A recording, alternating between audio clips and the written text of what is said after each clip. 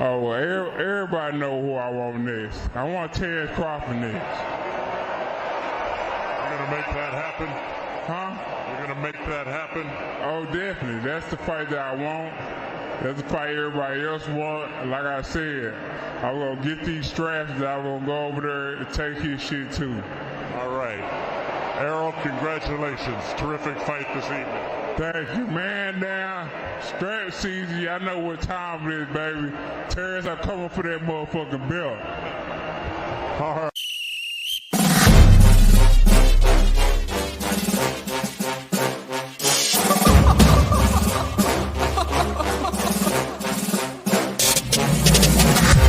I'm not catching fades anymore. Gotta keep my hands clean when they come for the ball. Keep it smooth like a dawn, making moves in the dark. Cause I learned how to swim in the pool full of sharks. Now they coaches, cause they can't read all his motions. How the kid never switched codes, but he code switch focus. Staring down your team with a frozen, ice cold look that could end the summer solstice. Cause I'm more like the top dog. Keep on running game and the gang will accost y'all. I be calling plays from a plane while I'm off court. But we ain't the same, you a lame, I'm a mob star. Actually, I'm a top dog on a stat sheet. Off court, but I call plays for the athletes. Laughing when the cop cars try to catch me. Cause I rolled off in a taxi. Put my feet up, I'm relaxing. Singing Figaro with no accent. While I pour strings from the streets in. Do it all with a straight face, I'm the kingpin. Top dog, top flow, boss mode. I'm the kingpin. Showstopper, top dog, God vibe, I'm the kingpin. They know I'm a dog and a beast, man. Yeah, I keep the peace with a peace, man. I ain't got no time for a piece, man. Why would I respond to a pawn? I'm the... Hold up! If I let my dogs off the leash, then you might want to get out of Dodge while they eat me. Honestly, think it's not the blood and the beef. If they don't leave anything behind after eating. I can see you soft, ever thought about retreating. If you never have, then they'll give you a reason. Better watch your tone, lose your bass when you speaking. Underneath the mask is the wrath of a... When you learn how to smile in their face, then go cutthroat. Then they want to call you a con when the blood cold. I remember starving while y'all had a truckload. Now I'm with the mob with the call and the gusto. I'm a top dog on a stat sheet. Off court, but I call plays for the athletes. Laughing when the cop cars try to catch me.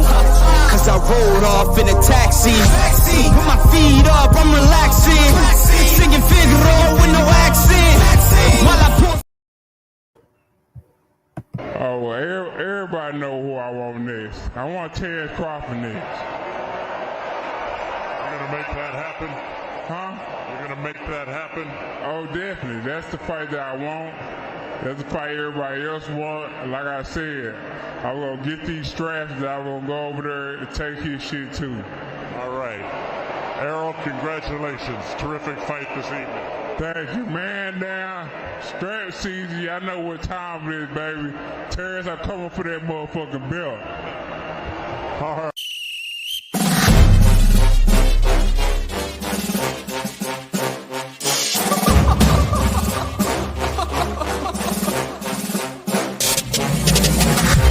I'm not catching fades anymore. Gotta keep my hands clean when they come for the ball. Keep it smooth like a dawn, making moves in the dark. Cause I learned how to swim in the pool full of sharks. Now they coaches, cause they can't read all his motions. How the kid never switched codes, but he code switch focus. Staring down your team with a frozen, ice cold look that could end the summer solstice. Cause I'm more like the top dog. Keep on running game and the gang will accost y'all. I be calling plays from a plane while I'm off court. But we ain't the same, you a lame, I'm a mob star. Actually, I'm a top dog on a stat sheet. Off court, but I call plays for the athletes. Laughing when the cop cars try to catch me. Cause I rolled off in a taxi. Put my feet up, I'm relaxing. Singing Figaro with no accent. While I pour strings from the streets in. Do it all with a straight face, I'm the kingpin. Top dog, top flow, boss mode. I'm the kingpin. Showstopper, top dog, God vibe, I'm the kingpin. They know I'm a dog and a beast, man. Yeah, I keep the peace with a piece, man. I ain't got no time for a piece, man. Why would I respond to a pawn? I'm the... Hold up! If I let my dogs off the leash, then you might want to get out of Dodge while they eat me. Honestly, think it's not the blood and the soft, ever thought about retreating? If you never have, then they'll give you a reason. Better watch your tone, lose your bass when you speaking. Underneath the mask is the wrath of a witness. When you learn how to smile in their face, then go cutthroat. Then they wanna call you a con when the blood cold. I remember starving while y'all had a truckload. Now I'm with the mob, with the call and the gusto. I'm a top dog on a stat sheet. Off court, but I call plays for the athlete. When the cop cars try to catch me, cause I rolled off in a taxi. Put my feet up, I'm relaxing. Singing Figaro with no accent. While I pull strings from the streets in. Do it all with a straight face, I'm the kingpin. Top dog, top flow. What's going on? I don't know what happened to my intro. Can you hear me? Can y'all hear me? It's like I don't know, having my dang headphones messing up. Okay, can you hear me, JB? Can you hear me? Can you hear me? Hello? Can you hear me? Can you hear me? Hello?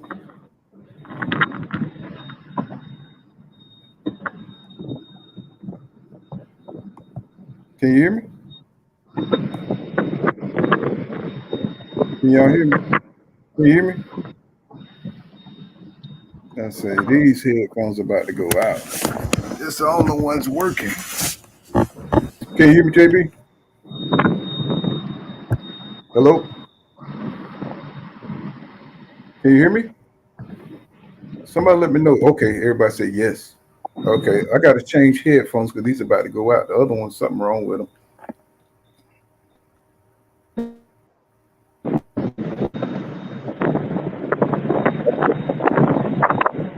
I'm gonna just take it from the computer. What's going on now? Let's see. What's happening, everybody? What's going on, Romney Emily Jones? What's going on with Master Khalid? What's going on, sir? What's going on, Mike Rhythm? What's going on, Charles Young? What's happening, General Long? What's happening? Salute to you. Let me see. I'm gonna try to hook up these headphones one more time. They've been messing up the whole thing.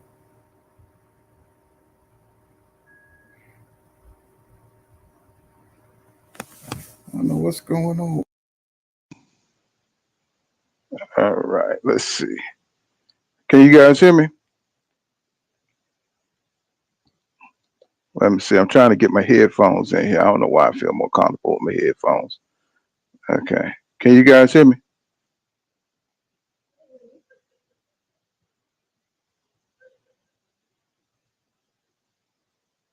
What's going on, Grease with Fire? Can you hear me, bro? I'm trying to get these headphones working. Okay. All right, good. All right, so what's going on, y'all? You know what I'm saying? Welcome back. Aerosmith Jr., he was just saying a little bit about how he's gonna box Terrence Crawford too. You know. A lot of people think that Aerosmith Jr. is just, one dimensional. And what I'm saying, I think he's gonna go out there and he's gonna box Terrence Crawford if he has to, you know what I'm saying? But I do think he's going to go out there and try to outpace him. He's going to try to break him down to the body, everything that we expect from Errol Spence Jr. But he was also saying that he can box too. So we already know he can box, you know what I'm saying? And I don't understand why, you know what I'm saying, when it comes to Errol Spence Jr., people just forget that the man was in the Olympics, that the man can really box. He's seen a lot of styles. He's not just some bulldozer that comes in. And I think people are starting to get more and more familiar with Errol Spence Jr.'s skills. Now, I understand the people that just don't like him and just want to say, you know what I'm saying, just kind of downplay what he do in the ring.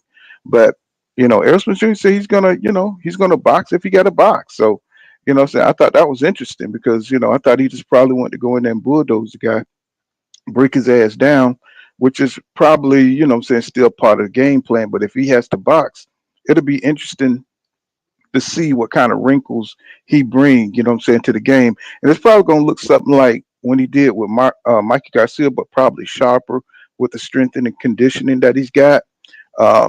I would really like to see what he looked like boxing too. You know what I'm saying? I see if he's any sharper. You know what I'm saying? See how all that play out. We saw a little bit with Lamont Peterson.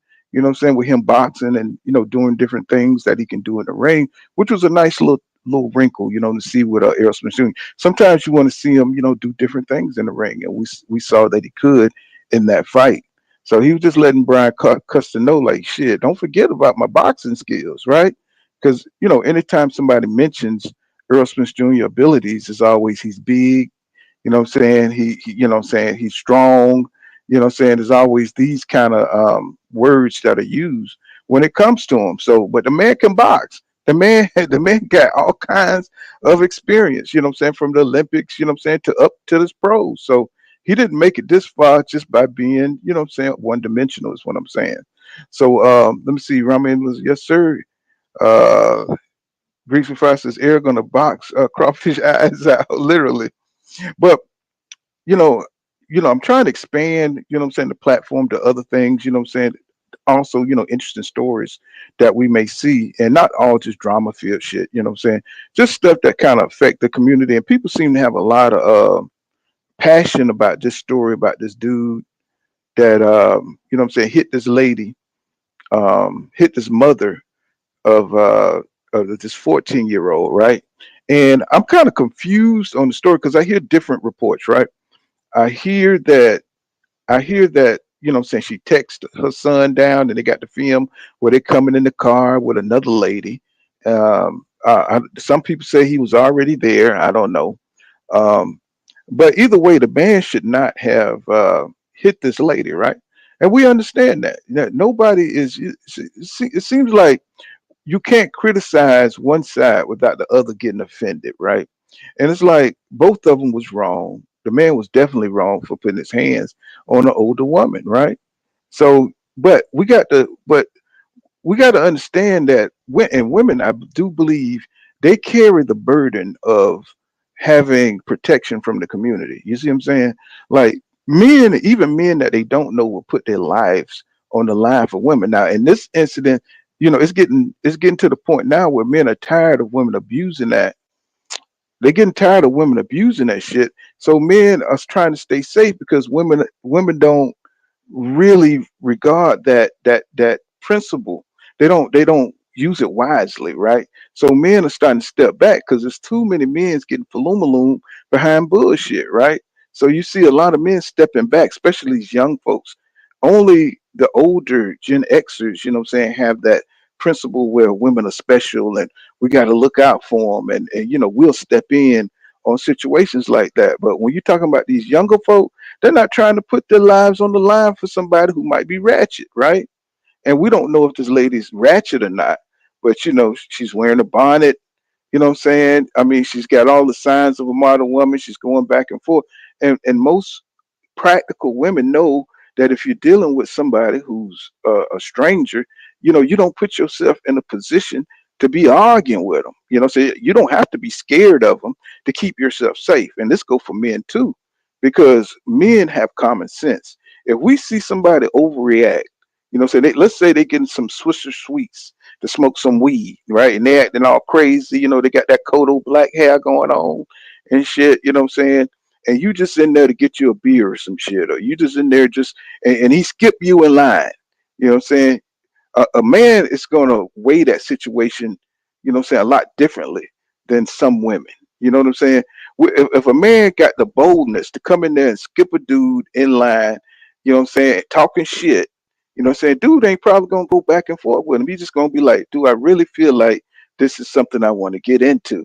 And you know what I'm saying? And I've come across many occasions where I want to slap shit out of somebody, right? But you don't do it because you don't have time to be going to jail, time from your work, time from your life to be dealing with somebody who ain't got shit to lose. And that's my whole point about this situation is why is this lady getting mixed up with this dude who's obviously stupid as hell, who obviously don't give a damn.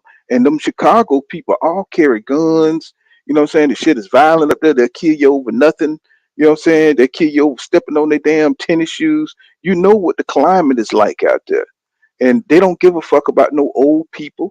They don't give a damn about how old you are. They don't care about none of that. They don't live by the same principles as you do, right? Some dudes will slap a woman. Some dudes will push old people down. They don't care. You don't know what you're getting. And hot dogs is not a reason to fight. It's not something that you want to argue over to find that kind of shit out. Let them have it. You know what I'm saying? My thing, you know what I'm saying? Let him have it. Not that he wins or nothing like that. We all win when we walk out of here with our hot dogs. You know what I'm saying? We all win. It don't have to be a thing of life and death. But because of the climate and the anger that's in our community, motherfuckers act like they can't back down. Nobody can't de-escalate. Everybody got to escalate the situation to where it's about dominance or something like that. And men are starting to feel, you know what I'm saying, slighted because, they're always, trying to destroy our image, right? In the public. And it's like women don't seem to respect how crazy men can be. Men respect other men because we know that dudes would do anything if they got nothing to lose, right? Now this dude lost in this situation, right? He lost his life in this situation from her 14-year-old kid, right? It should be the other way around. The mother should be protecting the child from these kind of situations. Don't put yourself in a situation where a man has to protect you like that. You know what I'm saying? Like because right now, if you saw an old lady, what I'm saying, getting harassed by, saying some kids, stuff, you gonna jump in. You know what I'm saying? You're gonna go over there and you're gonna tell them kids get the fuck on, right? That's just our nature, what I'm saying, of the older guys anyway. So women have that, what I'm saying? They got to use that power that they have, what I'm saying? They can't be getting into these situations. It's almost like if you're carrying a gun, you can't be out here trying to provoke people. You know what I'm saying? And women got that from society. We're going to look out for our women, even though they say we don't protect them. This is Chicago. That's a whole different situation there. Them guys up there, what I'm saying? It ain't down south. Down south is a little bit different. You know what I'm saying? We're a little bit more family oriented down here. So not saying that we're better. And I'm pretty sure there's some men up there probably would have intervened too. She was just at the wrong place at the wrong time to be popping off.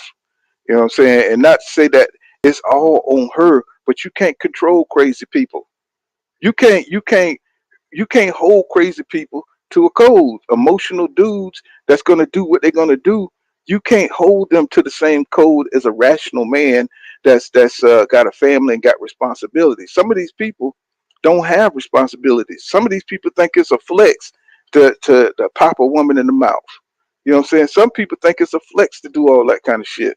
You know what I'm saying? Because they wasn't raised right. They wasn't raised with the same value system that normal people were raised with, and you got a lot of them running around like that. So it's not. So when you look at the commentary I put on this thing, it's not about, what I'm saying, who, the man being right. It's about survival as a woman. You know what I'm saying? If you go somewhere and you're not covered by a dude, you got to move accordingly. You know what I'm saying? This dude could have done anything. You know what I'm saying? I mean, if that were my mom would have never been in that kind of situation because she was too street smart. She know niggas are crazy.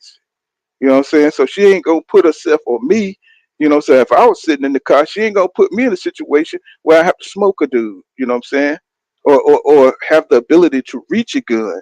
You know what I'm saying? He was way too familiar with how to get up out of there. The way he got up out of there, he got up there like a smooth criminal.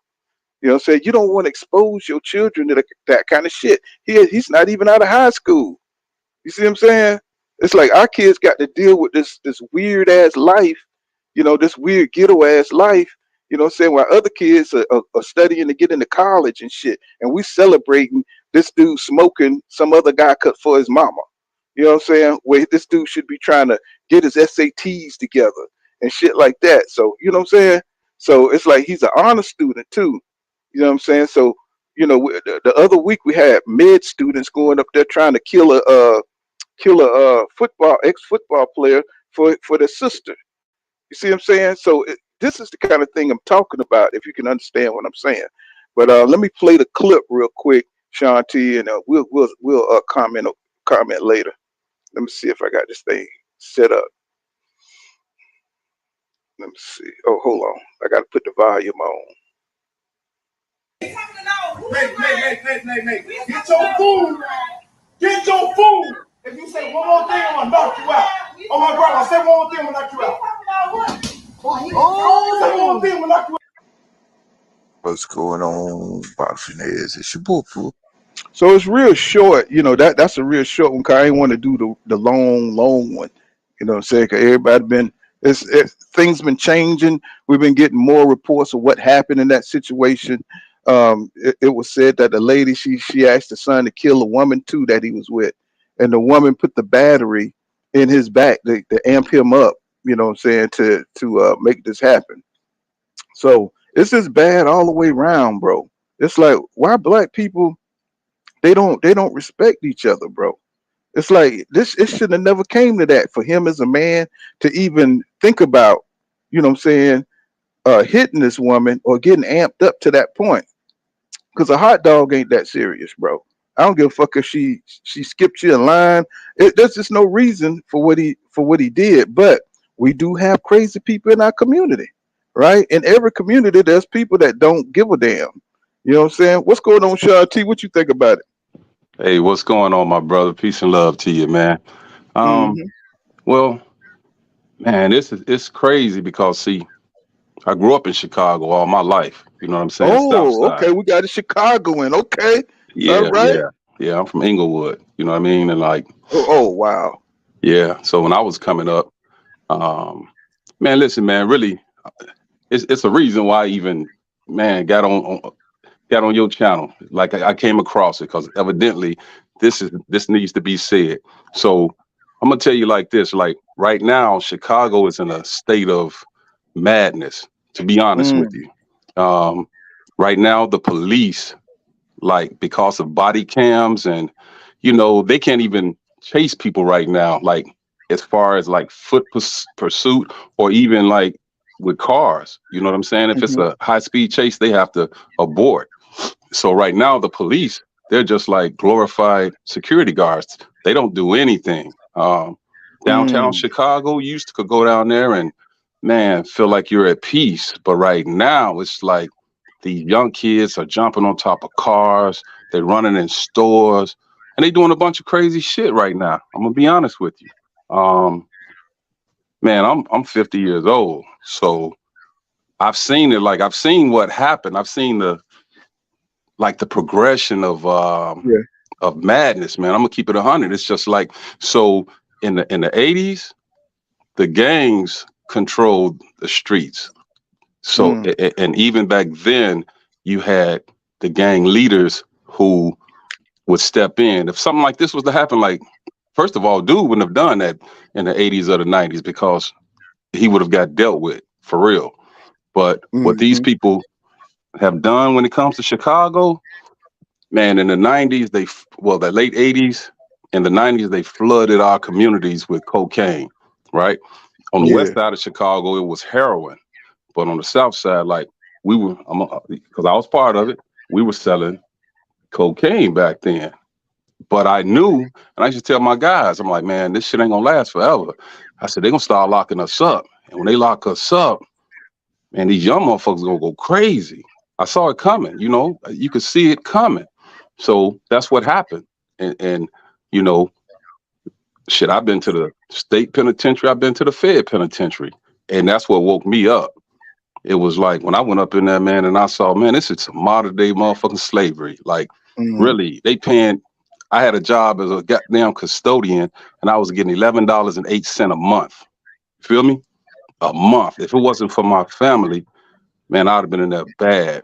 But the whole point is, it took for me to go to prison twice before I woke up, got out, started my own security company, my own cleaning service. And I'm like, damn, I could have been doing this all along. You feel me? Growing up, we had stadiums where we played football in Chicago. We had basketball courts. We used to play what's called strikeout, which is like baseball. Man, they closed all of the facilities down. They locked all the gates. We can't go up to the stadium anymore. The recreational centers closed. So now what are we doing with these young kids who are out here? And who are they learning from? You know what I'm saying? Yeah. And they learning from like the most incorrigible people that you can find, you know. And I'll say this, 'cause, you know, I don't want to take over your show, but it's like, had I been right there, I'd probably be in prison right now, because our mentality here in Chicago is either you're gonna kill or you're gonna get killed.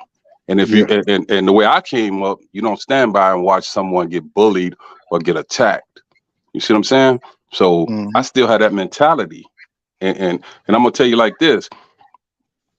I was taking one of my guys to work. This was probably like 15 years ago. And I see an old man coming out of a currency exchange, and he's counting his money. You know, he's putting his money back in his wallet. That's what he was doing. And I saw a young guy run up and try to pull the wallet out of his hand, and they going, it's a tug of war. So I pull over and I'm like, hey, leave that old man alone. You know what I mean? And my guy is like, hey, stay out of it. I'm like, nah, man. You know what I'm saying? Like, no, I'm not staying out of this. And I'm telling the young guy, man, leave him alone. And he let the wallet go, and then we start arguing. And the next thing I know, this guy's calling other guys who are on 3 different corners. So it's like they had this set up. You feel me? They robbing people up there. Right. Yeah. But my mentality was, I tell my guys, hey, man, look, I'm going to park my car on this side of around the corner. I'm about to handle these dudes. And he was like, nah, man, you going to jail, you know? And I said, damn. The old man, I made sure he got in his car and he got away. But I'm just like, I was so upset. And my street mentality was, man, kill these motherfuckers and keep it moving. And unfortunately, that's the way we are raised in Chicago.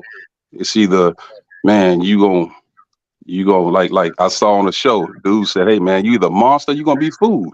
And shit, the way I come up, we weren't meant to be food. You know what I'm saying?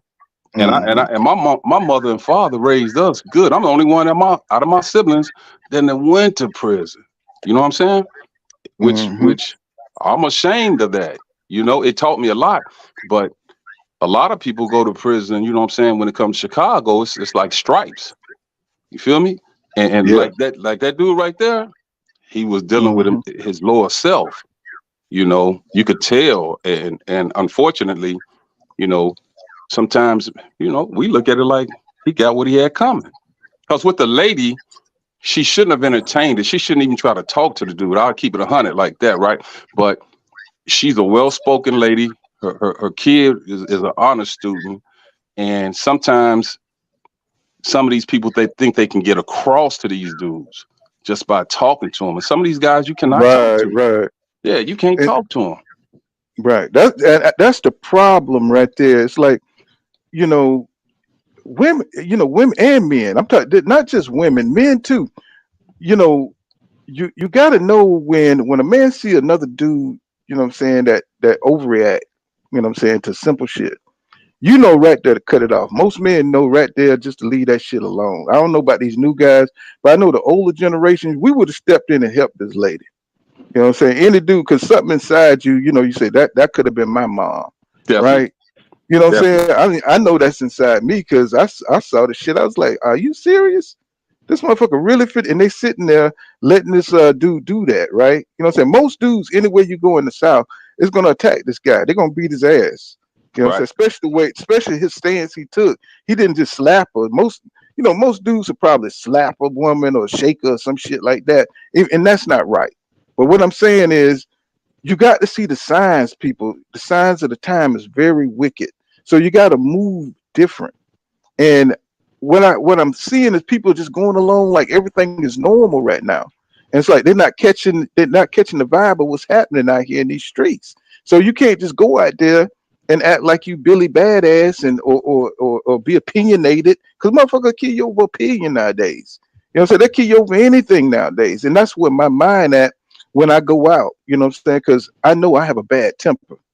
You know what I'm saying? I got a terrible temper, but I'm a rational dude. You know, I know that don't make sense. That's like an oxymoron. But, you know what I'm saying? I know how I am, so I don't let things get to me. You see what I'm saying? I try to control what I say, how I say it, you know what I'm saying, when I'm speaking with other people, because people will misconstrue what you say and you don't know where their mentality is or what they've been through And that ain't got shit to do with you, but it may affect the outcome of your interaction with them. And that's what I'm saying. My mom was the best with that kind of shit. You know what I'm saying? Because she was street smart. You know what I'm saying? Every one of my friends so dope when I came out of high school. I probably was the only one that didn't. You know what I'm Right. saying? And you know what I'm saying? It wasn't because I thought they were despicable. It's just I didn't want to make a living like that. You know what I'm saying? I didn't want to hurt people. I always had a conscience about, dope and shit. I've seen what it did to women back then, fine women, you know what I'm saying, getting used and becoming addicts and stuff like that. I saw the effect on the community.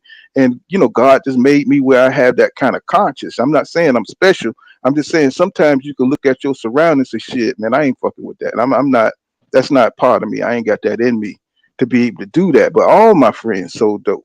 You know what I'm saying? Smoke dope. You know what I'm saying? Weed, whatever. You know what I'm saying? They did it all, right? And they all ended up in prison. They made a lot of money. Don't get me wrong, but their mentality got worse when it came to weapons, when it came to smoking somebody. We Oh went yeah. from being kids to being able to smoke. So I had my little cousin. I had a run in with a guy, and you know what I'm saying, I thought about dealing with it myself, but I was like, nah, I'm not going down that path. I'm not going down that path. My little cousin said, man, you want me to go smoke them? And that shocked the shit out of me. Somebody I grew Hmm. up with. And he said, man, all you have to do is just go up there and just blow his shit off and dip. And I was like, that changed me tremendously. I said, if my little cousin, got that kind of heart, you know what I'm saying? Not that it's a good thing, but he could just go up there and kill somebody, you know what I'm saying, for me. You know what I'm saying? And I know there's a lot of people out there got that kind of mentality. And I said, man, our community is going down, bro. And I know up there in Chicago, there's a lot of dudes that just don't give a damn, bro. They don't care about looking out for women, looking out for the elderly. They don't give a damn about none of that. No, So no. that's why I say women, you know what I'm saying, they're the catalyst for a lot of this stuff because we love our women. You know what I'm saying? We love our women. We want to protect them, but they can't put so that with that power, they can't put themselves in situations where a man have to give his life. You see what I'm saying? If you see an old woman getting attacked, you're gonna put your life on the line. You ain't even gonna think about it. You ain't don't even think like that. You're gonna just go up there to help that lady out, that old man that you just helped. You know what I'm saying? You ain't think about that shit. You just saw it was the right thing to do and you did it. So Well, women, go ahead. no, I don't mean to cut you off, man. I'm sorry about that. But I'm gonna say it like this, man. When I say it's a lot deeper than even that, right? It's Hmm.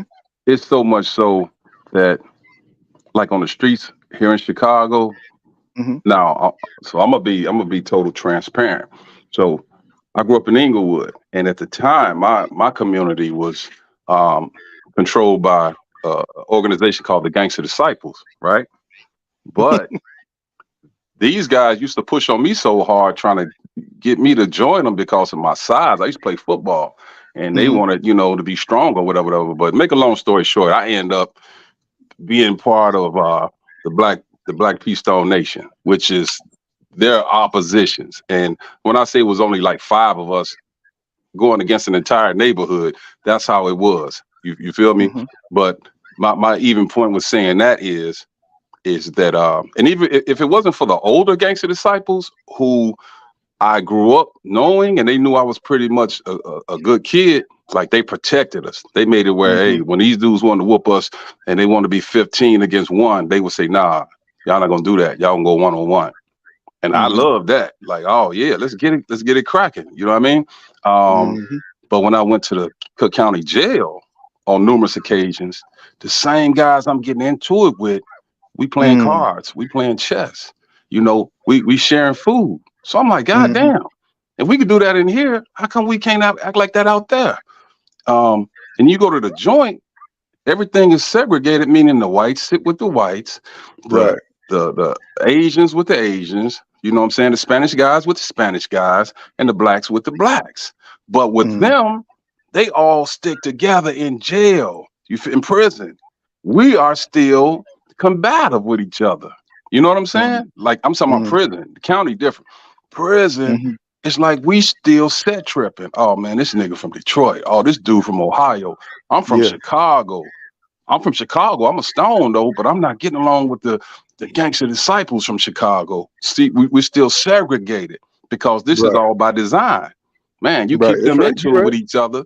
Yeah, you keep them into it with each other. They will never protect each other. Feel me? You know, in our neighborhoods, what do we have? I don't know about down south, but in Chicago, man, the people who are making money in our communities are Arabs. You dig what I'm saying? Koreans. Man, you got all different type of nationalities, but we cannot open up a store in our own community. Yeah, he ain't never lying Feel about me? that. I grew up in Chicago too, man. I was raised on the low end, man. I came from like 38th and Cottage Grove. I stayed Low end, yes, I sir. stayed in the Otterby Wells when I was a shorty. Then I moved to 79th and Eccleston. Then I moved to the Wild Hunnets, man. I grew up on the south side. My father grew up on the west side. And man, it was wild, man. It was going on like this. So everything that he's talking about, I can definitely tell, man. You know what you're talking about. Yes, sir. Yes, sir. I've been out here in Dallas. I've been in Dallas, man, for it's been like over 20 years, man. But yeah, Chicago, man. I still got family there right now, man. And, man, it didn't got worse since I 10 times worse.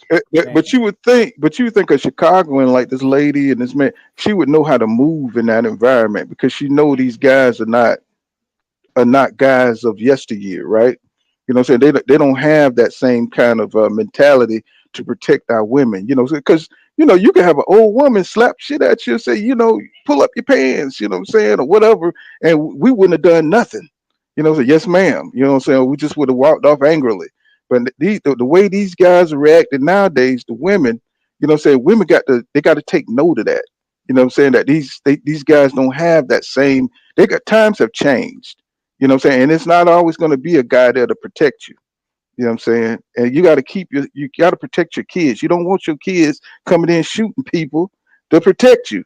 You see what I'm saying? So you got to move. You got to have a mindset, is what I'm saying. You know what I'm saying? To avoid confrontation. And I know you can't avoid all confrontation. Believe me, I'm one of the most confrontational motherfuckers you ever met.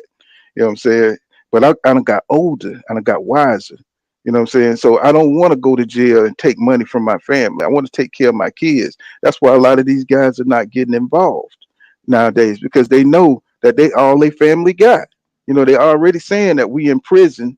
You know what I'm saying? All our men is in prison. And it, like you said, it's designed to lock us up, to get us from our families, to keep us generations behind. The redlining districts that went on back in the 60s and 70s, they still doing that shit nowadays. They gentrifying the neighborhoods. So they're messing with our communities to keep us from growing. You know what I'm saying? They're keeping us dysfunctional. They're keeping us dysfunctional on social media, arguing about gender wars and shit like that, putting out propaganda with feminism, educating our kids. I remember a song by Bob Marley, you know what I'm saying? I didn't understand it when I was a kid, when he said, "Don't let them school you."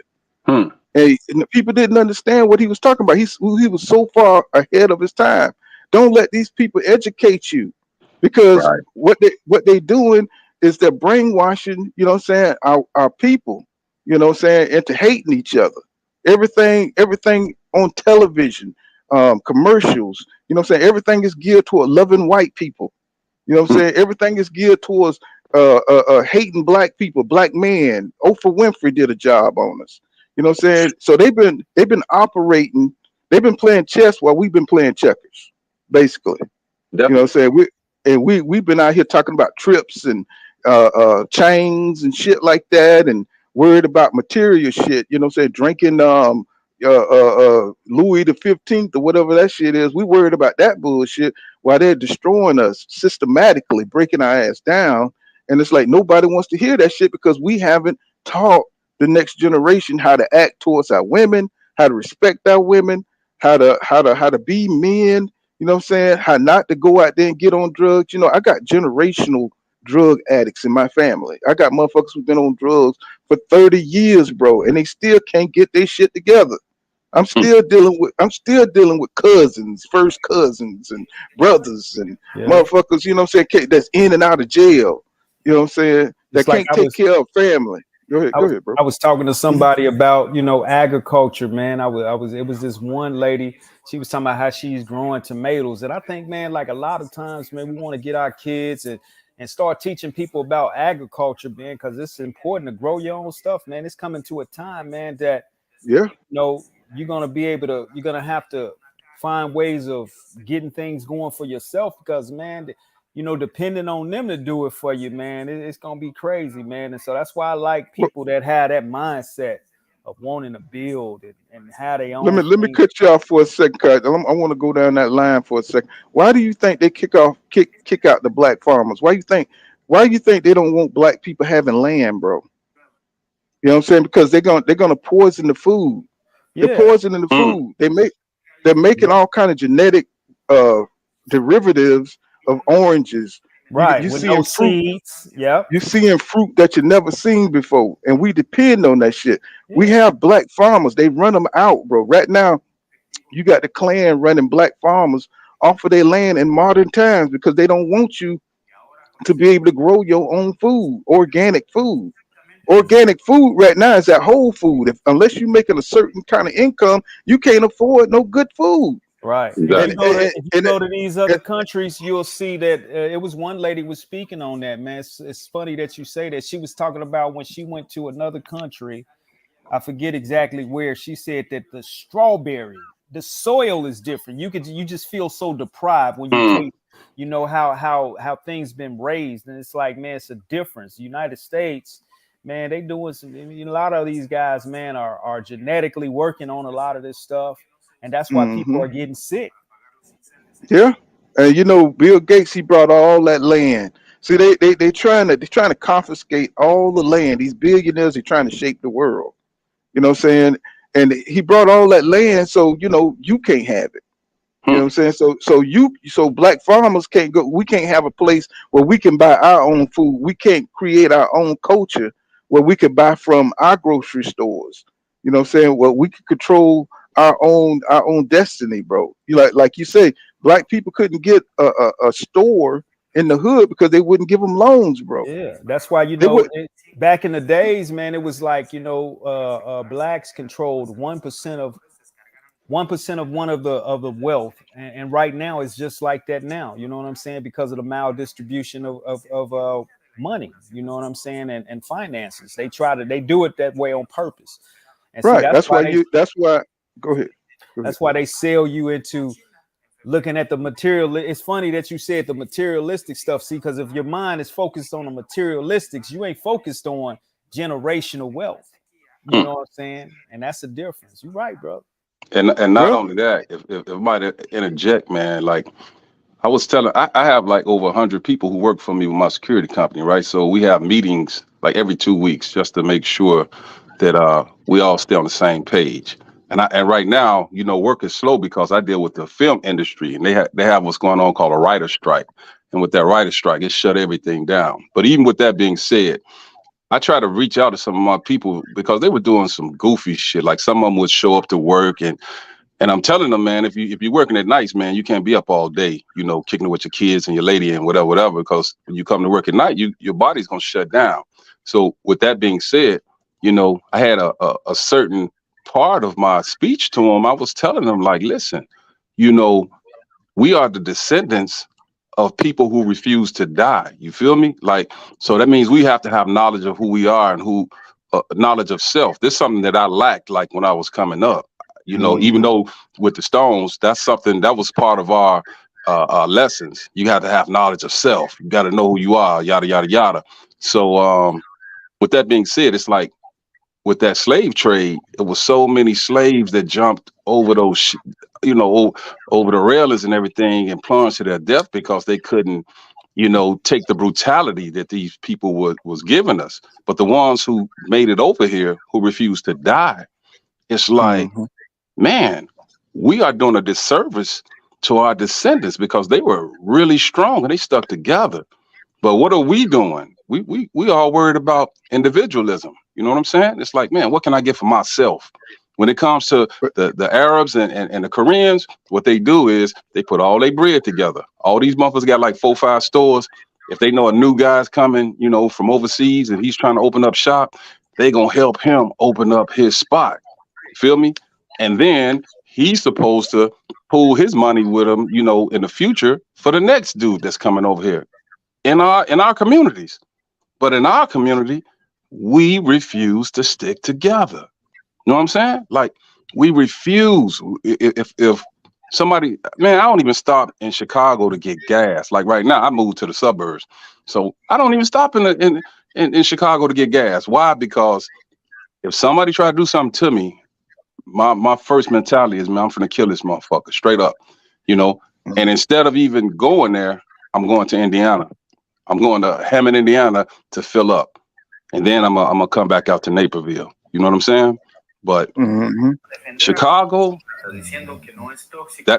that's where most of my business is, and I fear that somebody's gonna kill one of my employees. See, the way I look at it, man, is it's that self-hatred. See, the same way that we were hated by white supremacy, and the way they looked at us is the same way we look at ourselves. And I'm not saying all of us, but there's a lot of us collectively that look at when we look at another black man, it's like we could see the hatred that they have for us in the next black man. So we see that.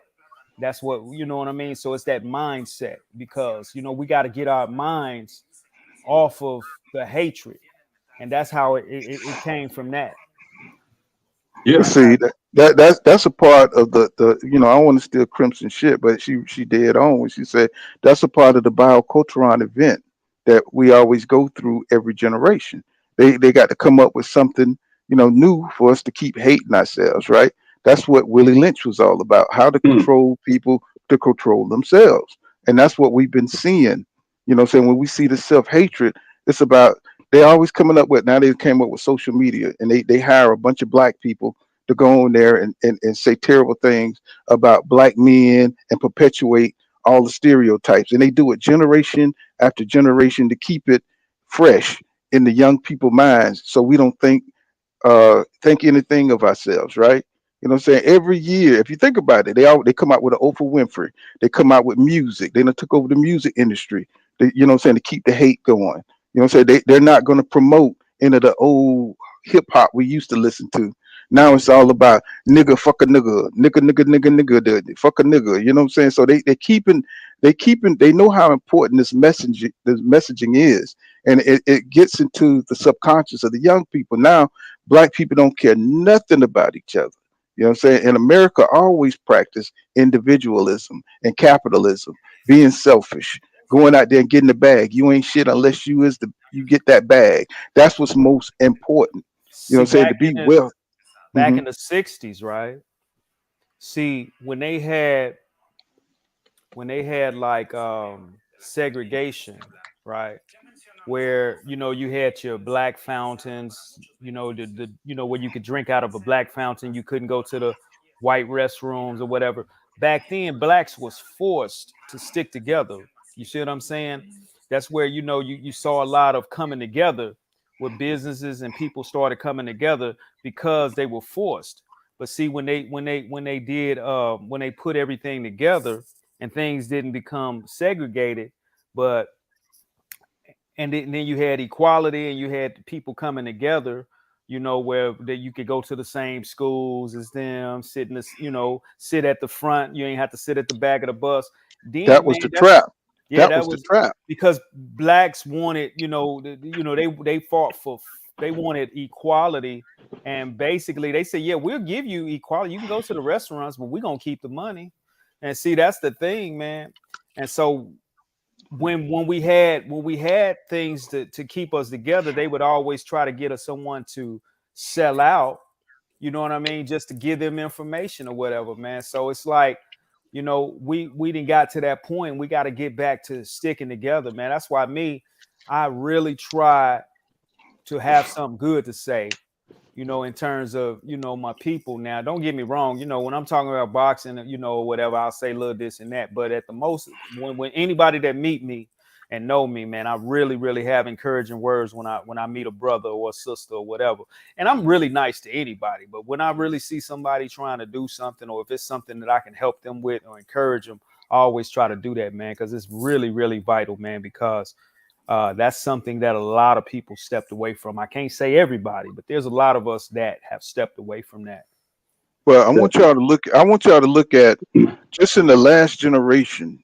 Just look at how our community has been affected. You know what I'm saying, by all these messages. You know what I'm saying. Now everybody's talking about the bag. Nobody's talking about personal family values. Nobody's trying to build the values. They're attacking marriage. They're saying, you know, say why get married?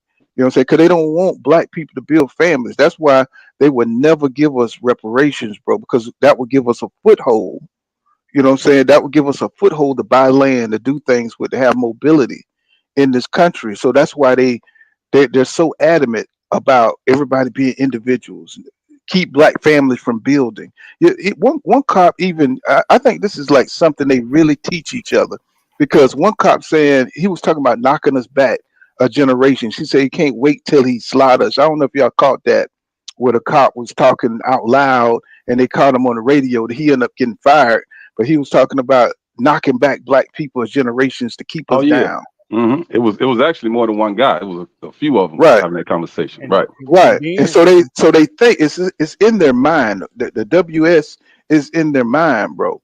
You know what I'm saying? They're very afraid of black people getting a foothold and being able to get out of this rut that we in, where we can't grow our families. Well, we can't become professionals, you know.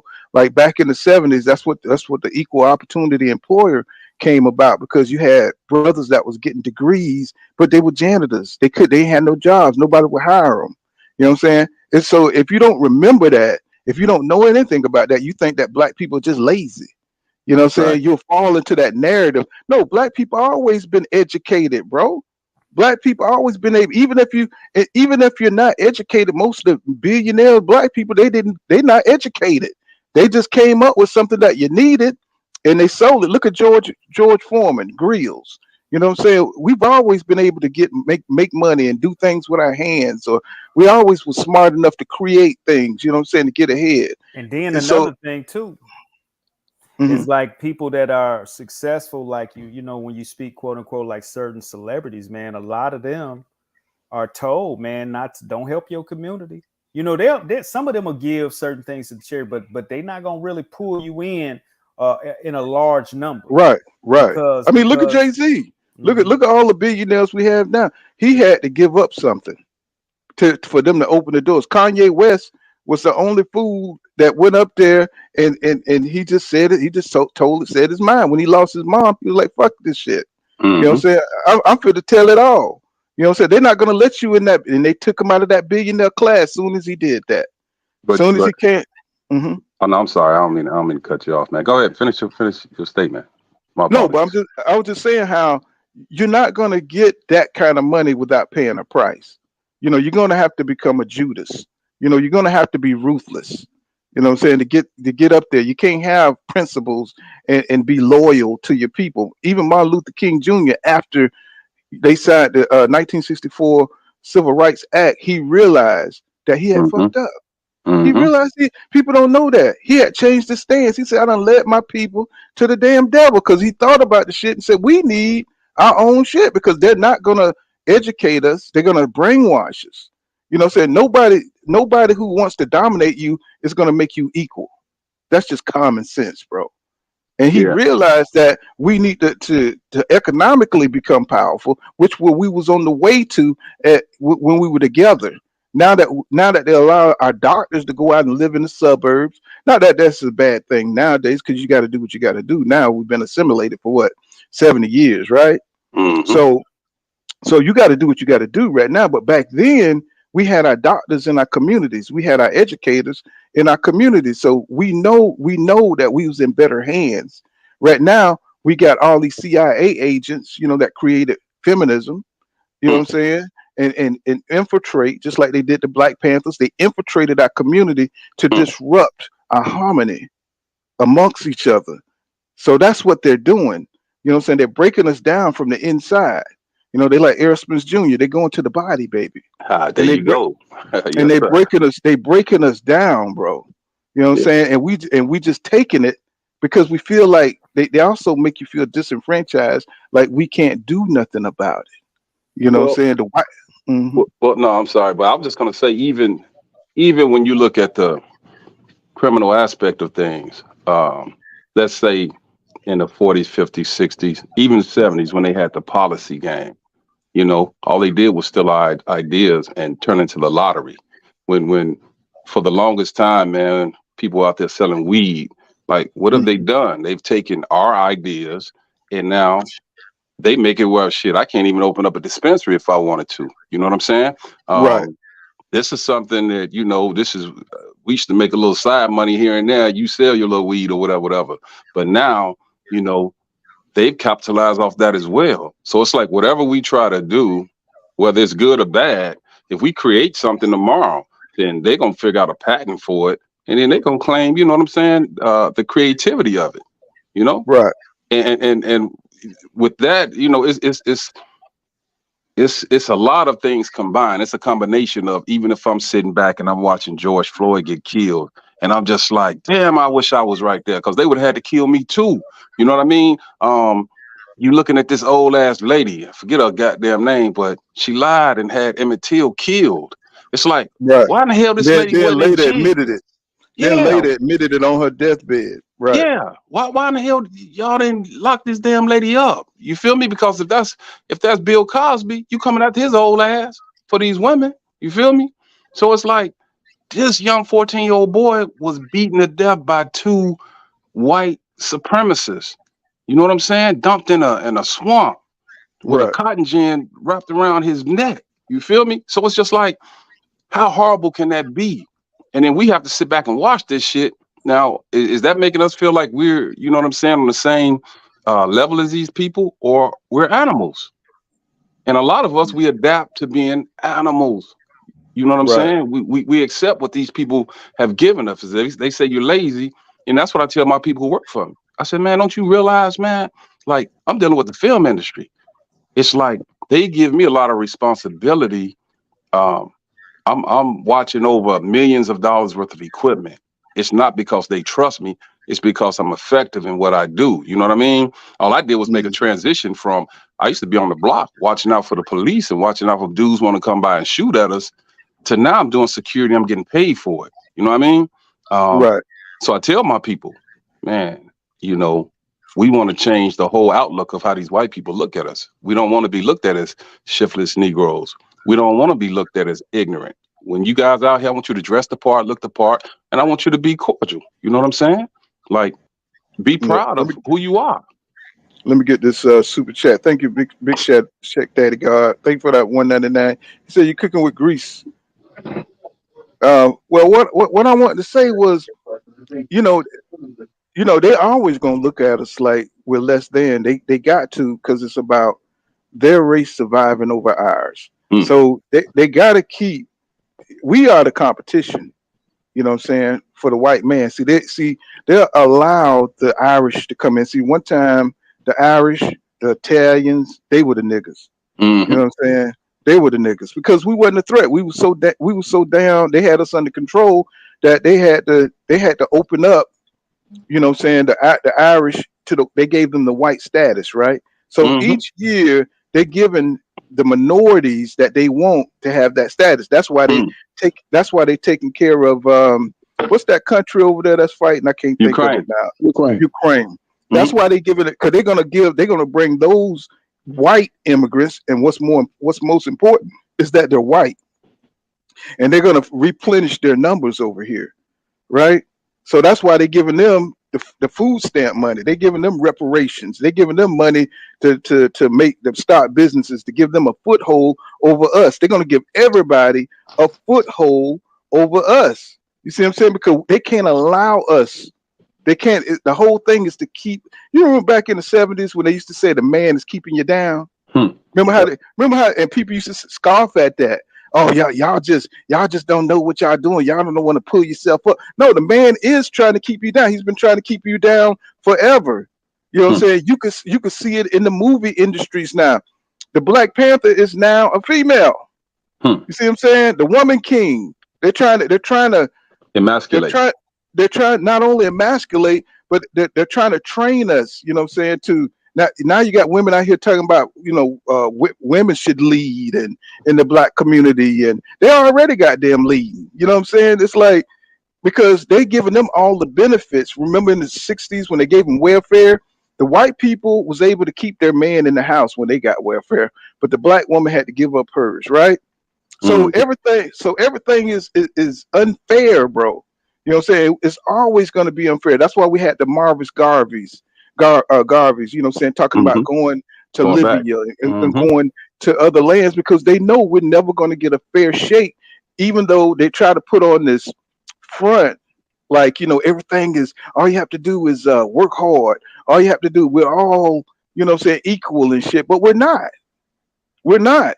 You know what I'm saying? This shit is still the same, bro. It's just that, you know what I'm saying, we have this, you know, we can't go out here and we can get jobs and we can go out here and get a few things done, but as far as a community, bro, they're trying to destroy it systematically. You know, right now, people don't want to get married. People don't want to have kids and shit. When did that come about? You know what I'm saying? When did that come about? All of a sudden we got social media telling motherfuckers, don't trust that nigga. Don't trust that female. You know what I'm saying? All that's gonna happen is she gonna take your money, and they pay people to go on there and perpetuate this stuff. You got foundations. You got led by what's her name? The vice president. What's her name? Kamala Harris. Kamala Harris. Yeah, she's sitting on some of these boards, asking them for money to perpetuate these things, hiring people to go on here to perpetuate this propaganda to destroy the black families. You know what I'm saying? To keep us down, to ensure white survivalism. But that's because she considers herself as being really more Asian than black. Right. You know, her Indian, you know what I'm saying, roots or whatever. But go ahead, man. You cooking, man. I ain't mean to even. But yeah, they have these billionaires foundations, bro. When you see all this stuff, and you can't believe, like the Cynthia G's, and they're getting paid, bro. They getting paid. Paris Milan, and you know what I'm saying, the black man, all they platform, that's all it is, just niggas killing women and black women. The black man ain't shit, and they're trying to change. They're trying to, you know, create that biocultural event to where one generation, that's all it take, you know what I'm saying, to take us out, bro. You know, soon you ain't gonna see no black people. We're gonna be like the American Indians around this motherfucker. You know what I'm saying? That's what we're gonna be. But what we have to do is this, right? So after I got out of prison the second time, I have a friend who's a school teacher. She asked me, she was like, man, you know, we having this thing where we want to say put down the guns or whatever. She said, hey, can you come talk to the kids? I'm like, yeah, I'll do it. And my older brother, he's actually a police officer. This is how crazy shit is in Chicago. Like, I was a criminal. He was a damn police officer. So we both went up there and talked to these kids. But what was so profound is that, man, while I was telling them about, you know, the way I came up or whatever, and I was telling them about prison, because I always feel like you have to reach these kids when they like 7 or 8 years old, because by the time they're teenagers, it's over with. So this one thing happened, and it's really what really woke me up, other than the penitentiary. It was a little girl. She was in front of the classroom while I was speaking, and she broke down and started crying. She put her head down, and I'm like, what's wrong with you, you know? And she said, my father's in prison. She said, my daddy's in prison right now, and I miss him. And I'm like, damn, you know what I mean? Like, and she's crying. Little girl, like 7, 8 years old. And I was like, how many kids are feeling like this? This is something that we are unaware of. How many children are affected? Because when I went to prison, like, my kids, they know, like, they knew who I was. Like, they knew about my reputation, all that shit, all that bullshit. But my one son, Eric, who's a real nerd, a real square, which I love him to death for it. When I told him, I said, hey, I got to go to prison. I did something bad. I got caught with a pistol, right? And he broke down and started crying. But he turned his back to me and was crying because he didn't want me to see him cry. Right. And man, when I say that fucked me up, you know what I mean? Like, right. I'm like, and I'm sitting in there in jail, in prison. And on top of being in prison, like, man, my younger brother died while I was in prison. Wow. So my mom, I'm calling to check on my mom. They like, man, she won't even come out of her room. You know, she's sitting in the dark. I'm like, what? And my goofy ass is in prison. I can't even support my mom. You know what I mean? That's when I said, man, hell no. When I get out this motherfucker, this is the last time they see me. And I meant that. And the only way they would see me is if I would be in a situation where that guy was attacking a female and I felt like I had no other alternative but to act, you know? Yeah. But even with that, man, you know what I'm saying? We got the, you know, what was that movie where I think it was Menace Society where The Rock was on there and he was like, you know what I'm saying, you're hunted. We hunted, bro. You know what I'm saying? The laws that, you know, like you say, prison is just modern day slavery, bro. Definitely. And you don't even, there's a lot of innocent black men sitting in prison and they're coming out 40 years later. Sorry. You know what I'm saying? All them racist detectives back then, you know what I'm saying, putting cases on people, you know what I'm saying? And we just accept it. You know what I'm saying? So, you know, the system is very powerful, bro. And it's like, you know, we ruin our lives before we realize we gotta get around those obstacles, man. You know what I'm saying? We can't get into things that's gonna get us locked up. Or, you know what I'm saying? Not that it's always our fault, but you know, we gotta be conscious and teach our kids, you know, to control their anger and control and be responsible for, you know what I'm saying, the things they do with their life. You know what I'm saying? They got to be, you know what I'm saying? We got to teach them better, bro. Let me get the super chat real quick. Robert and Emily Jones, thank you for that $5 super chat, my brother. He says, if you can deceive a person so well that they don't know they are deceived, you can control them for generations. And see, that's what that Willie Lynch shit was all about. See, even now, you know what I'm saying, when you look at black people, you can't help but think, you know what I'm saying, this dude is a criminal, or this dude may try to hurt me, or this dude may try, you know, that's even on the black side, even though it's not as bad, but in the back of your mind, you see somebody coming towards you with a hoodie, you know what I'm saying, it's just deep ingrained in us now. You know what I'm saying? And 9 times out of 10, the shit is true nowadays because kids, they done went forward into that image, you know what I'm saying, where everybody's got a gun. You know what I'm saying? When I look at the hoods now from the hoods ago, these dudes don't weigh about 125 pounds, bro. They're the worst thugs out there on the street. They look like little 12-year-old middle school kids, you know what I'm saying, with belts too big for them and tight ass pants and shit. And it's like these dudes who's gonna smoke you at the gas station, bro. What do kids? I know when I was a kid, I couldn't get no semi-automatic gun, bro. They just went out there like that. Now you turn around, look like everybody got a goddamn AR-15, bro, or some kind of modified version of that shit. You like, bro, this is systematic. They're leaving vans out there in the hood with guns in them, bro. Now they got switches. They got those switches. Right. They are doing this to get rid of us. You see what I'm saying? They are really trying to get rid of our kids. They're trying to get rid of you, and they don't give a shit. You know what I'm saying? It's like people better wake up. So when we see incidents like this, I mean, we can't feed into it. You know what I'm saying? With the mom, you know what I'm saying? You know, it just breaks my heart, bro, to see that a 32-year-old black man done got gunned down, and it was a 14-year-old kid that did it. You know what I'm saying? I just hate that, bro.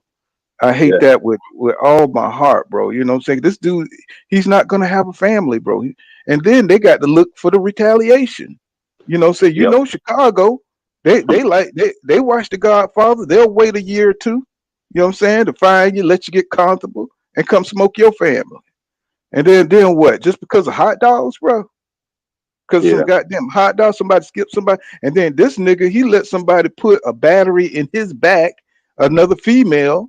You know what I'm saying? Put a battery in his back because the lady, she wanted her son to shoot her too.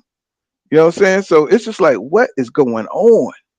But that's dealing with people who are unconscious. You feel me? And it's not like they're willingly unconscious. Even like with the lady.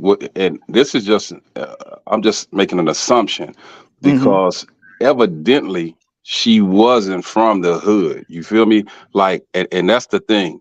Like sometimes people who may grow up on the north side where it's a little more peaceful, they may stop on the south side and get something to eat. So their way of communicating is different than the way the South Siders are. She may have been able to have a conversation and even an argument with somebody on the North Side and keep it moving. On the South Side, man, listen, and even on the West Side, man, you got to watch what you say. I don't give a fuck who you are, straight up. So you know, man, I think, man, you know, one of the most important things is just giving this information out. Now, we know that a lot of people ain't gonna listen to it, man, but definitely like the youth, man, is important. You know, just telling them the right way to go, you know what I mean? And so when I see a young person, I'm always trying to instill those things, man. And we just have to get on code and be a part of the solution. Like one of my things is that I'm always going to believe in my people, man. And I feel like, man, a lot of us just don't have that information, but the ones that do, I love these conversations, man, because it's very, very vital and it needs to be said. You know, I know this is a lot of times people don't like to talk about these things that's going on, man, but these conversations are real important, man. And I appreciate it being out there, man, that we all are speaking on it, because a lot of people, man, that, you know, sometimes don't like to really talk about it, man, because it becomes an emotional thing, right? You know, so people try to stay away from it, man. But this needs to be said, and sometimes it's good to talk about these things. Oh, it has to be said. It has to be, you know, it has to be a conversation. You feel me? Like it's a hurtful thing. You know what I'm saying? And even with this conversation now, I'm looking at a different side, because at first I'm like, man, the hell with dude. He deserved to get his ass gunned down. But as a bigger picture, it's like, wait a minute. We just saw a black man attack a black female, a black mother, and we saw a 14-year-old black kid kill a black man. You feel me? Now, before I was on this platform right here talking about it, I'm thinking one way. Like, man, fuck dude. That's how I'm thinking. I'm being honest with you. But now I'm just like, damn, man, we really got to wake up. We have to wake up. Yeah, what going on, JB? What's going on, Lawrence? What's happening, bro? Y'all get in here. Hey, what's going on, Paul? What's happening? What's happening? Oh man, I just wanted to reach out, man, and holler at a dear one. Say, congratulations what do you thought about this on the growth of your channel. Oh, no doubt. What do you thought about this situation, Lars? Well, I don't know all the facts to the situation, but I really hated to see a young black male strike a black woman with his fist the way that it happened. Mm-hmm. And without all the details, I do agree with you, though. We are in a gender war with our women, and because of the way that a lot of our men have been raised to just suppress that anger and let the women say what they want to say, I think that we've let the cart get not only before the horse, but way out in front of the horse to where we can't even catch it now. And you know, I go through the same thing with the women that's close around me in the family. I just bite my cheek and swallow the blood because they act like they can whoop a man, and just to keep things from getting terribly out of control, you know, somebody's got to be humble. You know. Yeah. But I do agree with your vantage point and your perspective on things, because you would think that a woman would have the nurturing intelligence to let that shit ride, man, when you know that you can't whoop that dude. And a lot of these males, these young males these days, they being raised by women. So before they ever learn how to be perspective oriented in their minds and in their process of thought, they learn how to allow their emotions to govern their actions. Mm-hmm. So it's something that has to be considered. And even like you said, you know, I'm in a wheelchair now. So if I go out in public, if there's somebody who's quick on the draw with their temper, I always catch the person that is dear to me and the person that has respect for me. And I tell them, Mm. be cool, because I can only do so much fighting from my position, and I can't run. I can't get up and run. So I'm gonna have to face these demons, whatever they are. You know what I mean? And it's not because I'm afraid, it's because I'm intelligent and I plan to live so that I could hug and kiss my grandbabies again. You know, I ain't trying to go out on no dumb shit. Right. And that's the point. That's the point I'm trying to make people see, that it's not the fact that she has to back down, but it's like you can't put yourself in certain situations because you don't know how deep the crazy is for the other person, right? I'm pretty sure everybody been in the hood, and there was always that one dude who would shoot anybody, bro. It's that one dude that would do anything to anybody for any reason.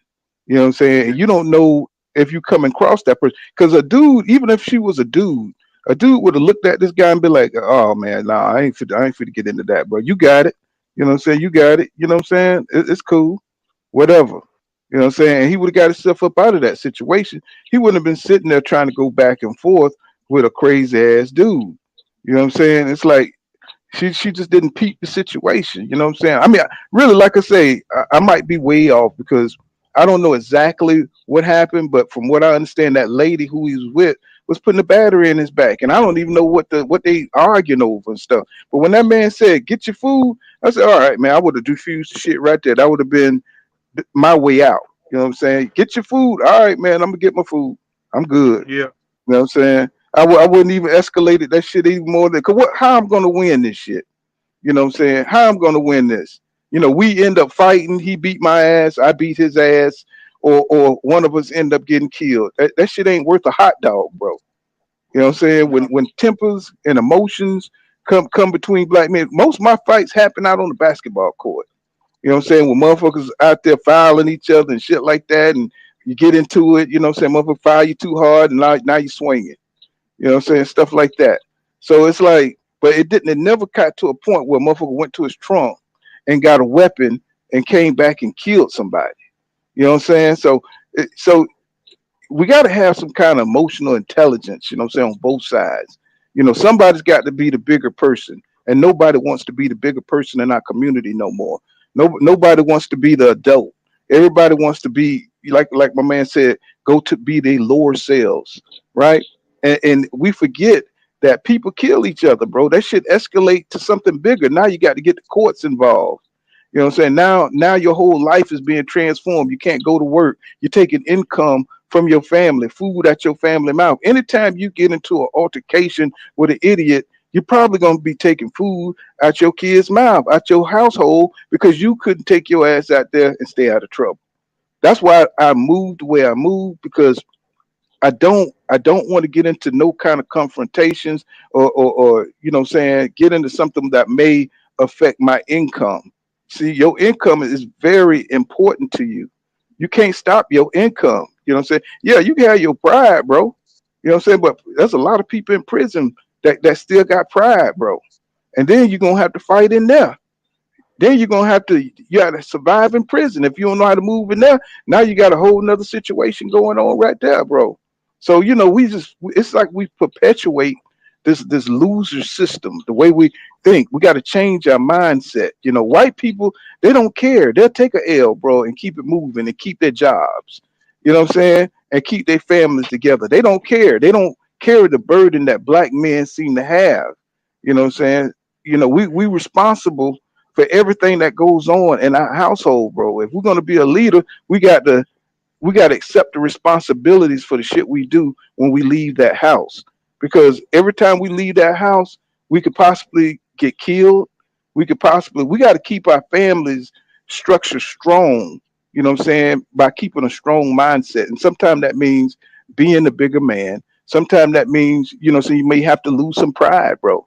You know what I'm saying? You do what you got to do to keep your family together. And I think we missing that.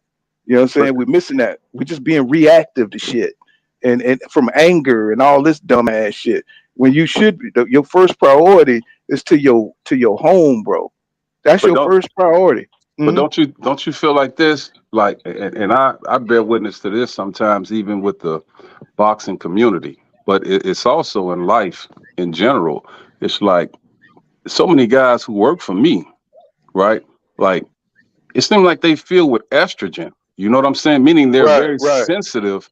They're very right. sensitive and they get upset real quick. They yell. And I'm just like, man, what the hell is wrong with y'all, man? You know, and I would tell them, like, that's not the way that a man should move. You know what I'm saying? Like, we should always control our emotions and not the other way Right, around. You feel me? right. Um, we could be talking about Errol Spence and Terrence Crawford fight. And man, it's like guys ready to kill each other over that shit. When really this is entertainment. You know what I'm saying? Like, we should Yeah. calm down and really get a grip and have knowledge of self. Back to what I originally was talking about. Because when you understand who you really are, you won't be so quick to harm your brother or your sister. You know what I mean? Well, you know what it is that guys step. You know, men have we have laws, right? There's certain lines you can't cross, and this young generation, they don't care about crossing that line. They'll crisscross that motherfucker. You know what I'm saying? Call somebody a faggot out their name. You know what I'm saying? Real quick.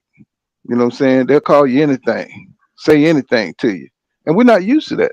You know, if you're an older guy, you're not used to that. These guys don't care. They'll troll you. You know what I'm saying? Say anything. You know what I'm saying? So we're not used to that kind of society, but that's the society we got now, and Yeah, it's causing. I hear some of Mhm. the guys calling each other bitch all the time. You know, man, back in the day, you call me a what? You know what I mean? Like a bitch.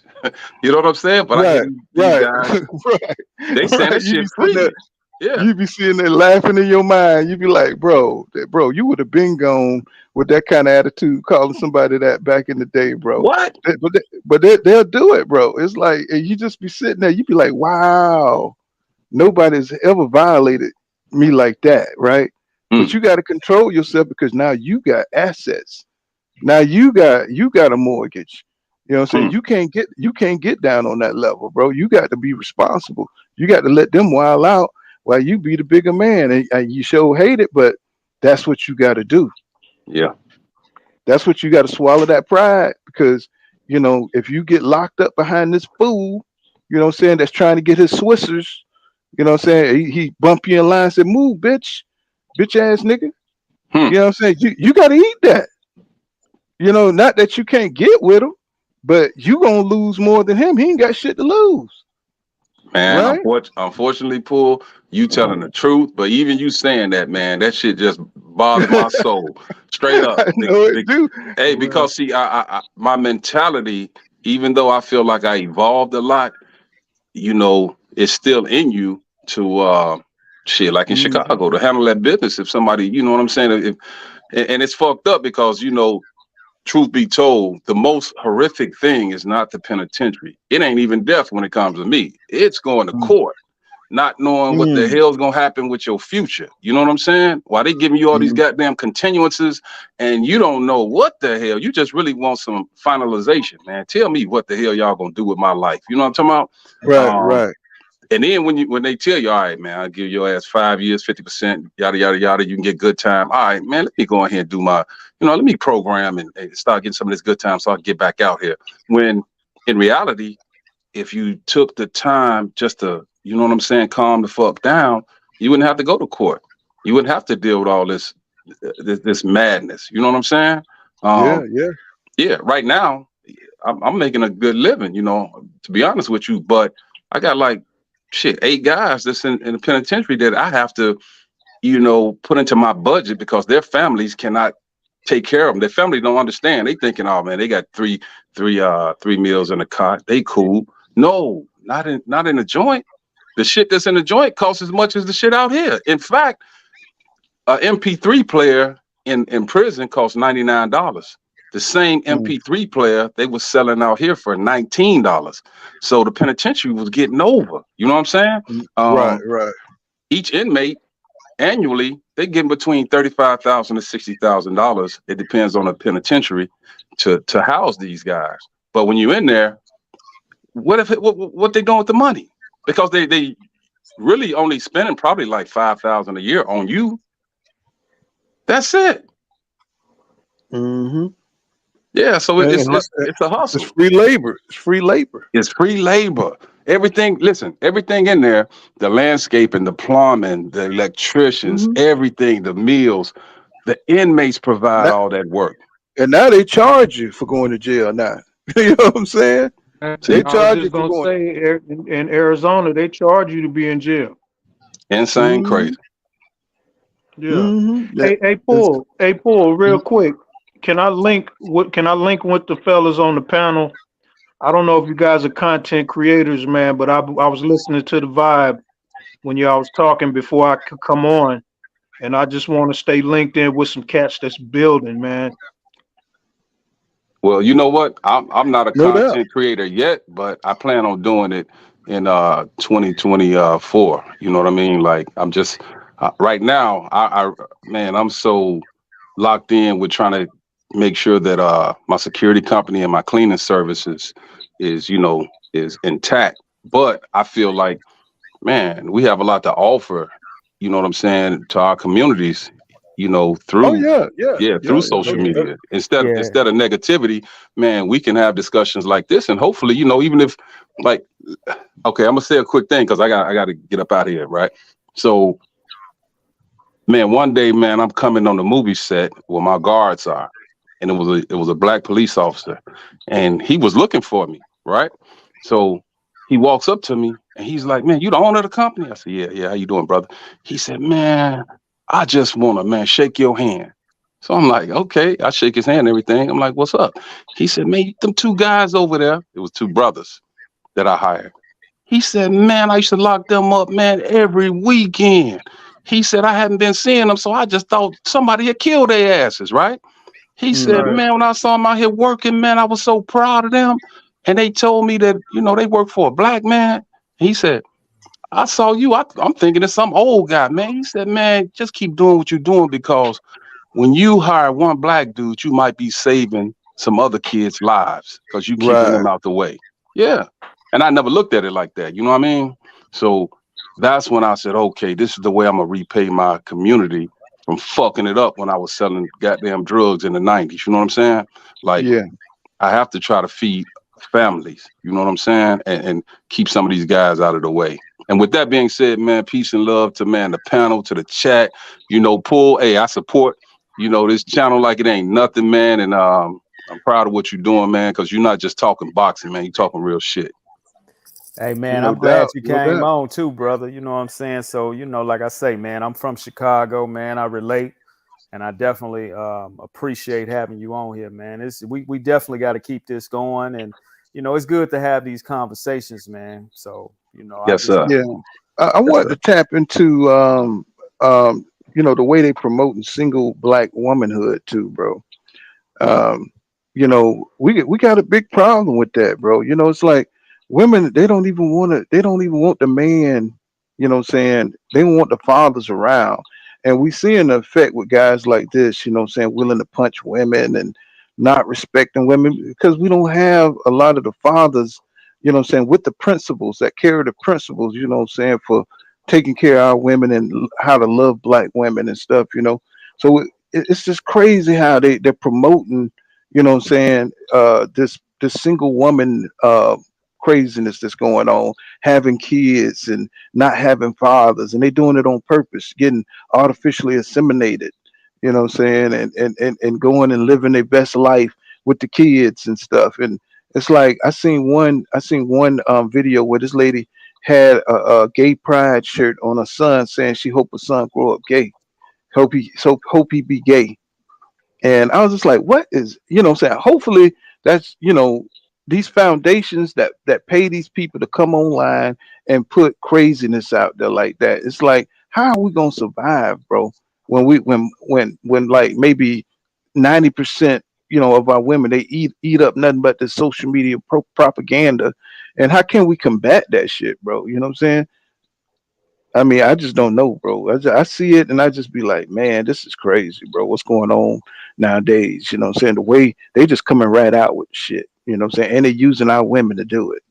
It's just crazy. What do y'all think, man? How can we combat that shit, bro? just The build a pro- group of like-minded people that stand by the same belief system, the same ideology, man, and when we speak up against it. See, the thing is that fear keeps a person perpetuated from doing certain things or making certain moves. But if we could, do it from a provision of really just calling it how it is on a sense, and we're not really attacking anybody, but we speaking against certain things, man. I think that if we do it on a consistent basis and call it out, man, when we see some foul plays, man, it's gonna make a difference. And the people that want to get on board, we definitely want them to get on board.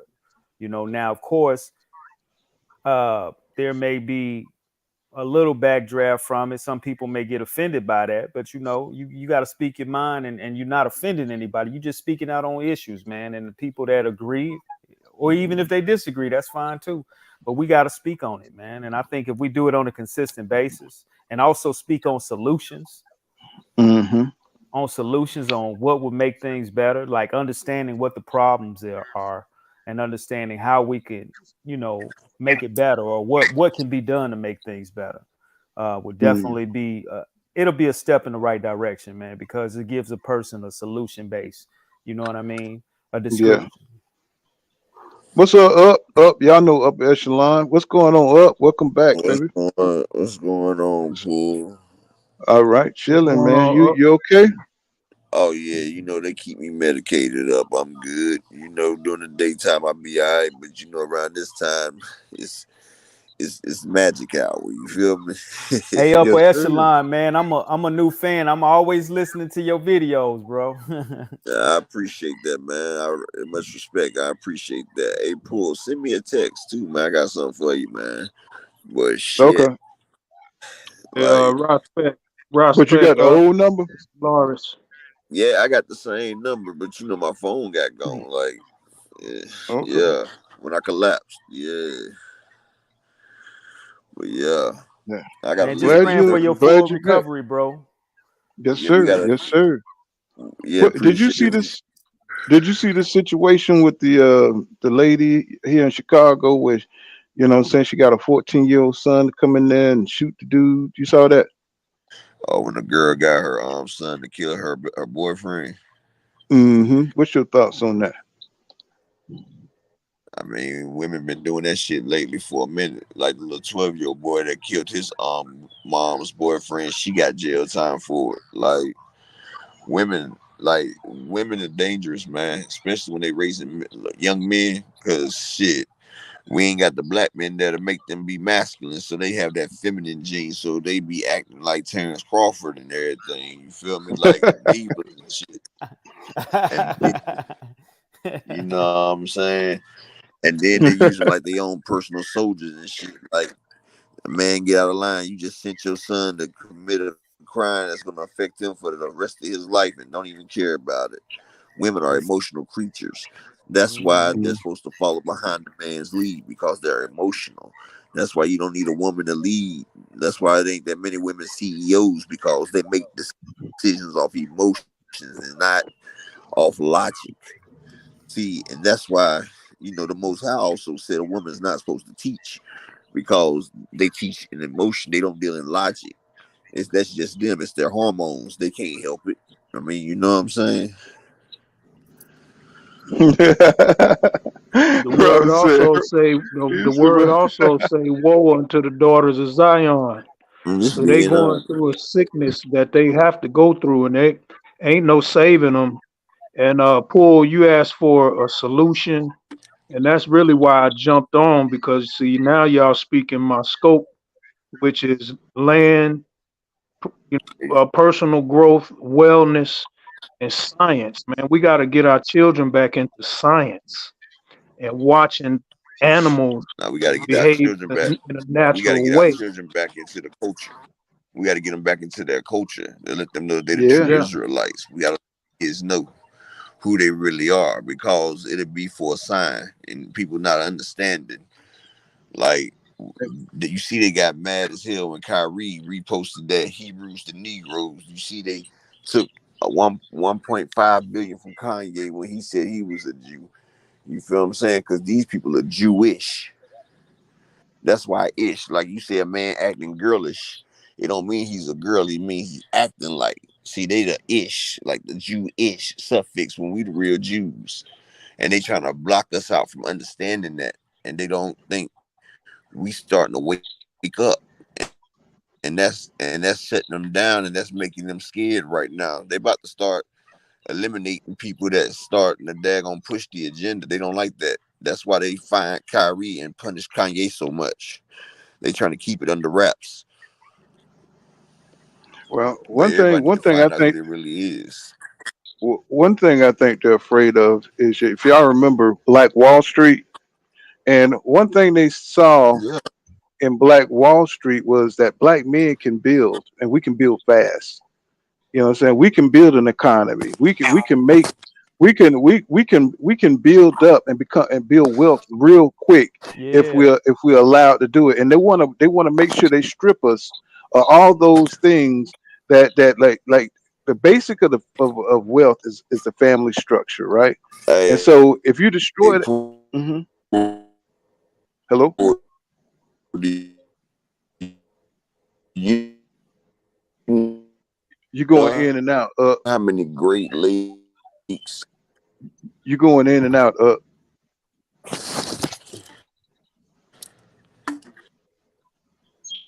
Yeah, but I like that too, man. That's why I was talking about the '60s, man, where blacks was they had to stick together because of the segregation, man, that was going on during those days.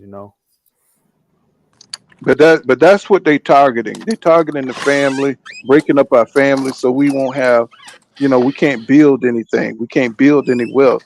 And what I'm saying, and they putting out all those negative images, so what I'm saying, we stay stripped down. They're poisoning the minds of our women. What I'm saying, if you see more and more women are coming out, what I'm saying, they don't want to be married. What I'm saying, they want to go out there and have what they call it, whole time, what they call it, Whole whole phase. phase. They want Yeah. to go out there and have whole phases and see men, Come on the show, men, bro. men Take value this hard, put purity. it aside. Men value purity, and nobody don't want nobody that's been out there having Shock fun y'all though. for 20 years, and Yeah, then you take the black come man in out at the family. 35. You come in at 35 after you done had, what I'm saying, 100, 200 men. What I'm saying, it's like now you want to settle down. What I'm saying, that's not gonna work. That's not gonna work, bro. What I'm saying, you want a Hot real girl summer. relationship. What I'm saying, you want somebody that can pair bond. What I'm saying, after you done been through 200, 250 million, you can't pair bond because one man ain't gonna be enough for a woman that done been out there in them streets. Y'all know this. You can't turn a Hmm. hoe into a housewife. We Right. all know this. So what you gonna have is somebody there that's just there for convenience. What I'm saying? She just dealing with you until she can go out there and find some more cheating on the side. That's why we got so much cheating nowadays, because they done turned our community into a hookup culture. You know what I'm saying? So that's why they pushing all this woman empowerment to go out there and ruin our women. Now, white women, what I'm saying, they can they getting married. They gonna find a man. What I'm saying, stay with them. What I'm saying, and it's more of them in this country than we are. We only like what 12, 13% of the population in here. So to ruin us is easy. What I'm saying? So the white man ain't having this problem. Only our women are going hard with this whole phase shit. What I'm saying? Going out there twerking on the Eiffel Tower, going out there twerking in different countries and taking advantage, what I'm saying, them po folks out there in Jamaica and hoeing it up. What I'm saying? I ain't saying all black women doing that, but that's what they're pushing. That's the agenda. That's what they're pushing for our women to go out there and ruin themselves, so the black man will look at that black woman and don't want her and look at her and be disgusted. You know what I'm saying? Purity is not valued anymore. You know what I'm saying? Yeah, we just Whoredom. got to Gotta start catch building them. our Gotta women back catch up them more. You babies. know. Gotta catch them Yeah, babies, Paul. yeah. Jezebel's spirit is out there, and they saying it's okay. Body count don't matter. I know you hear that everywhere. Yeah, that shit matters. That shit matters Yeah. when you can't bond with a man. You never been loved by a man for real, for real. You know what I'm saying? You just guessing at it. You know what I'm saying? You don't even believe in love. You just believe with getting with the highest provider that you can. And it's going to be hard for these females to do that at the age of 35, 36, carrying a kid or two. Nobody don't want a ready-made family. You know what I'm saying? I'm not saying that, it's a terrible thing to look at, but if you're a man starting out, do you want to take care of somebody else's kids? Just asking. You know what I'm saying? Just asking. You know what I'm saying? Do you want to take care of another? I don't. Say I do anything to take care of my kids, but do I want to take care of somebody else's kids? And then they still looking down on you like you supposed to be a traditional man, right? And you're not a traditional woman. A traditional man wants a traditional woman. And I know a lot of this is perpetuated by social media. This ain't real life. You know what I'm saying? A lot of this stuff is just being over represented on social media. And we got to keep that in mind too. You know what I'm saying? A lot of this shit just seems like that's what life is because we do consume so much social media. So I think some of the answers going to have to be cut off these damn phones. Tell you the truth. I You think we're gonna right. have to cut off the phones. You know what I'm saying? We're gonna have to get away from these damn phones because right now that's what they got out there to control, you know what I'm saying, the thinking of our people right now. Social media got us fucked up. You know what I'm saying? Instead of because I mean I have never seen a generation of men so scared of going up and talking to a woman. You know what I'm saying? They act like women are demons or something. And a lot of them are. But it used to be in the 90s, 80s, men just walked up on women every day and talked to them. These guys act like it's some kind of big thing to do that. It's not. Hey, Hmm. hey, Paul. I watched the video and I made a comment about it.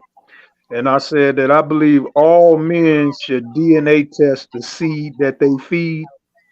And man, they came for me all day that day. I was going back and forth with them. And I didn't mean to be cruel about it, but every time they came at me, I was like, you sound like you got pumped and dumped and left with a kid. And what is it about you that the dude didn't want you or that kid? You need to fix your life. Hmm. And my Hmm. comment was not to be facetious, but what's wrong with a man getting a DNA test for the children that he provides for to make sure that there's a legacy there? And now they laughing online. You see, I don't know if the shit real or it's just something to impose more diversity between not diversity, but divisiveness between us. Men coming on there saying that they've raised kids for 11 years and find out none of the kids are his. And I'm just like, bro, that's crazy. That's ridiculous. You know what I'm saying? We've seen it on Marty, you know what I'm saying, where you're not the father, or, you know what I'm saying? Or on what is it, paternity court, where these men are finding out that these children aren't theirs, bro. It's like, what the hell's I going don't, I on? don't, I don't think it's phony because I've had that experience for 9 years. I took care of a child, and then I found her father myself by doing a background check on the mother, and the dude's name came across a domestic charge that she had. I looked up his name. I looked him up on Facebook, and the child is the dude's spitting image. Mm. Yeah, Y'all seen Tupac dad, right? Y'all saw that shit. yeah. But Yeah, you know they say it's father, it's mother's baby, father's babies, and a lot of these kids. They did a study. 73% of the men that's raising kids are raising kids that's not theirs. See, my wife didn't have no problem with me getting a DNA test. She the one that brought it up because she said she want me to be secure and you know what I'm saying. But I got me a good girl's wife. But if a that's woman what's don't, up. yeah, if a woman don't have no problems, it ain't nothing to be mad about because if a nigga want to be like, look, I'm trying to get some insurance and I got to make sure I got them the right blood type or something like that. Blah blah blah. That's the way you can get it done. They can't get mad about that. And if they get mad about it, then they got something to hide. And when they say body count don't matter, what in this world gets better with use? You see a car, the more you use it, the more the value go down. And that's the same with a woman right there. You feel what I'm saying? Like that's been that's the propaganda they use to trick these females. That's why a lot of these females are getting old and ending up alone because Right. don't nobody want nothing that's ran through. Don't nobody want something nobody else has had. And see these girls out here having hot girl summer, living their best life, and they don't realize that yeah, you living your best life, but you gonna reach your peak, and then after that, you gonna be that daggone old woman in the club trying to catch a young nigga because ain't nobody else gonna want you. And the older Let me, men, they going for foreign women and younger women because you're more malleable. You can hold them better. But yeah, that's the way Well, they up, get though. up. Check this out, man, because I have medical issues as well. What's going to happen when these children get sick and they need a Bone organ, marrow, and bone then the marrow or something. blood type don't match? It's going to come out in the wash anyway.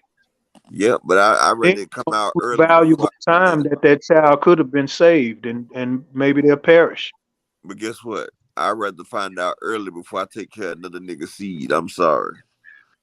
You know, if I find and out I got somebody else's seed, her and that seed going out. I don't care if it's 12 o'clock in the damn morning. On damn Christmas Eve, get the hell out. Go find that nigga and give him his kid. You feel what I'm saying? Because women are treacherous.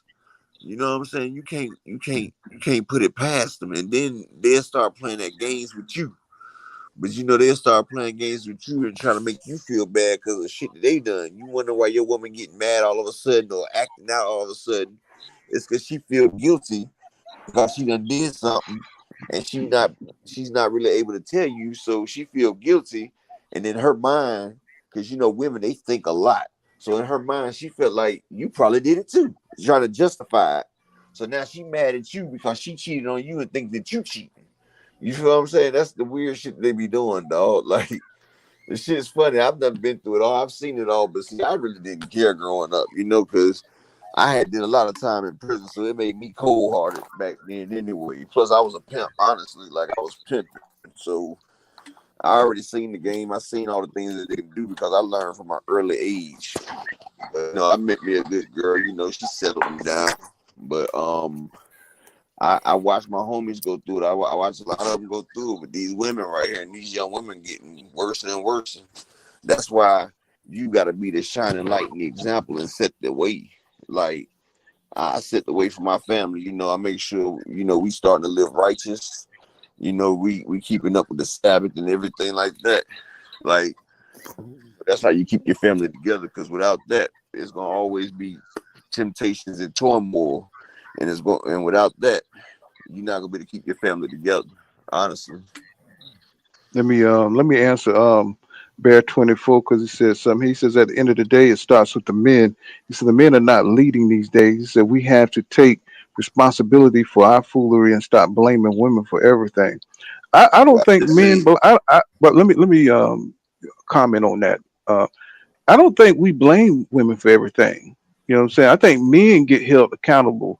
You know what I'm saying? Right now, the propaganda is going against men. You know, it's always been a narrative of many narratives against men. They've had like what 50, 60 years to talk shit on men and what we got to do and how we supposed to, how we supposed to be represented in the community. You know what I'm saying? I think it's just in the last few like maybe 5, 6 years, men had a platform to come out and start criticizing, women and ourselves. You know what I'm saying? We know what our issues are, but once we start talking about women and what they need to do and the shit that they're doing nowadays, you know what I'm saying, with the, what I'm saying, all the twerking and the bad attitudes and the not, wanting to get into a relationship, what I'm saying, honestly, what I'm saying, we got to be able to critique women, bro, without bringing shit back on ourselves because we know we need to lead. It's just that we don't have the fathers, like for instance, what I'm saying, when a female break up, what I'm saying, with a man, she take the children and then she weaponized those children against the man. So the man, a lot of men are fighting hard to stay in their kids' lives. You see what I'm saying? Where's the leadership in that shit? You see what I'm saying? It's like, especially when she's weaponizing and she's being obstinate. It's not like you got a willing participant. To be a leader, you got to have good followers. You know what I'm saying? If all your followers like Jesus, what I'm saying, had Judas, then shit, what I'm saying, your leadership you're gonna be sold to the Romans and you're gonna be put up there on the cross, bro. You know what I'm saying? That's what's gonna happen to you if you don't have good followership. We don't have good followership, bro.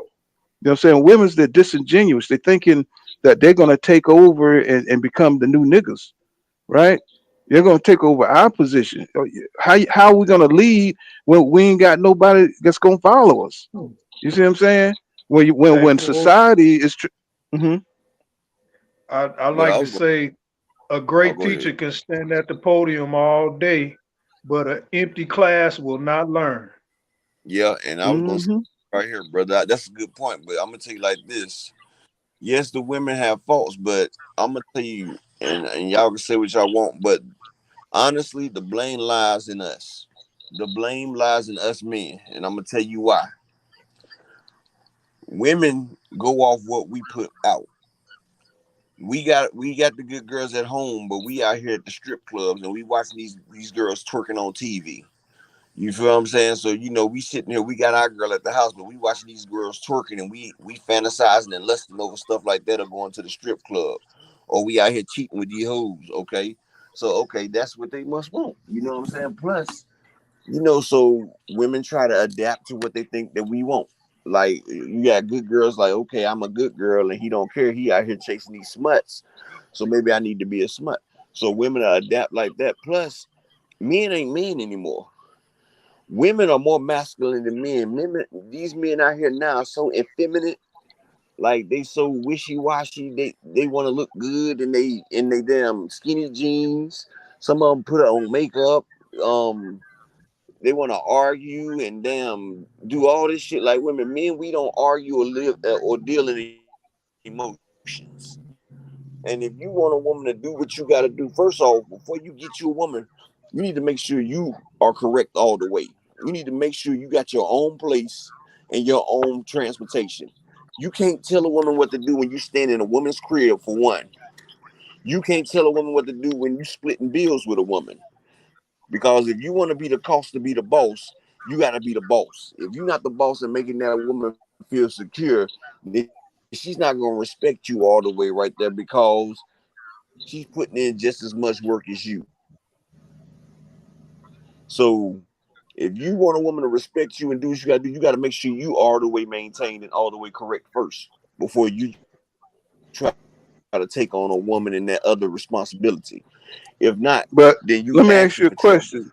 Let me ask you a question. Is that realistic? Like, I mean, for all households, the way society's been going for the last 20 years, you know what I'm saying? The income, the cost of living has gone up. Jobs have, even under Obama, the jobs just nosedived. I'm talking about the way they've been trying to set up. I mean, gentrification, the price for rent going up. That's why you see a lot Oh of yeah. 50-50 households going on. I'm talking about realistically, you know what I'm saying? There's a lot of men that can't do that. There's going to be a few that can be 100%, pay all the bills, be the full man, and have it that way. But realistically, people get together. You know what I'm saying? They meet on jobs. They meet on warehouse jobs. You know what I'm saying? They get together. They have kids, shit like that. You know what I'm saying? That's real life. I mean, being the 100% provider, that's like a thing almost of the past, bro. You know what I'm saying? Because the cost of living is Oh, not keeping I up. Hmm. Go ahead. What you were saying? You went out. well, I try to do mine, but I'm gonna tell you something like this. Hello, Yeah, we hear you. can you hear me? Yeah, I can hear you. Okay, I'm gonna tell you like this. If that's the case,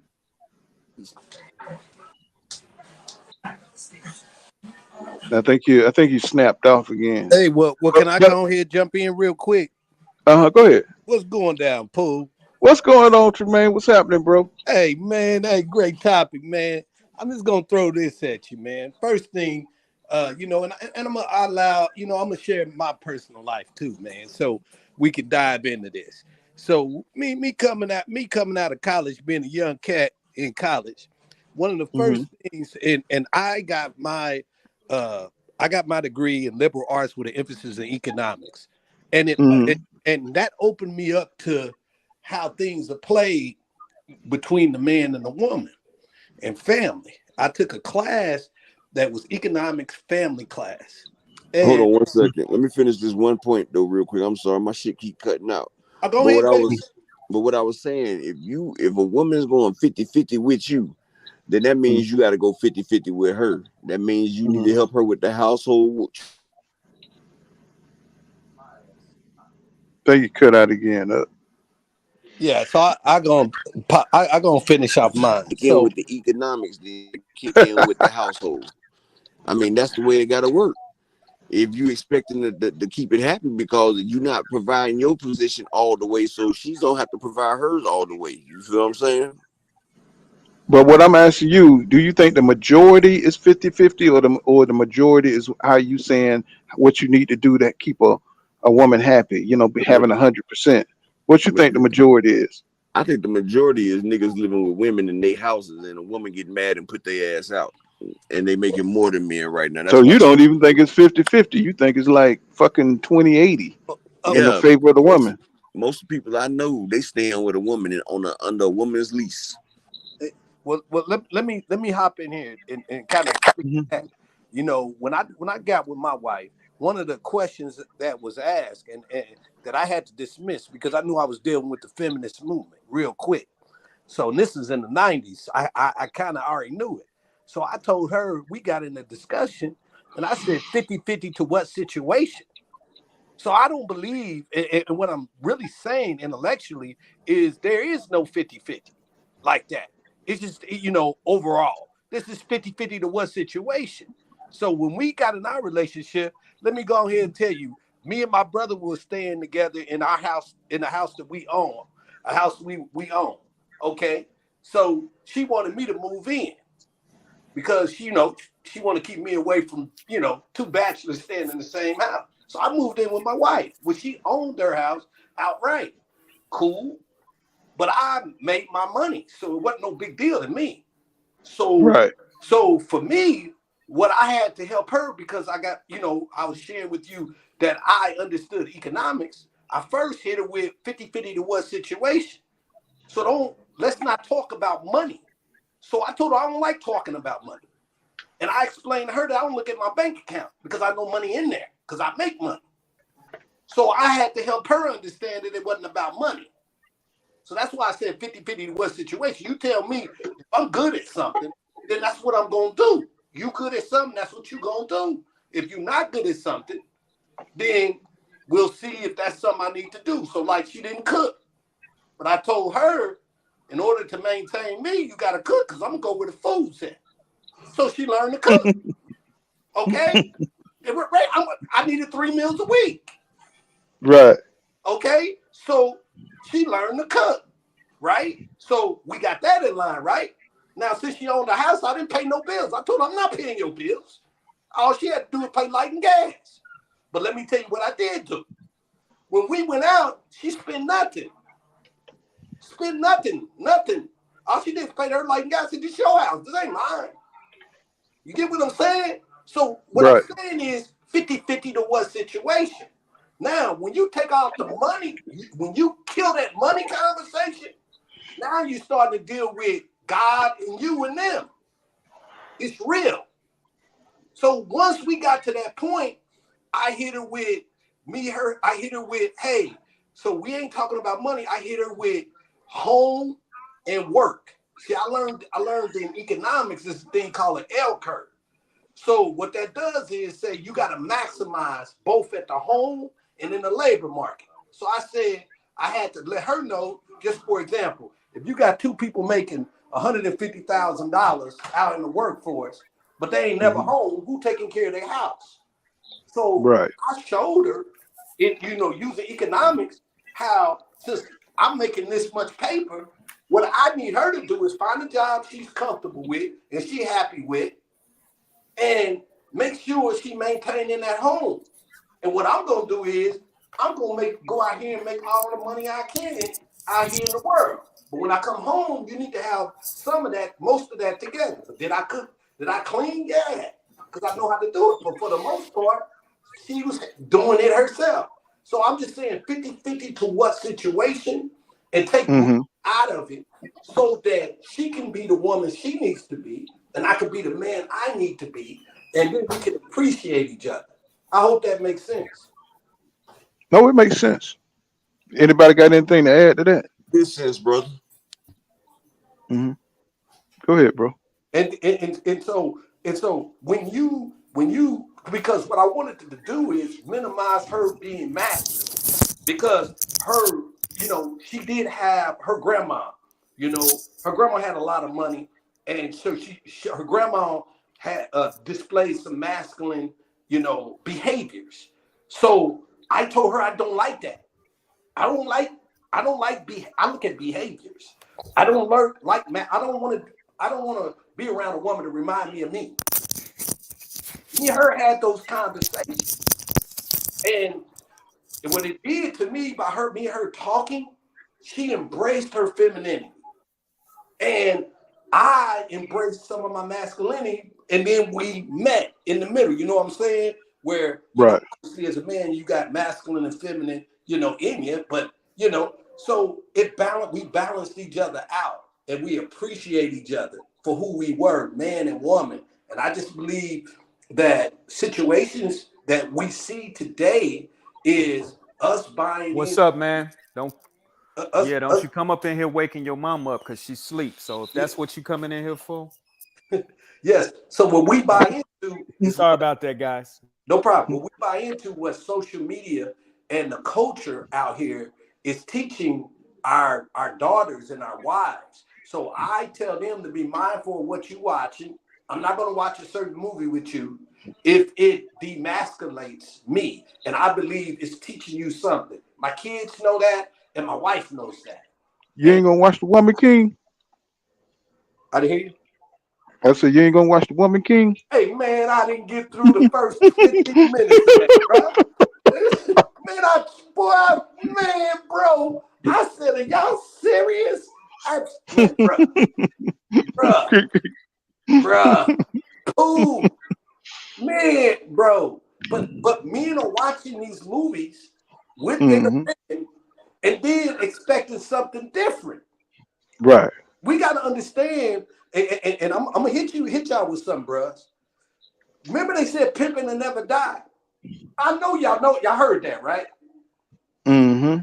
Pimping ain't dead. The pimp now is the pimp now is the TV, the mass media, and all the shopping centers. That's where our women are following and giving their money to. That's their pimp. So I told my wife that. My wife knows, man, I talk to my wife like I'm talking to y'all. I said, that's your pimp.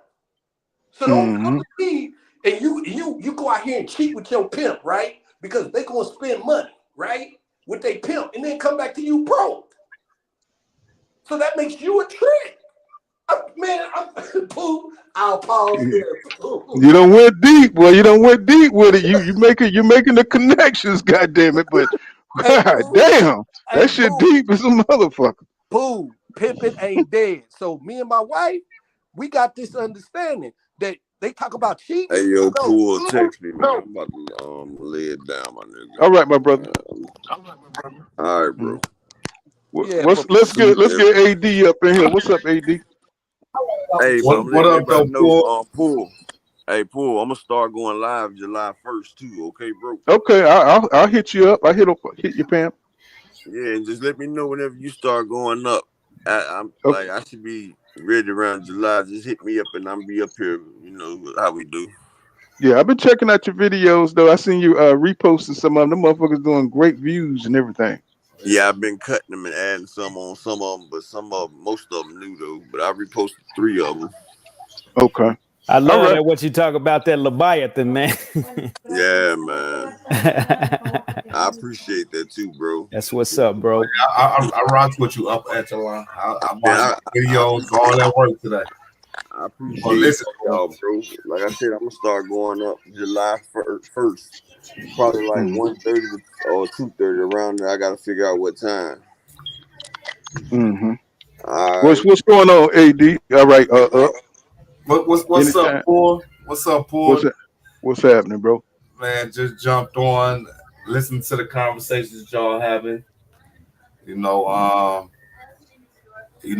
can relate to a lot of things because I'm a family man, got my wife and children. So I take care. I'm go out, go to work, I make the money. My wife, She take care of everything, you know, pay all the bills, make sure everything is paid. So, you know, it is a 50-50 in certain situations. Mm-hmm. But, you know, it's I think nowadays this is time for us as men to just really chill out, man, you know. Mm-hmm. For the women, you know what I'm saying? The women, they running we all acting up as a race, man. It's sad, man. I watched the Let me get you what you think about this situation up here. You heard about this here? yeah, About the Chicago? yeah, I What you heard thought? about it. It was a sad situation to me, you know, because somebody died. But the thing about it is I ain't appreciate the brother putting his hands on that woman. You know, if that ain't your, I don't appreciate it. Period. I don't care if it's your woman or not. You know, but you don't put your hands, you don't hit no woman like that. When if an old white police would have walked up in there and said something to him, he wouldn't have reacted like that. So I don't give him no kudos for doing, you know what I'm saying? My thing is, I'm not about to argue with no woman, period. I went to the store earlier today. 3 girls came in there and all of them bumped up against me. I just smiled and kept it moving, you know. I ain't want no drama. You know what I'm saying? I'm not about to argue with a woman will cuss you out scandalously and will make you want to go there. But you know, to me, if you a real true man, you could bottle that up, especially if you ain't got to go home with that woman. You know, you could But my thing is, why does this go viral? Why this guy got to represent all the black men? You know, so why don't a black man helping a woman cross the street go viral, or a black man taking care of his daughters or his family? Why that go viral? You know what I'm saying? We don't get the credit, you know what I'm saying, for the dudes that are doing it right. We get, it's like we get represented by the worst of us, or we get to see mostly, you know what I'm saying, online the worst of us. You know what I'm saying? It's like it's almost as if there's no black men out there like yourself doing what you got to do, taking care of your business. You know what I'm saying? That don't get promoted on social media. You see what I'm saying? This is what we Paul, see. Paul, if I see you helping an old lady cross the street, I'm not gonna pull out my camera and record that. I know. Now, if you fall on your face in the process, I will record it. see, my thing, go ahead, AD. Man, you see, I will record you.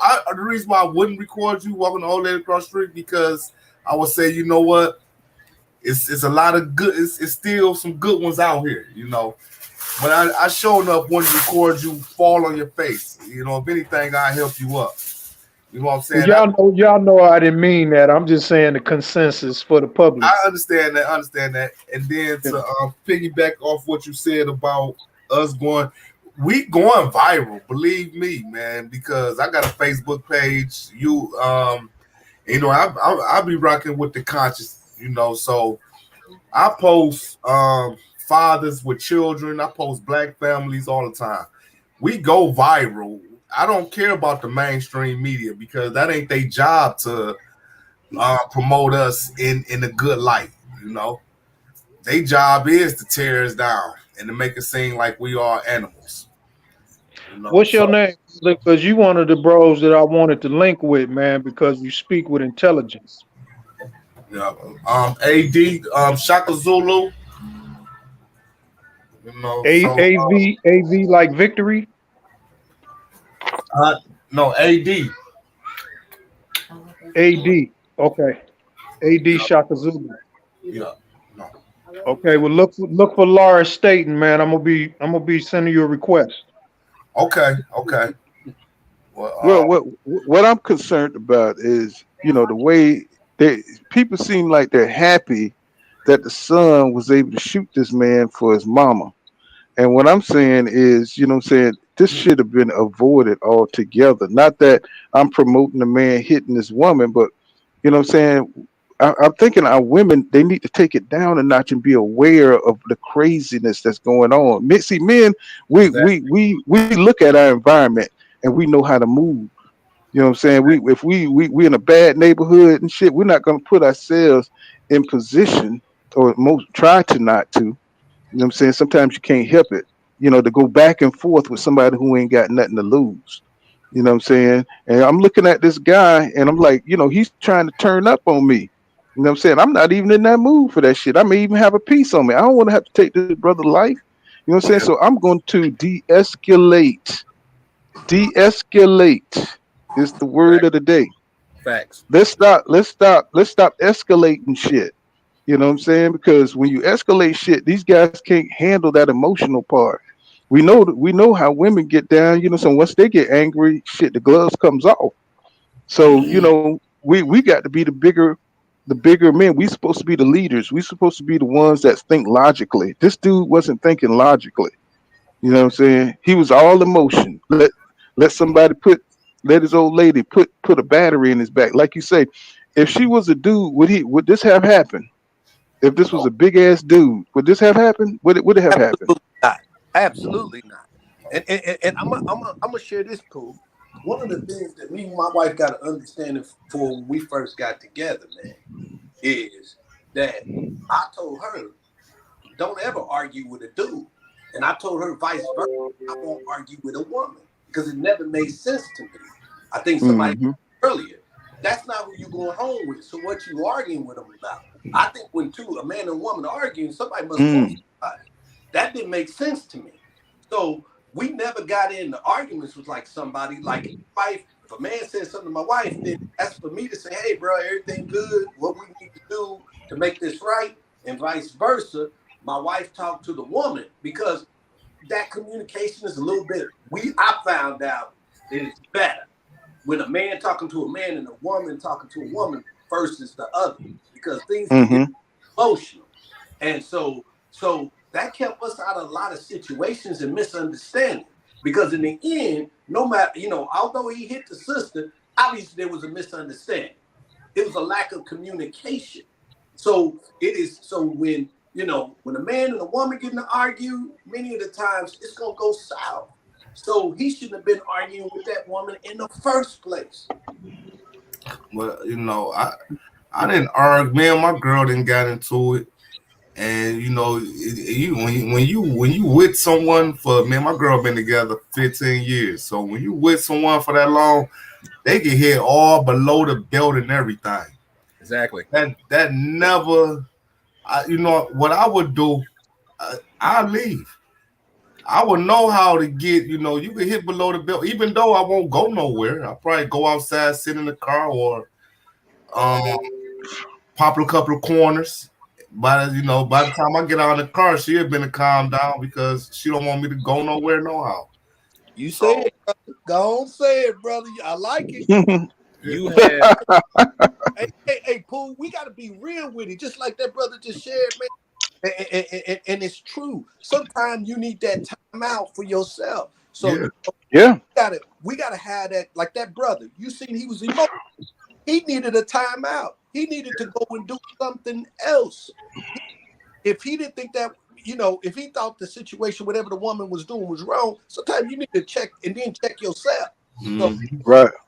That, brother. But that's the problem. So a lot of that mechanism that make you check yourself ain't there for a lot of guys. You know what I'm saying? They just react. Like you say, they have a feminine mindset. Exactly. When you were raised and you had uncles and stuff, you know how to act.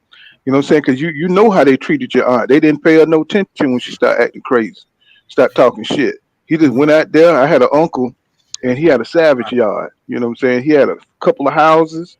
He was a business owner. And anytime my auntie started, talking about money or start talking shit, he just went out there to that junkyard. He'd fire up that torch and he'd start making money. Start making money. Yeah, I had an uncle, man, that was I used to work every day. My auntie, she used to cuss him out every single day. So this how I get my girl, because it's a true story. And every day he come home from work, shit, cuss him out, cuss him out, cuss him out, cuss him out. And one day he laid down in bed, because he had never argued with her, because, they stayed with us. And this is her family. He's, outsider. He came home, he laid down, she cussing him out, cussing him out. He never got back up again. He died right there. So I let her know, you can't do that. You can't do that with a man.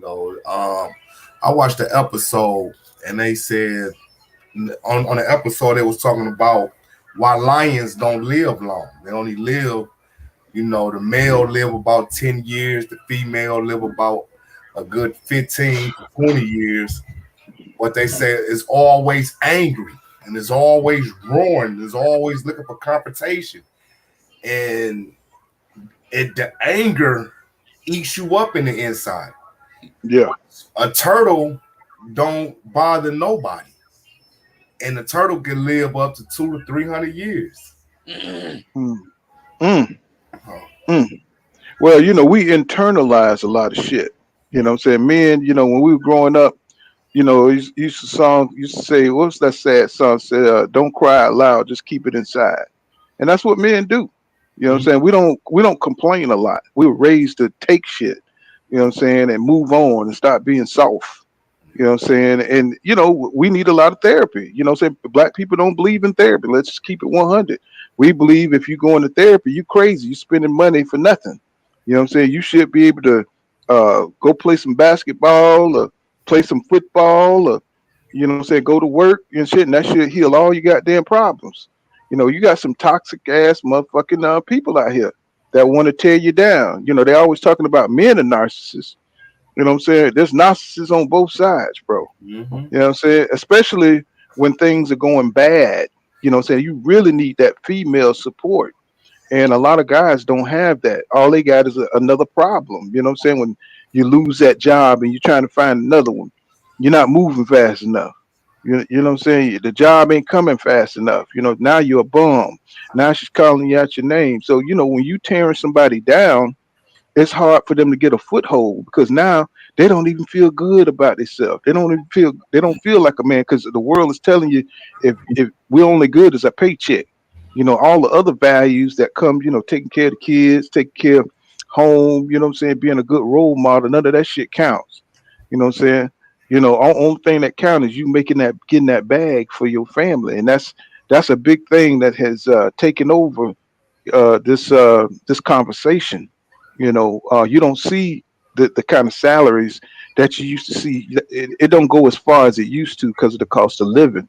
Our grandfathers could buy a house or two, or they could get by on just a little, and food wasn't as expensive.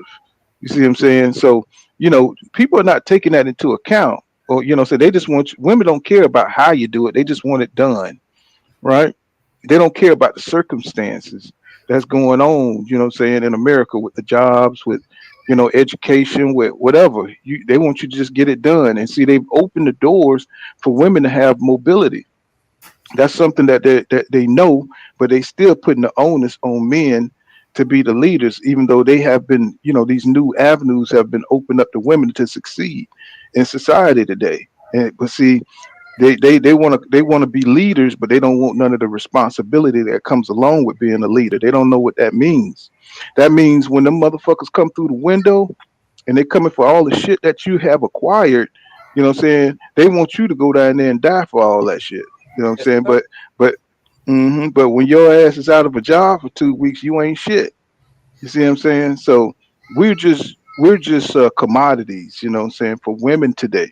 Now, I ain't gonna say for all women. There are some women out there that are really, really good. You know what I'm saying? Like my wife, she's traditional. So she's a Can I say tradition. this, Pooh? Mm-hmm.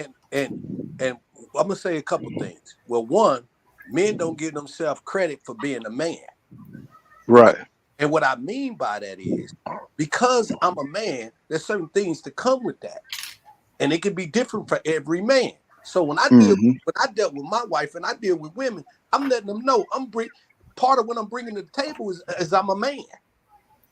That's what I'm bringing to the table. So everybody want to talk about what we bringing to the table. I'm a man. You not. Now, what do you think about that? There it is. I don't want to They don't. That's the problem. That's the problem. They don't think shit about it because everything that's being pushed is to make women the new niggas. Everything, all the propaganda, they even attacking biology now. You know what I'm saying? Where now you can identify as a man or you can identify as a woman. And the shit it sounds crazy, but they really trying to get away with that shit. You got motherfuckers in seminars and everything and going all around, say what is called intersexuality or some shit like that. Where they're challenging the notion that you can do that, you can get away with that. Oh, tomorrow I could wake up, I want to be a woman. Say now everybody got to address me as a woman, right? That shit is such bullshit, bro. People are looking at that and they're trying to keep us confused. You know what I'm saying? I remember in the Bible it said, so, and I'm just paraphrasing. It says, in the last days there will be many false prophets, and I didn't understand what the hell what that meant.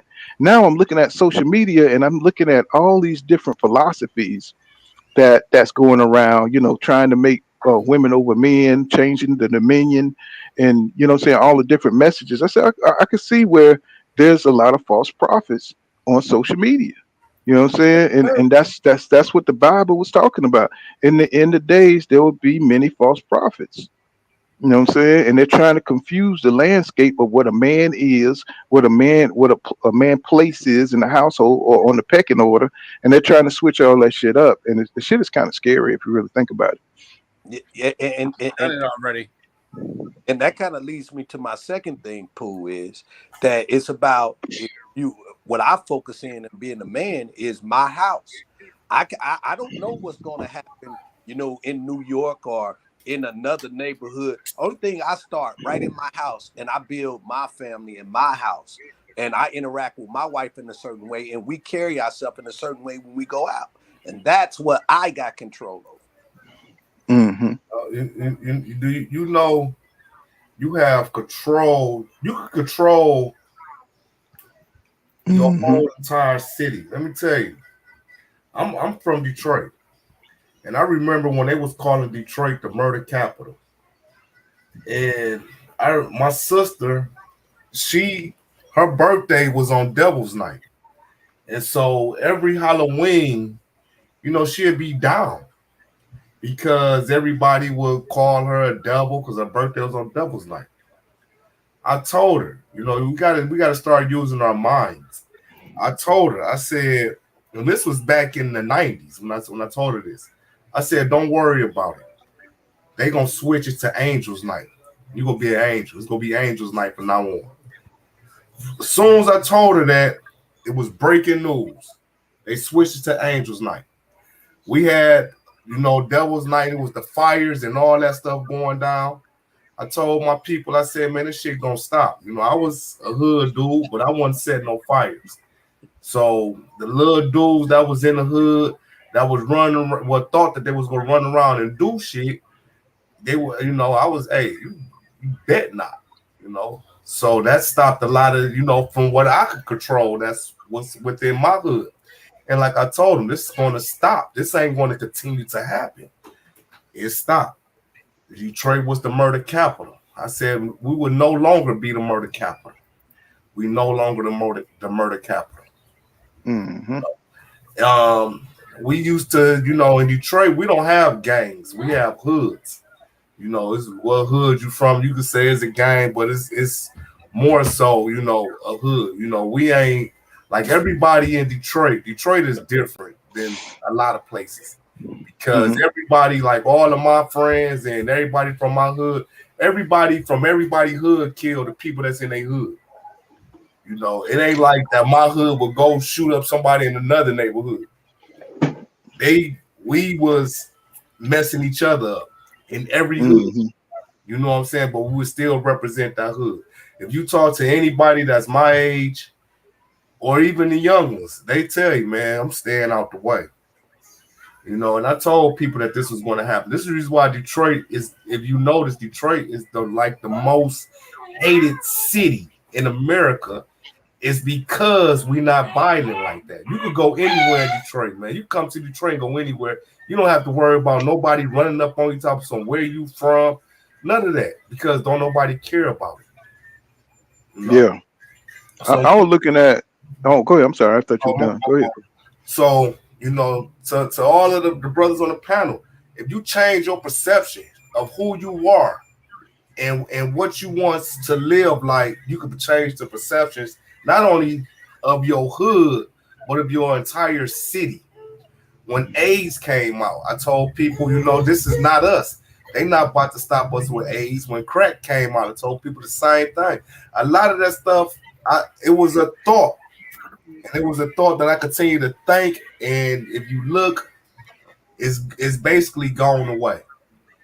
And so when it comes to our women, I can understand our women being very upset with us and very disappointed, because I didn't ask a lot of women, what do you want out of a man? And a lot of them say, well, I want a good man, and I want this, and I want that. And I say that is sad. You should want your planet back. I say, when that white man asked that white woman, what do you want? She said, I want the world, and he delivered. I said, that's what you have to ask for. Ask us for the world. Take your planet back. This is your planet. You gave birth to it. Take it back. And this is why you had us. This is why you delivered us to the planet, because we was much bigger, more stronger. We could protect you. So you have to start creating warriors. You have to start creating warriors. We got to get out of the niggas and the bitches. My old lady, her friends, they come around. Her friends know better to say, bitch this, a bitch that, because they know who I am. And it ain't that I'm going to cuss them out. I'm going to just school them. You do know a bitch is a dog. I'm just real logic like that. Right. Yeah. Now my thing is, it's like, women, they say that they want good men, and I'm not putting this on all women, but I'm gonna say that, sometimes, you get in a relationship with women, they don't want a good dude. You know what I'm saying? They're not done with the streets. There's something cultivating in our community. Maybe it's always been there. You know what I'm saying? I don't know. You know what I'm saying? I'm 54, and what I'm seeing from these young folks, so they hooking up more than they getting married, and they get into these situationships and they making children, but there's no structure. So they're making up their own. They're making up their own. Their own traditions. They're making up their own ways. I was looking at those guys that was in Chicago, and how you got Old Block, and then you got the dudes. I'm thinking that the neighborhood that they're fighting against is like way across the city, but no, nigga, it's right there on the same block, bro. They're like right there on the same block, killing each other. So it's like, don't wonder why so many deaths. You know what I'm saying? Tactically, you know what I'm saying? You step out the house, bro. They waiting on you right outside, bro. So I'm just like, well, how are the kids growing up in this environment? How are all these kids that's joining these gangs like that, killing each other, growing up with that kind of mindset? How are they going to be productive men? You know what I'm saying? Once they become of age, like, we saw King Von, get destroyed. We saw, a lot of, I don't know if you're familiar with all the little rap dudes and all the little killers and stuff that came out of them hoods, but that's a whole generation, bro. That's a whole generation of children, bro, that's getting fucked up with a fucked up mindset. And you know what I'm saying? We got to live with those. We becoming the old men now. And we got to walk around, and we got to be around those kids that grew up with that kind of mindset. Do they mellow out with age, or do they just become older and more hardened and more stupid? Or how are we gonna navigate that shit, bro? You can't talk to them kids. We didn't grow up like them. We ain't got, only thing we got to offer them is, hey man, get a job. You know what I'm saying? Get a good woman. They not trying to hear that. They don't come from that. That don't exist for them. You know what I'm saying? They share women. You know what I'm saying? Women are gangsters up there too. So we're looking at something that we never had to deal with before. We had gangs, but the gangs were more respectable. You know what I'm saying? They had codes. They didn't do certain shit. Nowadays, you know what I'm saying, these kids do anything because they own those designer drugs. You know what I'm saying? They get zooted out. Everything is about a vibe. You know what I'm saying? I don't know what the hell that is. You know what I'm saying? Everybody's a vibe. They got hookah joints where you can go in and get fucked up and do Molly, and you know what I'm saying? Motherfuckers just out of their mind right now. You got motherfuckers worshiping Satan. You know, I mean, the world is twisted right now. It's just unrecognizable to an old head like myself. So I don't even say what's up to a young guy now, because they look at you like like a white supremacist would look at you. They look at you like, what you talking to me for? You know, it's different now, bro. You know, it's a whole different world out here, and it's like it's hard to. I don't see how we're gonna get the culture back when we have nothing in common with these young folks. They don't want to listen. They want to do what they want to do. You know, the women, they're brainwashed. You know what I'm saying? To hate men. I mean, I have motherfucker. I be going to get food, and I got motherfuckers staring at me like I did something to them. You know what I'm saying? I'm looking at my food like, should I eat that? You know what I'm saying? You do know You know, cool. Mm-hmm. Yeah, you do know it's not supposed to get better, right? Right.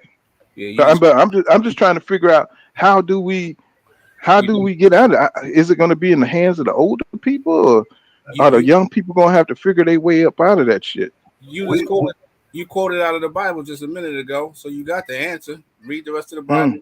Read the rest of the Bible. Figure out the prophecies, and you'll see how we get out of it. As far as long as these devils are in control of the world, there has to be a whole nother world that takes place. Man, wow. Why would I give you control over my kingdom? Do you understand that? That's what it is. It's a kingdom. And these people control, these devils control their kingdom. So we're asking for permission from the devil to have control over their kingdom. Because if we start our own culture, we're going to raise our own kingdom. These people right now are talking about going to war with the other two great kingdoms on this planet, the Chinese and the them Russians.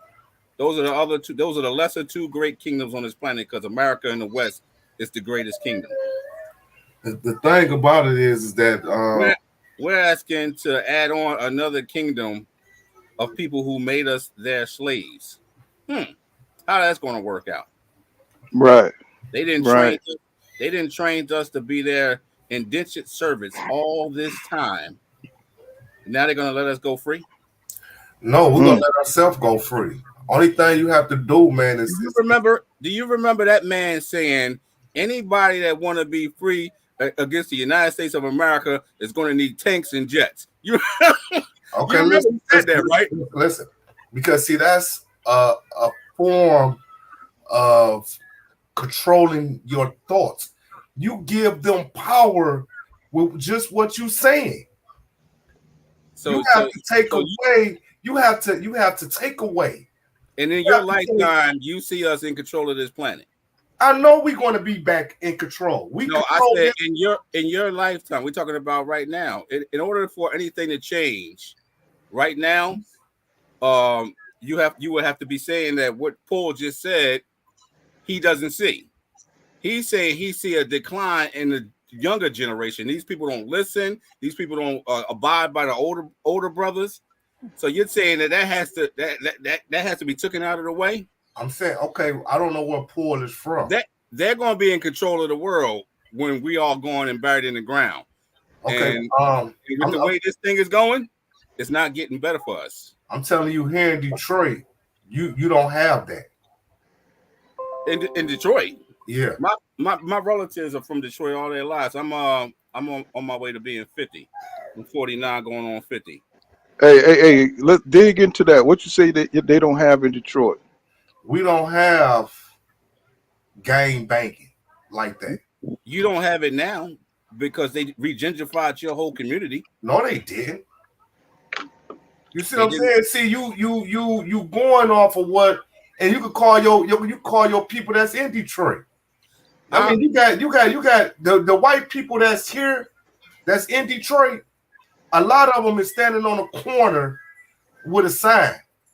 There's a gentleman out of Detroit who's a black man, older than me. He came up with the technology to suck air to suck water out of the air. Yeah. He came up with a machine technology. That wasn't Detroit. I was from Flint. He was from Flint. But go ahead. Okay. I want there's two different places. Go ahead. So go ahead. He came up with the technology, and basically they sabotaged it. They don't know who destroyed the machine, and directly after that he got sick. Mm-hmm. The thing about it is, man, you keep a positive. If My you my ex-female said that to me about 10 years ago. if you keep a positive attitude, see, like the you know, I'm an Israelite, so my attitude is positive. No, I ain't saying that. I'm saying, but see, you have to have the negativity. The negativity is the balance. There's a balance. There's a balance in the planet, man, and it's positive. It's good and evil. Yeah, but you have to have anointing. You know, you just like you got anointed, annoying, and anoint. Like you know, you get annoyed from a person, anointed, and annoyed, and I mean annoying. If you have a knowing that you could change the situation that you are in, you will become anointed. Once you become anointed, you will become annoyed by the people who don't want to see that. A lot of people ask me, they say, AD, what you gonna do about it? And I tell them, man, I'm gonna think about it. Because your mind is more powerful than any missile that they could put out here. I come from a biblical perspective, come on. We are. Somebody mute yourself. They got a lot of background noise. Let them talk.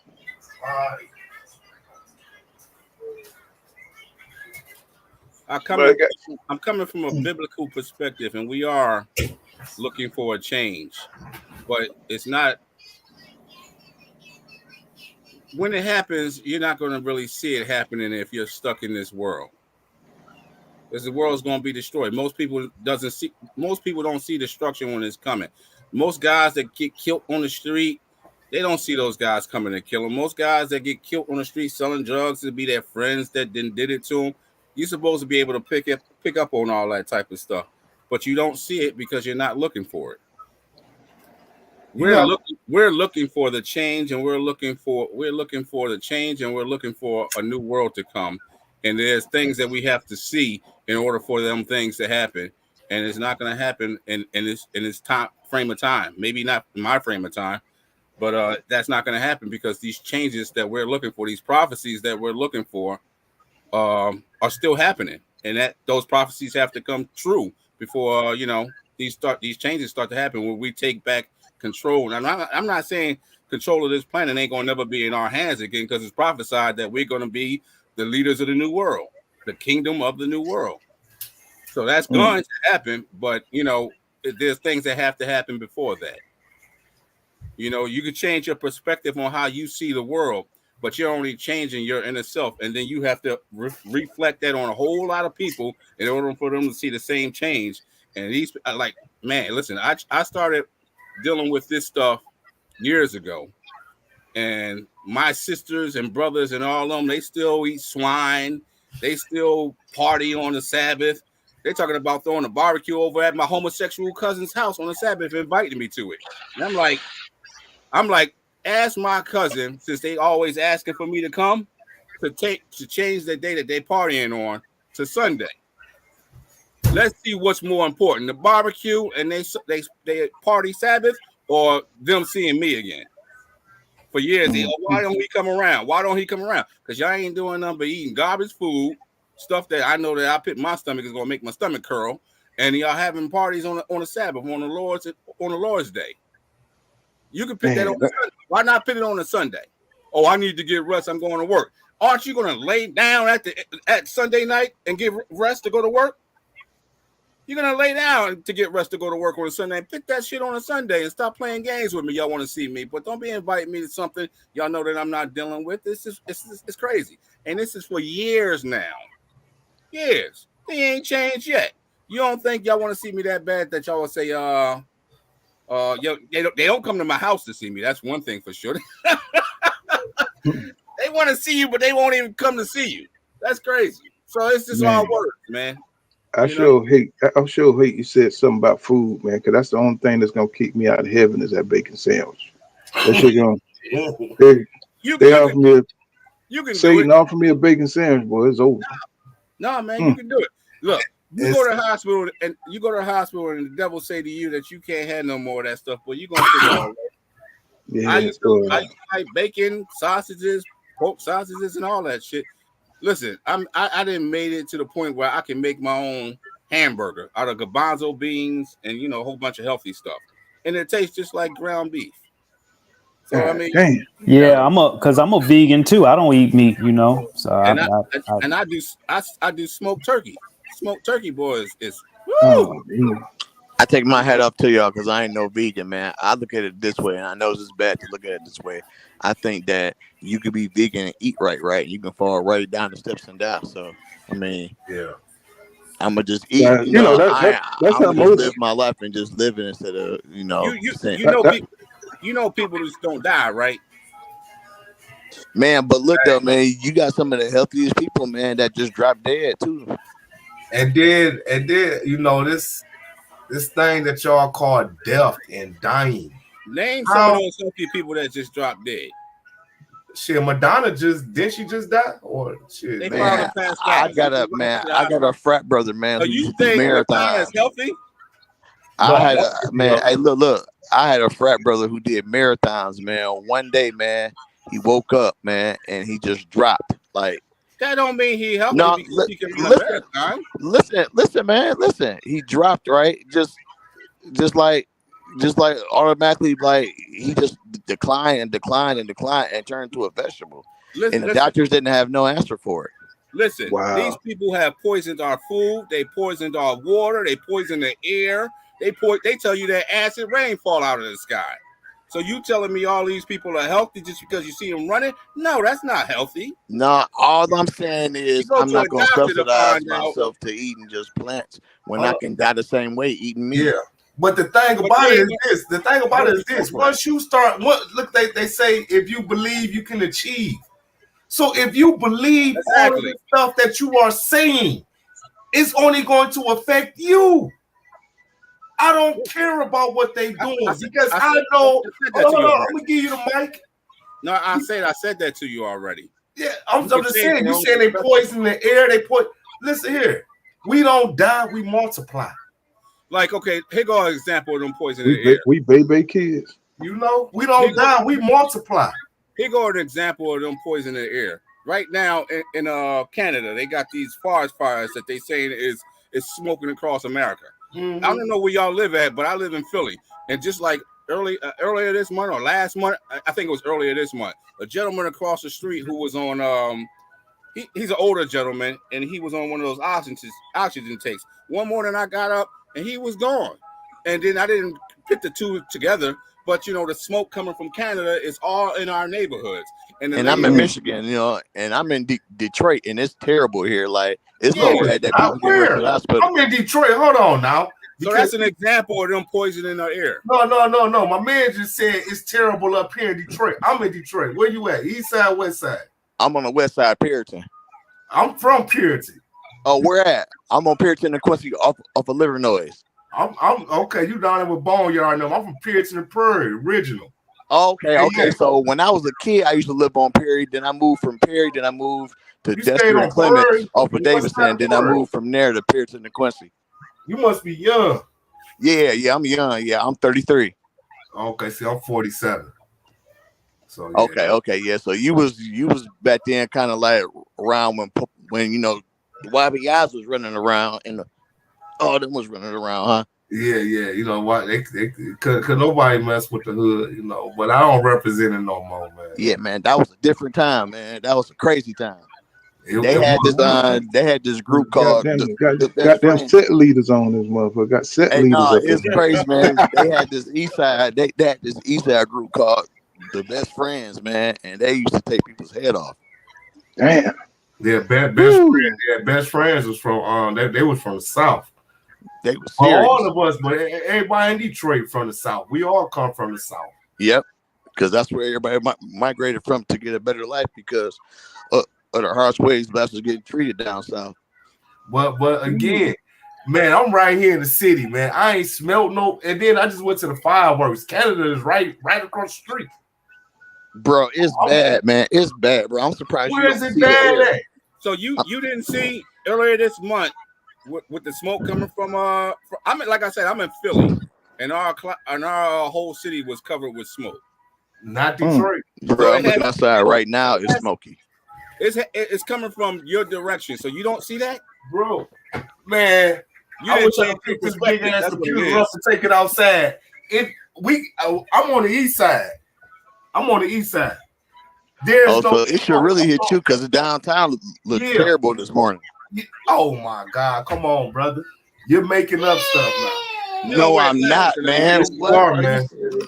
Go look up your weather forecast right now, man. It will tell you how bad it is of the air quality, man. You got people that's getting taken to the hospital because they have an asthma attacks because of the air.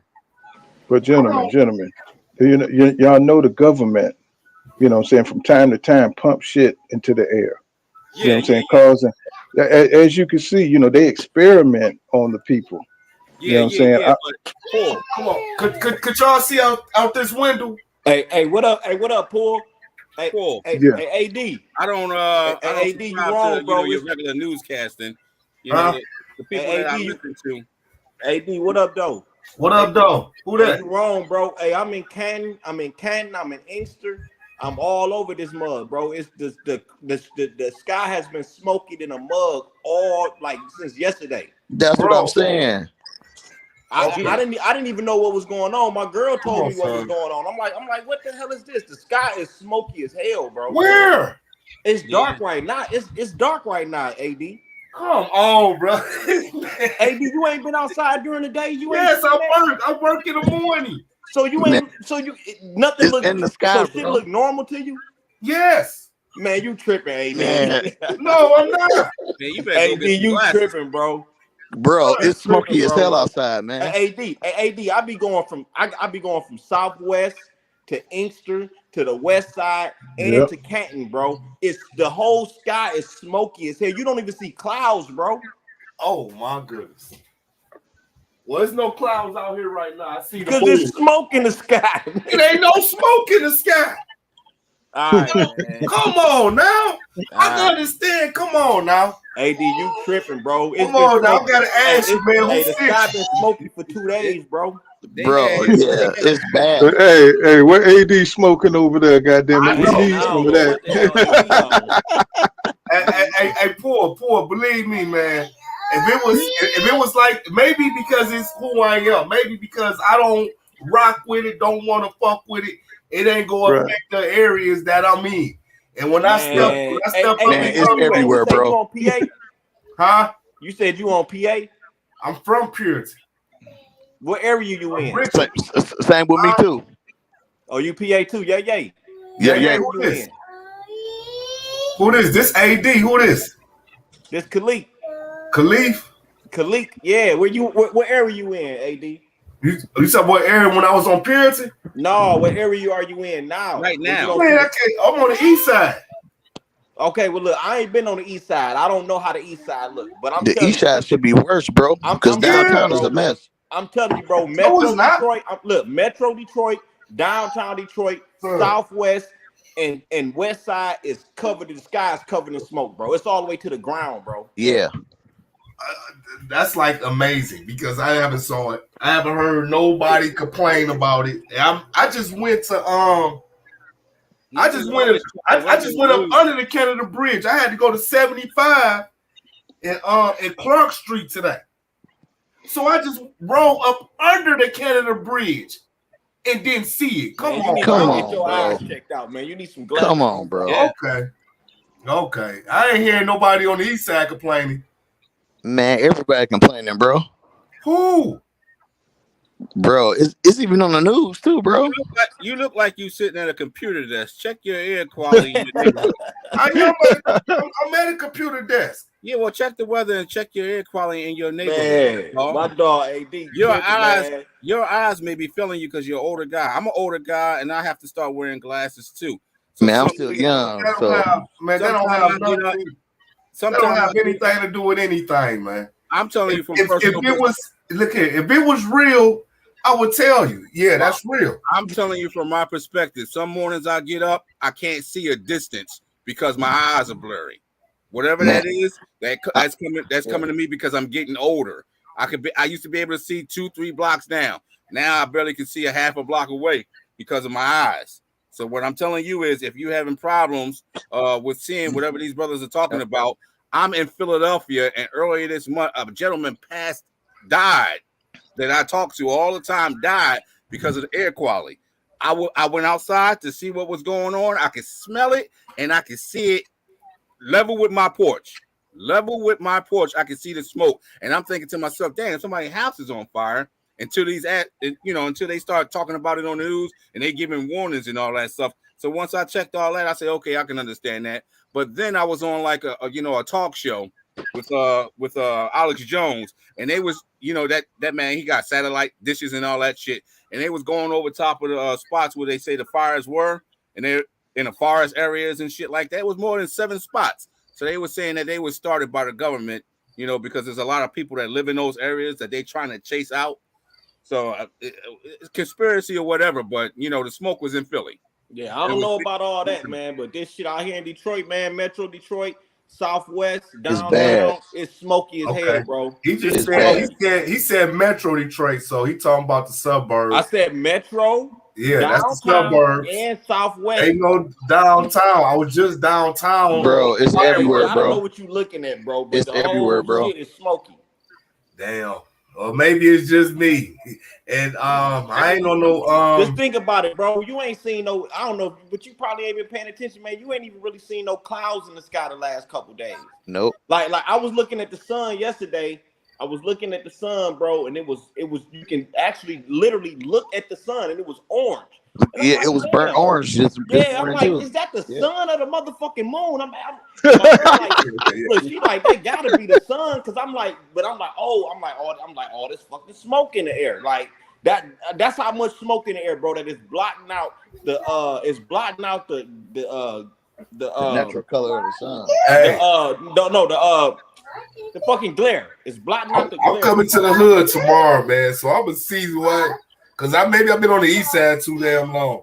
Man, what you doing on the east side, man? You from PA? What you doing? Right, man. I love the east side, man. I love the east side. I ain't even lie. Over there, moving on up. All right, gentlemen, we're gonna switch gears here for a second. Anybody see what's going on with AB, bro? What's going on with our brother, man? He is like really. Let me play the clip real quick, and then we'll comment on it, man. This is crazy, bro. Yeah. AB on that AD shit. AB and AD. Hello. I just don't see what you brothers seeing, man. The fuck? Family. That's my baby. That's my man. What? Yeah, whatever. Let him put one of y'all niggas out. Oh. Y'all dead. Oh. It ain't gotta be nothing like that. Dead ass. But I heard you. Stop playing about, bro. Y'all tripping. That's dope. That's dope, man. Any fighter knows what that is. Any fighter knows what that is. Nah, every fighter ain't like that. Even if they don't have it, they know what that is, though. Tripping. Every fighter ain't like that. They not. Man, at all. They not. But they know what that is. I be at them niggas.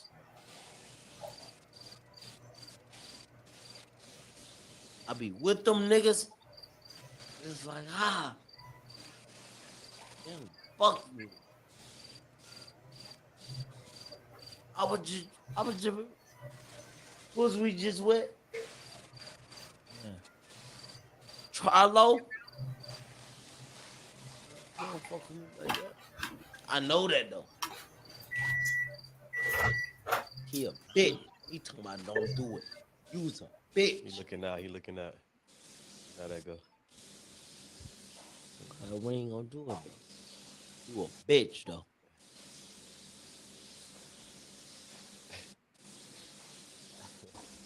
It's all love it here. We on a good note. No.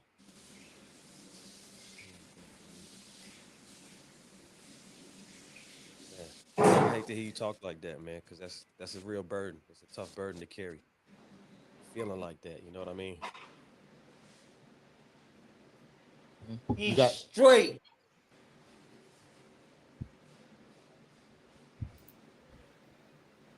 What's going on, Boxing Head? I think that's the end of it. When that was like a weird ass interview, bro. Adrien Broner, man, looked like he's spiraling down back into alcoholism, man. Just when he about to get his career back. Yeah, I didn't heard a worse interview. That same interview is longer, and he Hmm. goes on to talking like he's like a real older drunk guy giving this interview. Like one of your uncles, they start talking and just don't know how to shut up. He comes off Hmm. like that, but remember, I think it was on this show. I said I wanted him to do good, and he was back and all that. I think it was on this show, but it is what it is with him, man, because he's giving opportunities. I'm poor, so the Most High is giving him opportunities to have riches in the kingdom of Satan, and not me. So I can't say that I'm sorry for him. He's doing what he want to do with his riches. He didn't got paid and start showing up on interviews and getting high and drinking with alcoholism. It's an addiction, and it's something that he has to fight. He doesn't look like he's trying. Hmm. You know, I think Anybody else? I think the guys who did the interview is wrong. They Yeah. should have canceled it, but I think they did that to get views because they know people will gravitate to drunk AB on this podcast so they can But get remember what views, I said though. subscription. Remember what I said though. He's dealing with the kingdom of Satan. So this is their game. This is their tricks they do. He went somewhere where I don't know how fast they posted this stuff up, but he probably had enough time to say, yo, man, don't do that. Don't put that out there. Mm-hmm. So And you can see how they sitting around them like they just rubbing their hands. It's gonna go viral. Yeah, they're gonna go viral. it's the same thing you get when you got people that get into bad car accidents and people start taking their phones out and filming them and all types of weird shit. You're supposed to jump in and help those people as best as you can, to get them out of that situation if you can. Yeah. You're not supposed to start video recording them and posting it online. I mean, if you got somebody there that's doing that, but the majority of the people are supposed to be, helping those people get out of that situation. He's in a place where ain't nobody's going to jump in to help him. He's been there for a long time now. You see all the people that he was around fell off because of the way he is. I was just about to say that. I didn't think they had a real good reason for falling off the way they did because a lot of the stuff he did in the past wasn't due to his addiction. Like you would think that he was a street type of dude, so he goes out there, he's partying, he gets into situations, owing money with the courts and all that other stuff. That's situations he got himself into. But with the addiction stuff, now I see why he's begging Floyd to help him out with money and put him in position to make millions of dollars. Why would I help you out? And I know you about to take this money and destroy yourself with it. Those brothers Right. probably thinking Al Heyman had this man on stipends, like you give him a little bit of money here and there. That's out of his own mouth. You know what I'm saying? So like I see why people are stepping away from him because he can't seem to get his demons sorted out, and they dealing with the majority of people that he's dealing with, like Floyd. He's dealing with white folks big time. He got Right. billionaire friends. He can't be associated with that type because those type of guys are going to say, hey, what's going on with your friend over here? You're bringing him around. What's going on with him? So And you never know what AB gonna say or do. Yeah. He'll completely embarrass you, and it's like, how you gonna ask the same people you're asking for help? You just air out all your dirty laundry for the world to see. Yep. You know what I'm saying? I mean, AB is mad niggerish, bro. We just have to, he think that's a thing to be proud of. You know what I'm saying? You got to have some kind of business acumen when you dealing with yourself and promoting yourself. So you know what I'm saying? It's like he's bent on destroying himself, and it's just sad that alcohol. I mean, I don't know if he's on anything else, but even when I seen him just lucid, he's gambling his money away. He's doing something stupid. You know what I'm saying? He just don't have a mature mindset. Look like even Tank had to get out of that. Tank outgrew him. You know what I'm saying? Tank had to pull himself out of that so he don't end up like AB. Because you remember they used to hang out. Yep. And Hey, can I say and this? what's this beef everybody got with Jamel Charlo? You know what I'm saying? Everybody hate Jamel Charlo. Hey, can I I don't say know this what I'm about AB real quick, Pool? Go Um, ahead. think we all need to come to the realization of this. I see these dudes all the time. AB is just a clown. He want to be accepted. AB go for shock Mm-hmm. value. Whenever he do an interview, every other word is cuss word. Fuck, fuck, fuck, fuck. Yeah. Like he does this for shock value. He want to be the one that don't give a fuck. He want to be this Right. dude that everybody look to. But no, dog, you a clown because we can tell you not being yourself, bro. You trying to Right. be something that you're not. You know. Now, as Mm. far as this, oh yeah, I mean you can tell that, bro, because every time he do an interview, bro, because remember how Floyd would be like that. Like Floyd to talk his shit, but Floyd know how to tone it down and do it when it's necessary. AB Right. can't do that. So you can tell that he's trying to be someone he's not. So Right.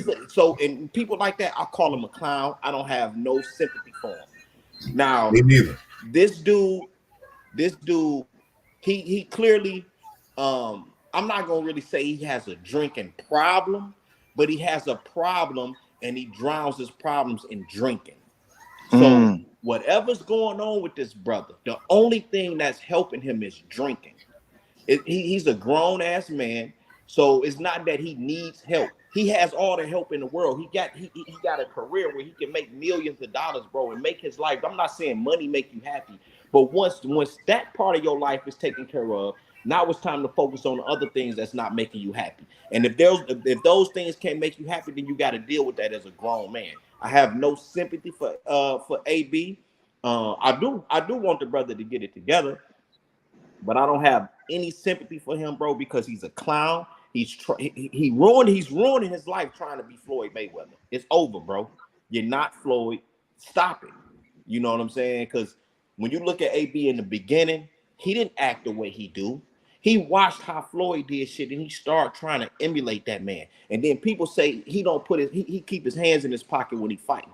The boy is trying to emulate Floyd Mayweather, bro. He's trying to be this master counterpuncher. You know what I'm saying? And he just don't got it. He just don't got it, bro. So when I see this dude, all I see is a pure clown. Now, I do think he a real dude. I really think he a solid dude. Like, if you was his friend, I think he's a real solid dude. And on that point, I probably got more respect for him than a lot of people in the game. You know what I'm saying? Because I really think this dude is a solid dude. If you was your friend, I think he's a real friend. But he don't know who the hell he is, and he's becoming a clown for that. I agree. For me, he a minstrel show. You know, that's what he act like to me. I never been a fan of AB, never, because of how he act. I think if he was your friend, he'd be the worst. You had to get away from him. I saw what he did to a little bitty midget guy. I saw him knock out a guy that was just standing out in the streets. There's no way. I mean, back in the 90s, cool. You know, you got a knockout artist that's rolling with you, you know. But AD say back in the 90s. You know, you got to have one of the little knockout artists. But I ain't never liked him. I used to always say he getting paid to say nigga this, nigga that. He used to say nigga so much. That's how I look at all of these rappers, and it's like they paying them to say the N-word. You know, I don't even like to say it, but it seems like they paying people to say that just to keep it alive. That's what I'm telling y'all. Y'all got to stop keeping their world alive. You keeping their world alive when you speak these things into existence, and they know this. We don't know it. This is the reason why they put it out here. They promote it so you can speak it. Just like y'all saying the stuff in the air, I don't see it. I don't know why I'm not seeing it, but I don't see it. Maybe because I don't want to believe it. Maybe because it ain't there. I don't know. Hey man, AB is a down to earth dude. I remember probably like back in like 2015, Tony Harrison had a fight. I want to say it was at the Masonic Temple, AD. I can't remember. I want to say it was at the Masonic Temple. But my man in Cali, you know, he messed with all them. He one of the dudes that brought Tank to Floyd. He claimed, he say Tank owe him some paper, whatever, but I don't know. But he know all them guys. He be with Deontay Wilder, all them. But this is one of my best friends. And so we went to Tony Harrison fight. I believe this one was that, because we went to a couple of them here. I believe this was at Masonic Temple, and I was on the stage with AB and everything. We was in the back. We was in the back with them and everything. And AB a little short dude, like I'm 5'6". AD was shorter than me. So them all of them goddamn stats that be on the on the box rec, that shit be fake, man. AD smaller than me, dog. But he a funny built ass dude, man. He got these shoulders that just look ridiculous, dog. But he built like a frog. Man, I've never seen anybody built like this, man. It just looked funny. He just a funny looking dude, man. But you know, he was there, man. He was down to earth, bro. He was in the gutter with us, bro, with all his jewelry on. He ain't really had like, no security with him, but he was with us, wow. shoulders with us. You know what I'm saying? Hey, be a real down to earth dude, bro. Yeah, I understand that, but when he get in when those lights hit him, he turned into a minstrel show. That's true. He have to show out for. He's showing up for them white paymasters and those gatekeepers, man. Hey, Paul, I met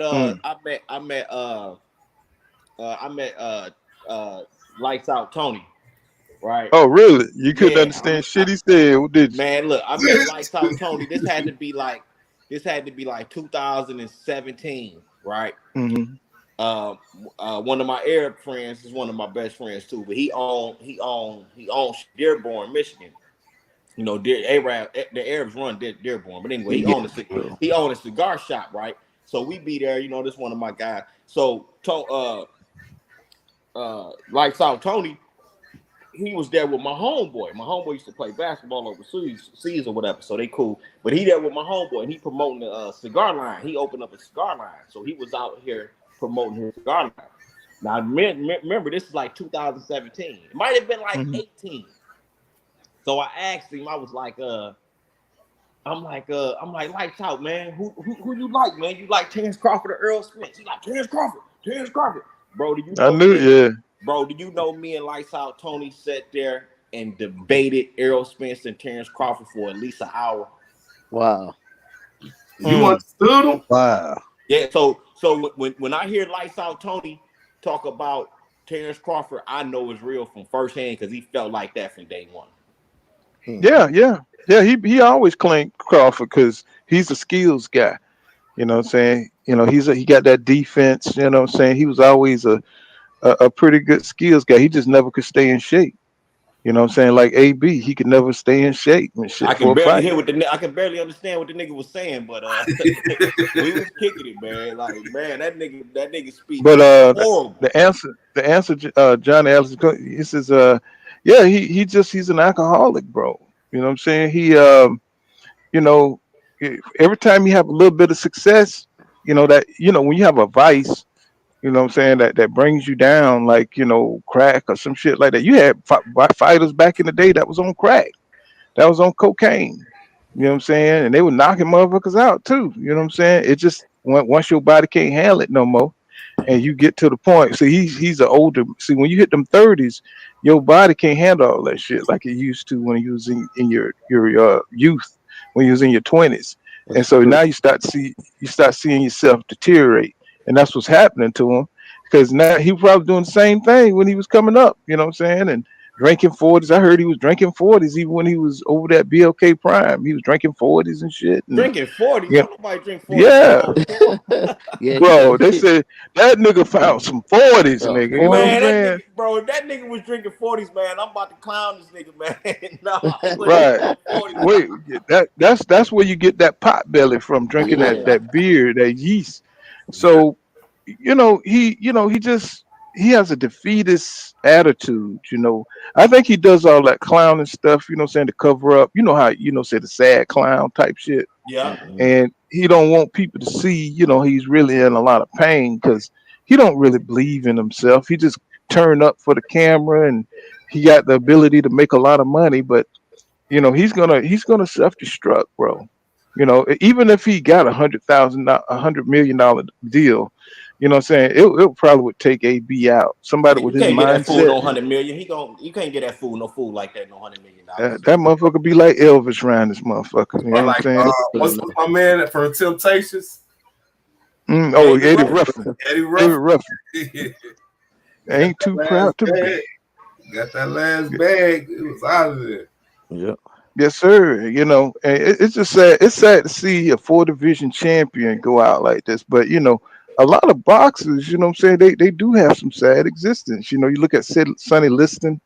You know, what I'm saying the way he went out, and you know, what I'm saying a lot of Man, guys. what You happened to know, Sonny, man? Did he kill himself or did they kill him, man? What happened to I Sonny? think that they killed him, man. I think he didn't take the dives that he wanted to. He was with the mafia dude that was over him. I forgot what his name was. What's that guy name? Oh, it's on the tip of my tongue.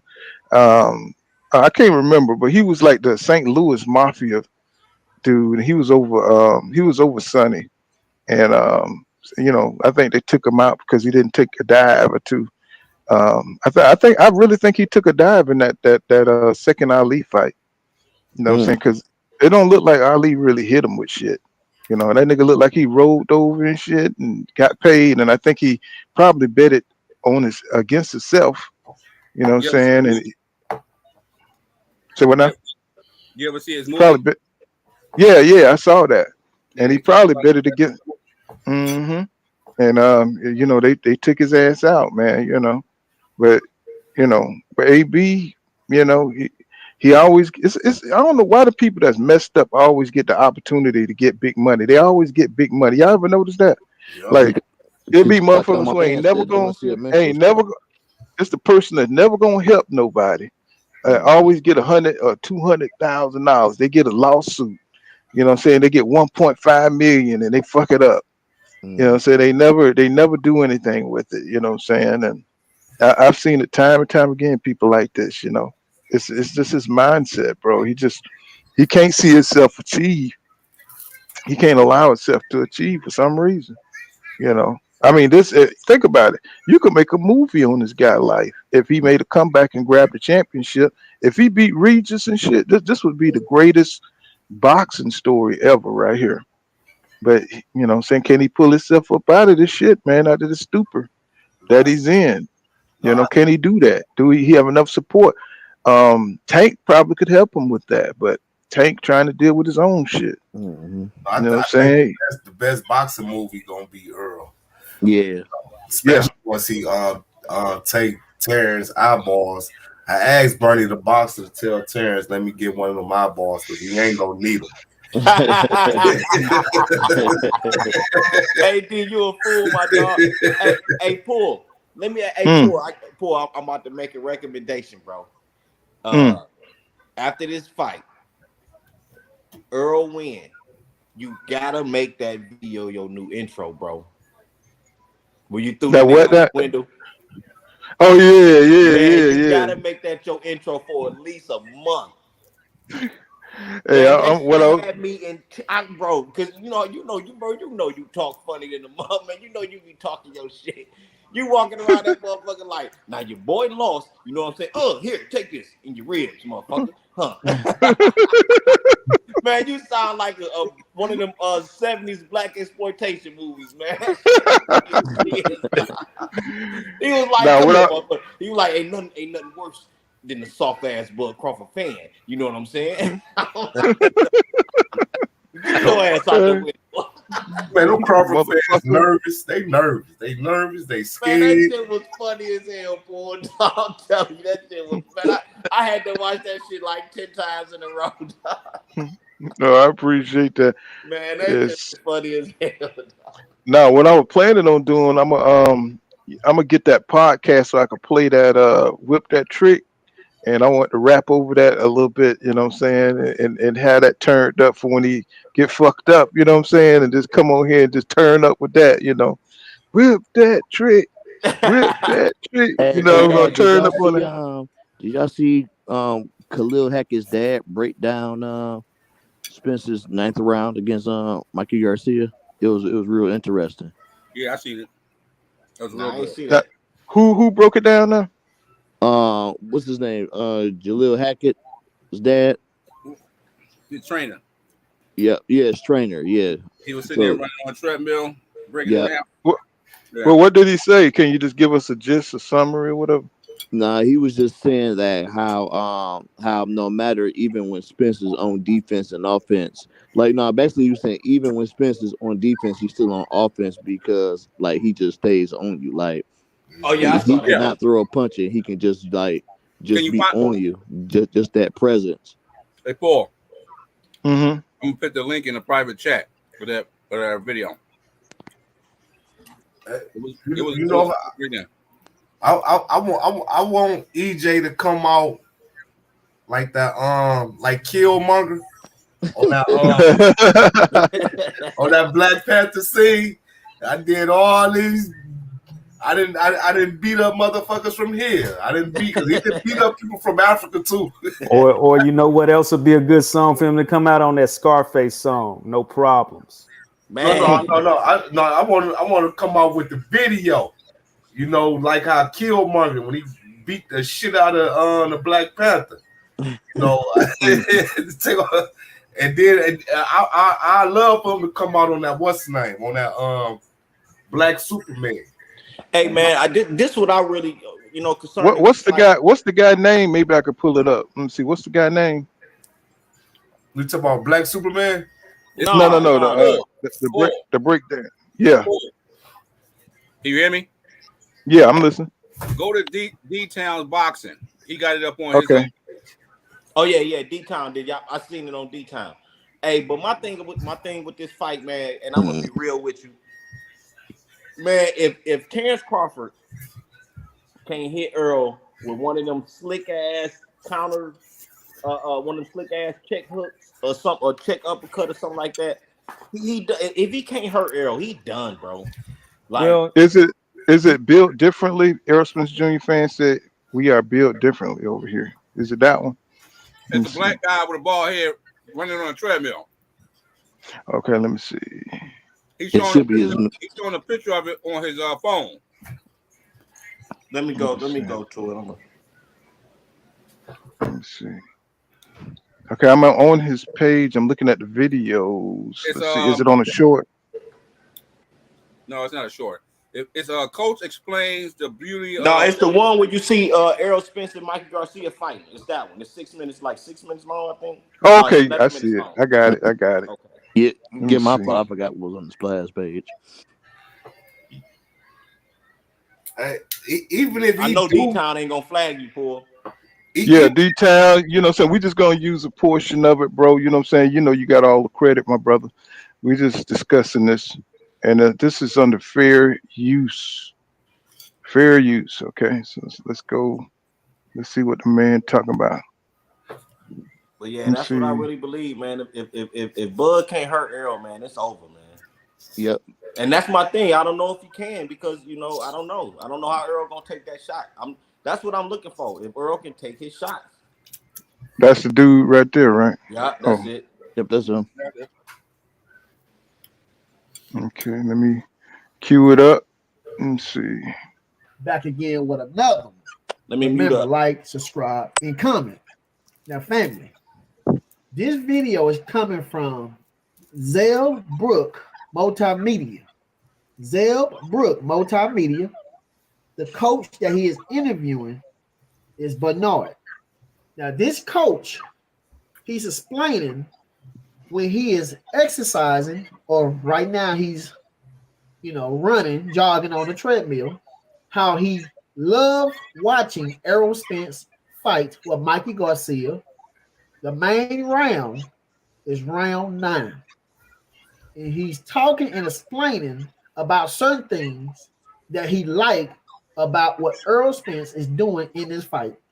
He said, not too many fighters do this. He was talking about how Errol Spence keeps that pressure. He keeps the charge. He keeps his defense up. He switches from offense back to defense, back to offense, quick as a dime. Quick, real quick. He says that Errol Spence do not let his opponents rest. He said he appreciate what Derrick James is doing. He appreciate how Errol Spence listened to his corner, received the instructions from his corner. As a matter of fact, I'm going to play a small clip of it because I want you to see that this man is working out while he's watching Errol Spence. He said that he likes to implement this into his sessions with his fighters because Oh, did It I makes change it? sense. Now, once again, Zeb. So even Hold you on. want to fight on the outside, he's showing you right now. The man's showing you boxing skills for all the people who act like Earl Spence can't box. People who were saying that Earl Spence was supposed to get Mikey Garcia out of there. Can you please show me right now where Earl Spence was doing the same thing he did with Udonis Ugas and Sean Porter and those other guys? The man is boxing Mikey Garcia. He'll throw a couple of good shots, hard shots, go back to boxing. This is the difference in between people who understand and the people who want to understand. It's a totally different thing. Let's get back into it. But like I said, I'm going to play a little bit more. And like I said, I want to give credit to Zeb Brook Multimedia. If you want the link, I can give you the link where you can see the whole thing, how this coach is breaking it down. Let's get back into it.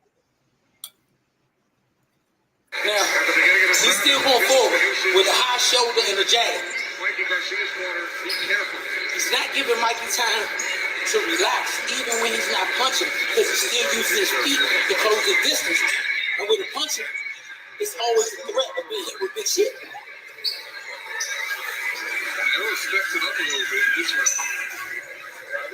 Look at the feet. So what he's saying is, even though he's not hitting you, just the point of a fighter knowing that Earl Spence is coming closer to them, it makes them tense up and believe that they're going to get hit. So they have to be in defense mode or offense mode. So it's like you never resting because Earl Spence go to the top, go to the bottom, come around the sides, you know what I'm saying? Close the distance, go back out. He can do all that in the snap of a finger.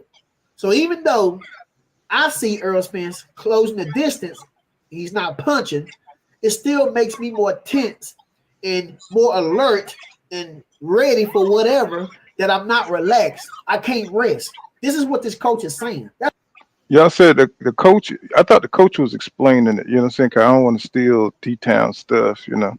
Yeah, he was. I think D-Town is pausing the video, then is talking, then playing it, then Oh, pausing it. is it on YouTube? Yeah, You it said is. Zale.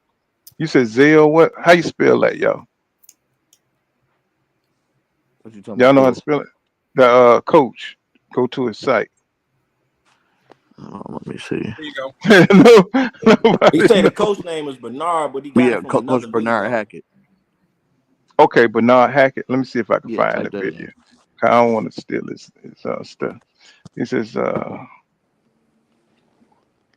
Bernard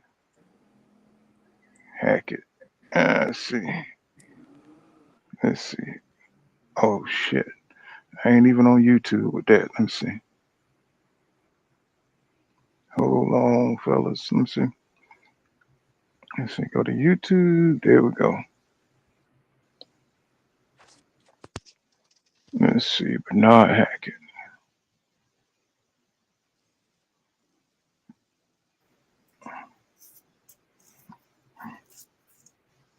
Bernard Hackett.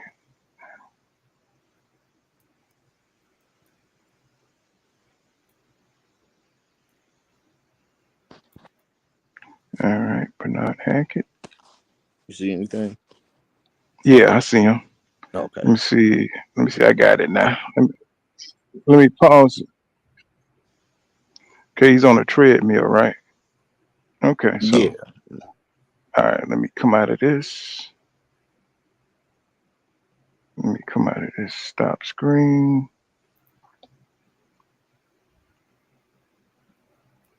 No. There we go. Okay. So, okay, I got it. Breakdown, 9th round. Got it. Y'all see that? No, I don't see nothing. Yeah, now I do. Yep. Let me see how much I can use.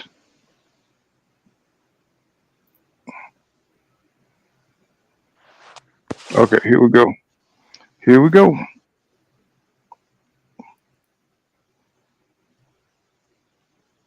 Huh. I wonder Why is not playing? Okay. Okay, hit play. That dude, but especially Earl, because he's more built like him, built for that structure. Watch this round 9 with me. I'm gonna tell you a little later. This was probably the most beautiful round 9 or any round of boxing that I've seen from a puncher. Watch how he takes his time. The pressure was consistent, never broke his pressure. But he put shots together, up and down. He changed not only speed, but he also changed power tempo, but never got away from defensive integrity. So he didn't get hit with dumb shit. That's what I call dumb shit. Jail. He got hit with dumb shit. Because Mikey's a great fighter. And this is what I'm talking about, knowing how to aggressively charge. But watch his feet. They were like a Roman soldier. They never broke stride. Watch this night round. I tell you talk about it. Look at the hand position. Real high. Beautiful. Watch his feet. Never break position. The march is still going forward. He's still marching forward. Look at the stick in front of him. Look at the defensive integrity. High hands. Down. Then he'll go up. And back down. Always changing the trajectory of the punches. So it's like you don't know how to defend. Now, those aren't speed jabs. Those are jabs that's landing with something behind, but not everything. Once he got Mikey focused on the head, he went back down to the bottom. Look how defensively he's staying with his integrity. He's still touching. That's the touch drill I work with Juliet. Now, he's still going forward with a high shoulder and a jab. He's not giving Mikey time to relax, even when he's not punching, because he's still using his feet to close the distance. And with a puncher, it's always a threat of being hit with big shit.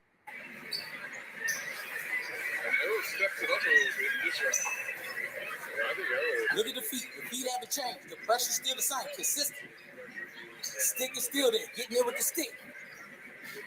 And he throws the stick when Mikey's going up so that Mikey can't get his gun out of his holster. Now watch how he start changing gears. Changing gears and the intensity of the punching power.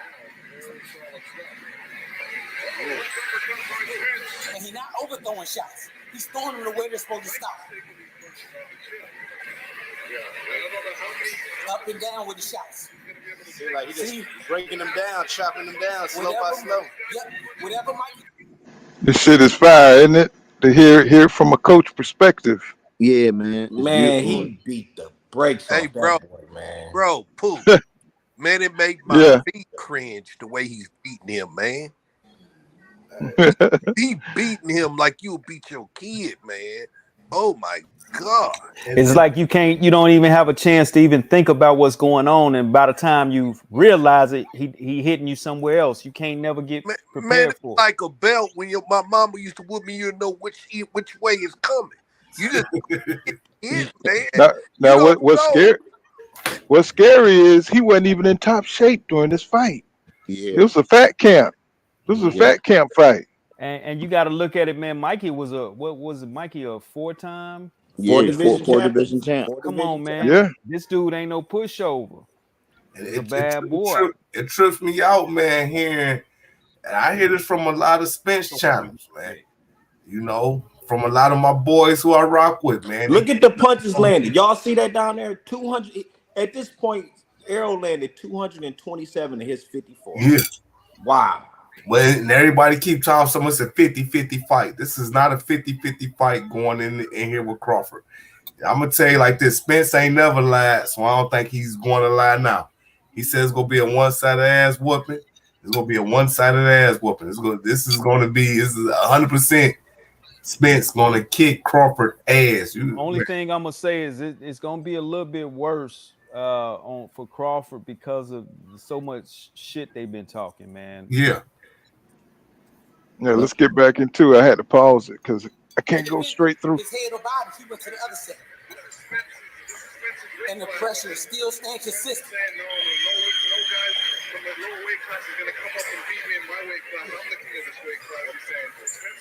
This is the level of beauty that you don't see from most punches.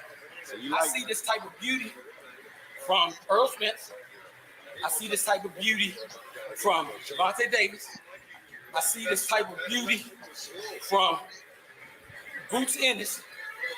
And when I say beauty, I mean stalking a man down, but using defense and good offense, not separate one from the other. That's the part that makes you complete. So when I make Jalil do them drills on the bag, 15, 20 minutes, constantly letting your hands go. Because when you start to get tired, your brain got to kick in. Your integrity of the defense got to kick in. So I watch this round, I watch over and over again. Because in order for me to instill it in Jalil, I got to make it a part of my program. You know, I appreciate the way Derek James coach, the way Earl receives coaching, because that's another avenue. If you watch him in the corner, Earl receives coaching. I know, I got it. He receives it. Teamwork. Every young fighter don't always think that because they think, I got this. But that's the purpose of the team. So not only am I watching the way the boxing's going, I'm watching the way the corner operates. Look how he used the jab and palm up there and see what he could take. What good combination of Errol Spence Jr. Man, I cannot wait for this fight, man. It's gonna be a great fight. Oh yeah, it's gonna be great. I gotta get off 20 seconds. Yeah, I want to use all of it.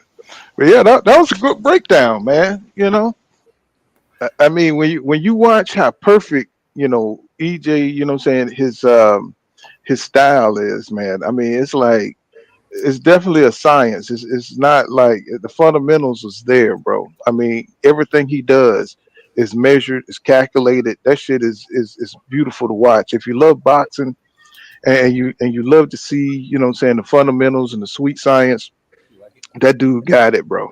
That dude got it. The only thing I don't like about Spence style is when he ducks down like he did with Ugas and he was getting hit. Mm-hmm. That's the only thing I didn't like. I didn't like that. But he did you know what I'm saying, learn from that and stop blocking that right hook that Ugas was throwing, and you know, he does catch on pretty fast. But you know, that little thing where he stoop over and he kind of goes to the other side and he got caught on that side. I was like, damn. I was like, what the hell, bro? What you doing? And you know what I'm saying? He got caught a couple of times later on, but you know, shit, by that time you be so broke down to the body, it's ridiculous. He don't have the power to really hurt him. Just like Mikey. Like when he broke Mikey down, he ain't had no power in them last rounds, bro. I mean, he hit EJ flush. He couldn't hurt him. Man, You know Robert wanted to stop the fight. I think around 8 when he asked him to stop Yeah, the Robert fight. like, man, I'm gonna stop this. He like, no. And he was Robert just should have surviving. stopped He was just surviving. He knew he was through. He was just surviving. And you know what's crazy is they always use this fight to down EJ, but you could see he was clearly trying to teach Mikey a lesson. Yeah, he You was know, cruising on him. right? You can see he was just beating him up. That's all he did. But you know, that's what EJ do. He go in there and beat your ass up. You know, I think it's going to be a shock for a lot of Crawford fans to see. You know, they don't understand. Maybe they do understand, and maybe they just wishful thinking that this man haven't fought somebody, you know, on his level. When you fight somebody on your level, you can't do all that bullshit. You know, you do to other guys. You know, I mean, you might be able to hurt EJ, but shit, it ain't nothing EJ hasn't faced with Danny Garcia, Kell Brook. They were strong punches too. You know And what I'm I saying? don't think nobody coming up for 135. If that coming up for contact 135 can hit Errol with something that's gonna hurt him. Yeah, it's that just not contact gonna happen. could hurt him. And if Errol hit that dude, if Errol get in the inside, which he's gonna do, but if he get one of them hooks off that he got on Sean Porter, it's over for that dude. Like right on the money, on that chin, right on the money. It's over for Terrence Crawford. Terrence Crawford ain't gonna take that like Sean took it. Mm-hmm. And yeah, you know, I already know the day after Bernie the boxer, he gonna be. He ain't had to hit him that hard. Why he hit him that hard? that dude be tripping right there. What's going on, Pedro Torres? He says EJ's eating Michael up. Gant says EJ was switching at the same time. If you notice, man, EJ is more craftier than a lot of people give him. You know, so they don't see the little things he be doing in the ring. You know, what I'm saying it's because they be overlooking his offense. They be overlooking. They be looking at their favorite guy. They be wanting them to get beat. They be looking at the other guy's offense, but they don't look at what EJ be doing. And he's at You Pedro, know, so he's gonna I used to be go a ahead. real fan of the counter puncher. Can you eat the rest Like of that food, man? dealing with Floyd, I was dealing with Money May. I was a real fan of the counter puncher, man. But Earl has And Roy, changed my mind, man. I like that pressure now. I'm really not a fan of the counter punches. Like you know, like I love Shakur Stevenson. You know what I'm saying? I think he'd be a beast if he come forward more, which he do. He do come forward once he realizes his opponent can't hurt him. But I yeah, like it's a Crawford style. Him and Crawford fight a lot alike. I think Shakur better than Crawford though. Yeah, he's younger right now. I mean, you know what I'm saying? He's in that prime. You know what I'm saying? So all he doing is spending time in the gym. That boy, that's crazy as hell, like Floyd. I think say he hold his own with Crawford. So what do you think Shakur would do with Spence? Well, who you think style he took after? You know what I'm saying? The guy, that's his teacher right there. You know, he's taking what Crawford do, and he's improving upon it because he's younger, he's more vital. But that's the guy who taught him that shit. I bet you he wouldn't spar with Spence. Oh hell no! That's the reason why he had to break away from Spence, because he knew, and it's gonna be a point in time, being in that gym with Earl, he was going to have to get in there and spar with him. So When he said, they say Errol made Adrien Broner cry in that motherfucking sparring match. They said he knocked his ass out too. They say he knocked him out. You know, he would never answer the shit, but you already knew by the way he was looking. You know what I'm saying? He didn't want to throw no dirt on the man's name. And that's a new thing, the way they exposing the sparring thing now. You know, that's like, you know what I'm saying, how they talking about the sparring, I want them to stop sparring. that shit, man. I don't want to hear about sparring. I really don't, man. Keep that shit a secret like it's been.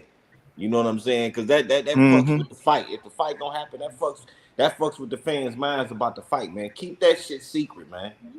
And I can't wait till Crawford hit Spence with one of those little check hooks or something, and Spence wipe that shit off his chin, wipe it right off his lip, and look at him and smile. Crawford Hey, I know what I wonder too, man. Who is Terrence Crawford sparring, man? Because I hope he's not sparring his friend Steven. He's sparring Carlos Adames. He's sparring Carlos Adames. And that ain't gonna be enough. They said the other guy. Well, that's good for the power and the pressure. That's a good sparring partner for the power and the pressure. That's good. Oh yeah, I mean, if he might break his ass down too. You know what I'm saying? Because he can fuck around and get hurt messing with Carlos Adames. Oh yeah. You know, Carlos compared to him, he's just a little high school kid. You know what I'm saying? That dude big as shit, man. We just saw him destroy Julian Williams, bro. I mean, man, that was J-Rock, man. J-Rock ain't got no punch resistance. J-Rock is a good fighter, man. He's a very good fighter, man. But his punch resistance is not there. It's gone. Like his best performance was with Jared Hurd, man. They was going at it, and he was taking Jared Hurd shit. He was cracking the shit out of Jared Hurd. Yeah. Man, but after that, man, I think that fight took too much out of him.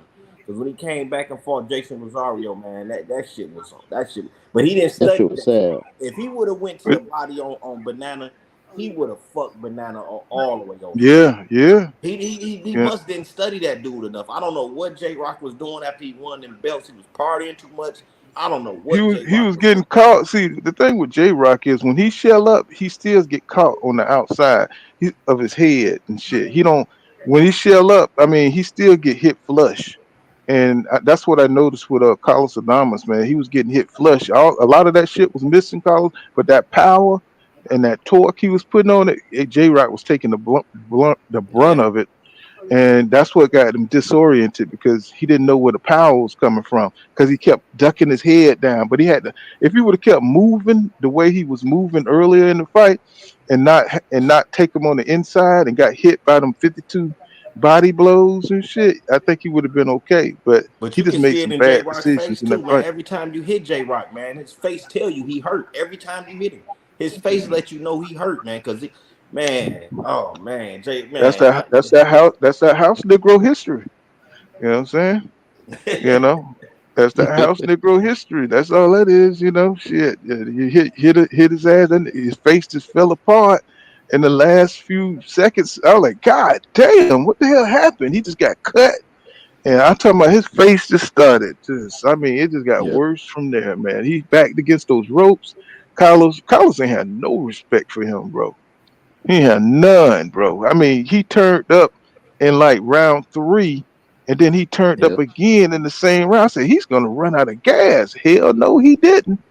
So you can see J Rock just didn't have the tank to deal with this dude. Some dudes just, you know what I'm saying, they got that stamina like EJ, and they believe in themselves, and they're on another level. And that right now, Carlos Adames is on another level.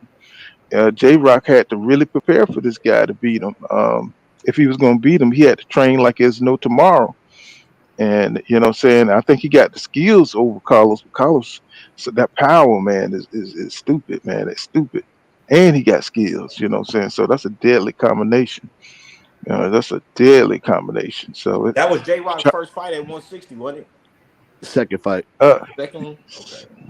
I tell you what, Jamal, I mean Jamal, he better go on up there and fight Canelo and shit. You know what I'm saying? You know, cause that dude there, he gonna have to be on his P's and Q's. Cause if he beat Canelo, that'll be a good fight. He'll be back in the mix. Man, that nigga Uh, better have a 30-week training camp. He need more than that. Who do this guy train? Who's speaking?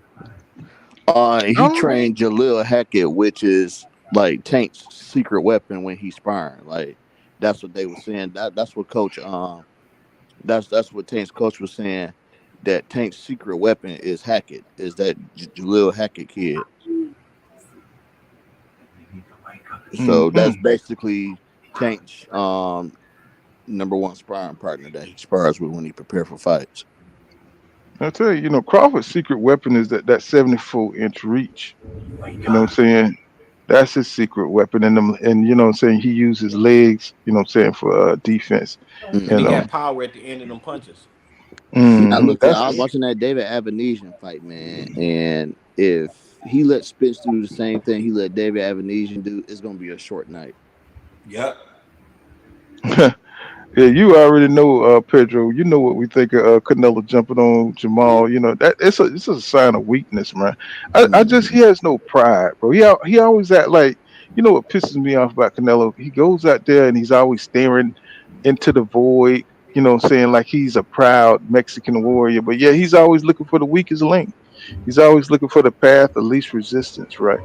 And he fight after ducking this man after division. You know what I'm saying? From what, 2, 3 divisions, you know what I'm saying? Now the man been out of the ring for 2 years, here he come. You know what I'm saying? I made videos way back, just looking at how this dude he's a vulture, man. You know what I'm saying? He's a scavenger. He's always looking for somebody weak, man, to beat. I don't respect that, man. I just don't. I don't look at him like he a top dude, man. Because if you beat the dudes at their best, then you get the respect, win or lose, bro. Win or lose. He didn't fight Triple G till he got old, bro. He could have been fought Triple G. You know what I'm saying? He didn't have to fight Triple G when he was at that age. Triple G would have whipped his ass and shit a couple of years earlier, but he wouldn't dare jump into the ring against an active dude like that. Yep. That's my problem with Canelo. He don't want you fresh. He don't want you on top of your game. You know what I'm saying? He wants you off your game. And that's why I like, man, this dude, man, I don't understand his fans, but it is what it is. They need somebody. I respected Marquez way more than I respect Canelo. I think Juan Marquez was a class act, bro. Yep, and Win he or fought in lose, win or lose, he went for the best. He fought everybody. He didn't care about no black people. He didn't care what you was, but he wanted you at your best. You know what I'm saying? And that's what I respected about him. I went back and watched that goddamn Tim Bradley Lamont Peterson fight. Man, I forgot Tim Bradley can really fight. He can box and shit. You know what I'm saying? But he ain't no fool either. You know what I'm saying? He wasn't about to fight no EJ. No, be You know what retired I'm sooner. saying? No, I'm done. I fought Pacquiao. That's all he said. I fought Pacquiao. You know what I'm saying? I fought Pacquiao, man. What you talking about? I fought Pacquiao. I'm a 2 division champion. You know what I'm saying? I'm like, bro, come on, man. I mean, I understand. Just say you don't want to fight the man because he too young and frisky for you, bro. You know what I'm saying? You can't deal with it. And so Canelo refused to defend against. Oh yeah, he man. When they call him the Mexican monster for a reason, Pedro. That's one of my favorite fighters at 168. Man, that dude, I love his attitude. Yeah, and even though people saying he won't fight David Morrell, he's the only reason why David Benavidez won't fight David what's his name, David Morrell Jr. is because he want that Canelo fight. That's what he want. That's the only reason, because he want to leave his options open. And I think he just don't want that possibility. He don't want to close that possibility with Canelo coming to the PBC. Now, is he worried that that's the reason it's a high risk, low reward fight for him? You see what I'm saying? So I bet you if he got that Canelo fight, he'll fight him next. After he get that Canelo money. You know what I'm saying? If Canelo don't mess up the bag over at the PBC. That's another thing I want to talk to you guys about. Y'all see, your boy out here still talking about PBC going broke and all this kind of shit. I'm not a PBC lover. I'm not a PBC lover, but I'm just like, why is the people on a campaign, you know what I'm saying, to tear down? They're giving us the best fights possible. We getting the Aerosmith Jr. Fight. We done got the Caleb Plant Benavidez fight. We done got so many damn good fights. You know what I'm saying? We just watched Carlos Adames and Julius Williams, bro. I done forgot shit. Most of the damn fights we done seen. We got Tim Zoo and Tony Harrison. We got they really PBC is giving us all the best matchups. Yep. Right now. So why would they put on this pony act? You know what I'm saying? Like the PBC is come on, bro. And we looking at all the great fights that they're putting on. We're looking at the deals that they're making. And it's like it just don't make no sense to me. Why put out that kind of propaganda? Yeah, it makes sense. He's showing you what type of brother he is. He's willing to go down with the ship, because he's figuring maybe one day in the future PBC is going to fold up shop. So he's going to keep on screaming this until he say he's right. He did a video just the other day saying how he was right about something about the negotiations with Earl and Terrence. And I was like, oh, so you were just waiting for something to turn your way to say you're right instead of apologizing to the people. So he's going to keep on doing that and not apologizing, and getting back on the people's side until, it turns into his favor. Then he's going to take credit for it. I know exactly what you're talking about. See, I told you. Yeah, I know who you're talking about too. He's bugging out. I was watching it and I was like, I seen how many people was watching him. It was like 120. And I was like, that's exactly what you get. he ain't been the same since Kenny Porter dealt with him. Well, I'm not talking about Frank or Fred. I'm talking about the other brother. Oh, okay. Yeah. Well, him too. Fred too. Fred be tripping, man. It's like they just like they got voodoo dolls, you know what I'm saying? And they're hoping that they're putting pins in it, hoping with PBC, hoping the PBC fucking fall. I just don't get it. That's like, bro, even if PBC top rank, all them guys fail the zone, guess what? BLK Prime still ain't gonna be shit. You know what I'm saying? It still ain't gonna be shit, bro, because they don't have a good business model. You know what I'm saying? It's like they don't put on good productions. So this shit is just kind of insane to me. It's like, why not try to black man? Straight up. If you got so many connections, get on in the PBC. Mm-hmm. You know what I'm saying? I mean, Get on with Golden Boy. Get on with somebody that's reputable. Not don't go with some fringe company that ain't putting on no fights. You know what I'm saying? That shit is embarrassing. You're like you done sold out your whole thing that you built up. You know what I'm saying, for this bullshit. You know what I'm saying? Just to get a piece of the action, to go to that's like going to Goodyear and shit and getting a job. You know what I'm saying? Not Goodyear, goddamn Goodwill. You It's like got going to Good. Mm-hmm. you got to remember these two brothers have been around for a while talking boxing, and ain't nobody really reached out to them to pull them in. That Right. Daniel Canahan bullshit. The media, they go online and watch and see who's who's popping, and these brothers seem appealing to them, and that's the reason probably why they reached out to the one and pulled him in and try to connect with him, and so he can pull in his boxing audience. But his boxing audience then struck big time since that company fell apart. Big time shrunk. Mm-hmm. Yeah. I was amazed when I looked over and I saw how many people was actually watching. I was like, damn, this dude used to have thousands of watchers when he did a live, and that's it. And he's just on there, just demeaning his viewers, and it's weird. Now I know this gonna be fucked up. I know this gonna be fucked up, but I'm full kind of boxer. I don't give a damn.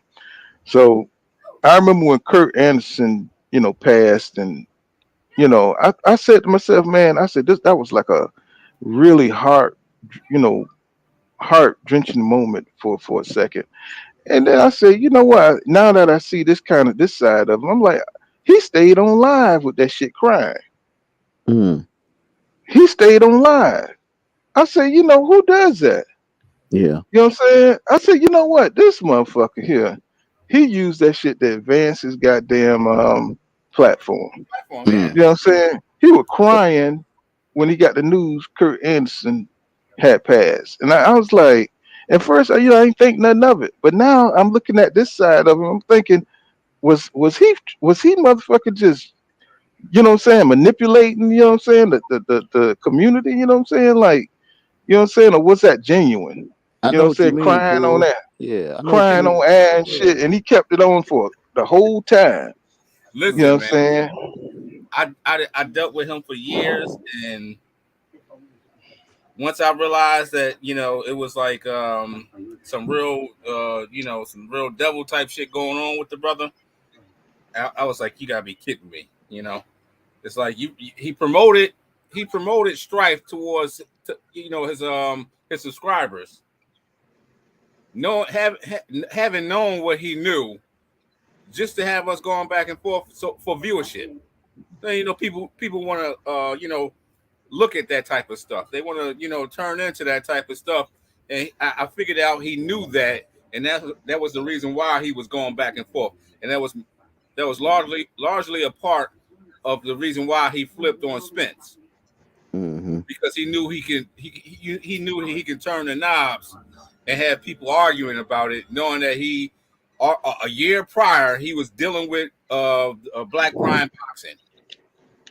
He almost slipped out one night on a live broadcast, saying that he had something in the works that was going to be real big for boxing, and he started to say the name, and then he stopped. And then I was like, "Yo," Mm-hmm. so at that point in time, I was looking for him to announce something months on down the line, something that he was dealing with, and then it ended up coming out to be Black Prime, because at that point in time, the Terrence Crawford and the Bud negotiation, Terrence Crawford and Earl negotiation started happening, and I think it was Black Prime who reached out to him to set him up with that interview at 7-Eleven with Bud. Like he said, it was like a mystical, something that's magically happened. Nah, that was a setup. They had an appointment to have, and that's how that went. Mm-hmm. Yeah. So it wasn't no Slurpees exchanged or nothing like that. Think about it. What was Bud doing? Here's a good thing to think about. What was Bud doing in the time? Because he's nowhere near New York, right? So what is he doing in New York? And what is Bud doing in the time that he's in New York? He's trying to sell himself. I think that was the same time that Maurice Hooker fight that happened. He's trying to sell himself. No. He had meetings with Jay-Z, and he's meeting with people trying to get them to promote him for the BLK garbage, and to set up an Earl fight. He was trying to sell that fight to people. Mm-hmm. And so, and Blue had already stated almost a year before that he had something big in the makings because he had he broadcast on their he was a commentator on that broadcast. He was a commentator, right? Yep. That was something that was already in the works for him. That's not something that they just brought him in all of a sudden because of some Terrence Crawford. He was already there dealing with them before the Terrence Crawford stuff. So he makes it. He puts it out there like everybody hating on him because he got a deal and he got inside boxing and he's big. And when I started hearing all that shit, I was like, bro, That brother up and moved and everything. I'm like, bro, come on, man. It was like, is that really how you're gonna go out, man? Like making everybody look like they hate on your success, bro. Everybody was rocking with your success. What are you talking about? Yeah, What it was people just how you hated, flipped. people hated the propaganda that you became like Bud Crawford PR person. Every video, every narrative that came out, you start trying to attack the narrative by twisting yourself from pretzels. Oh, Bud Crawford, he signed everything he needed to sign. No, he didn't. Trying to He promote did not sign. trying to promote that Yeah, man to get more money and all types of weird shit. I would have been like fine with him crossing over to Crawford if he didn't have us fighting back and forth with each other on the lives. If he didn't have us doing all that weird shit and bringing on people from the Crawford side and having the Spence people fighting and arguing and all that weird stuff, knowing what he knew, I would have been fine if he would have told us what was going on, because then I would have had a better understanding. But for months, it's like I stopped watching the Eagles maybe about 10 to 15 years ago because I got tired of them motherfuckers going to the the playoffs and end up losing. It got to the point where my heart was already bad because of all these different medications and shit. So I was like, having heart problems just watching the Eagles. It became hard to watch my favorite sport having heart conditions when these dudes is getting and then laying an egg. So when that brother did that and I caught on to the fact that he knew all that, I was like, man, you got us fighting. we'll smoke this over. Look how they went to try to get the Boots fight. Now I want y'all to see if y'all agree with me or not. I was around for Right, that too. right. So they go to Bozy and they tried to make a little side deal with Bozy. They didn't want Bozy to go to what's his name for Showtime. What's the guy name that's over Showtime? What's his name? Who? Steven. Yeah, Steven Espinosa, right? They didn't want that. See, what I think is they didn't want him to go to Steven Espinosa. They wanted them to just sign Bozy. They wanted him to sign with them. And when Bozy took it to Steven and he got wind of it, saying the call became bullshit. Saying that they could put something together. See, because they want BLK Prime. They want the shit to be on BLK Prime, right? So they tried to go, which is, I think, against the Muhammad Ali Act. Saying you can't go after fighters like that. Saying you can't. They tried to do a little backdoor deal and the shit blew up in their face. Yeah, saying? And the thing about that, he went through all the wrong channels. He went through all the wrong channels to do that because at the time when that stuff started happening, I think I was still watching, and I'm in Philly. That kid got a manager or an advisor or something, and Blue totally went around that dude to talk to the father and the trainer instead of going to the advisor. When the advisor had a deal with Steven Espinosa, and Espinosa came out and made a video about it, explaining what that was. Like he went totally around the advisor to try to sneak his way in to try to steal. When this guy got a contract with the guy, so his father was like, "No, that was never going to happen from the beginning because we're dealing with somebody that deals with Steven Espinosa." And I was like, "Well, that was just plain old fucking stupid." Like if you would have known that, you would have either went the right direction or you would have just left it alone. But you broadcast it. And now he's taking credit for it. Like you see him actually come out and say that, yeah, that's what he did. And what up? Go ahead.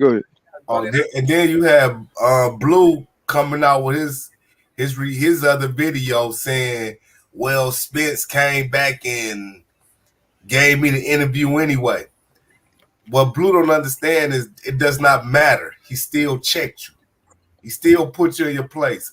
and you let it be known to the whole world that BLK, the whatever it's called, is no longer. So you still got put in your place. He tried to go off on everybody, man. That and see, and this is the crazy part. I wish he would have been successful. You know what I'm saying? Over there. You know what I'm saying? He think people hating on him and don't want him to succeed. You know what I'm saying? But sometimes everything good ain't good for you, bro. Everything that helps you out, or all money ain't good money. You know what I'm saying? Just like you If said, you like Earl said that also, all money ain't good money. But he did succeed. He did succeed. He went from being where he was to somewhere else. He got what he needed to get out of it. Now he just need to move on and try to, correct his try to correct himself and get back with doing what he need to be doing or whatever. But he succeeded. But they well, I'm just saying, like look at his credibility though, bro. Oh You no, know what no, I'm saying? he succeeded in. It's Hmm. like he basically is doing what Crawford is doing right now. He's filling his pockets, and that's all. At that point in time, that's all he could see was filling his pockets. no, If he that was ain't. How much you think he got for that? He didn't get. well, he didn't move to Long Island, so he didn't got something better than where he was because he was living in an already spot, but now he got a better spot. Oh, Okay. okay. Yeah, I don't really know. Yeah, he came out on top with a couple dollars in his pocket to upgrade his house, his living space. So he succeeded. Yeah, but he could At have that got point. double. That company was never in the business of the blue blood business. They wasn't going to Let me keep him let me, let around. me tell you something. Blue Blood was on the verge of owning YouTube, man. That dude, his content is so goddamn good, bro. It's like, but if he just could have kept the integrity part together, But I guess if you look at the Dan Raphaels, you look at the, what I'm saying, you look at all the reporters, Mike Benson's, what I'm saying, they still successful, even though they ain't got no goddamn integrity. You know what I'm saying? So he could just join the ranks with them. You know what I'm saying? His talent's gonna carry him over. Yeah, But at this point in time, let me turn this down. So I got my television on right here. I don't know why that's that loud, but okay. At this point in time, with like a Black Fight fan and the LBC, I keep getting that wrong. However, LDBC. yeah, LDBC. At this point in time, with them taking the backstage and stepping away for a while or whatever it is they got going on, he would have rose a little bit more. His stock would have rose a little bit more. But I guess whatever he had going on then outweighed what was going on now with him losing credibility. So it is what it Right. is. He took a chance. He jumped out there, and now he just needs to fix himself. And like I don't see too many people dealing with him in that world right now anyway, because he's been wrong on many accounts over the years, and he's been checked by like Leonard Ellaby checked him. He had a thing with him. Terrence Crawford and Earl Spence situation, that thing happened. So that leads me to, and this is years ago when Leonard said something to him about whatever he was spitting out there. So that leads me to believe, like, they wasn't fucking with him too much when he came around anyway. Well, I just hate that he killed the whole vibe that he had built. You know what I'm saying? Like, Yeah. the thing, you really believed in Blue, and you believed in his morals. You believed in what stand on your square. He used to always say that, stand on your square. And That's good though. That's a good thing that he went the way he was going, being like he was an undercover snake. Because now I'm over here, and now I'm dealing with I'm watching other people, and these platforms are a lot better than what he had going on. Because you didn't, like, before, I didn't get online, and I didn't talk to any of you guys like that. I will sit there and watch.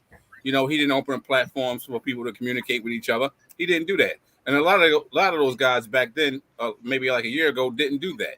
Like you had me on all the time.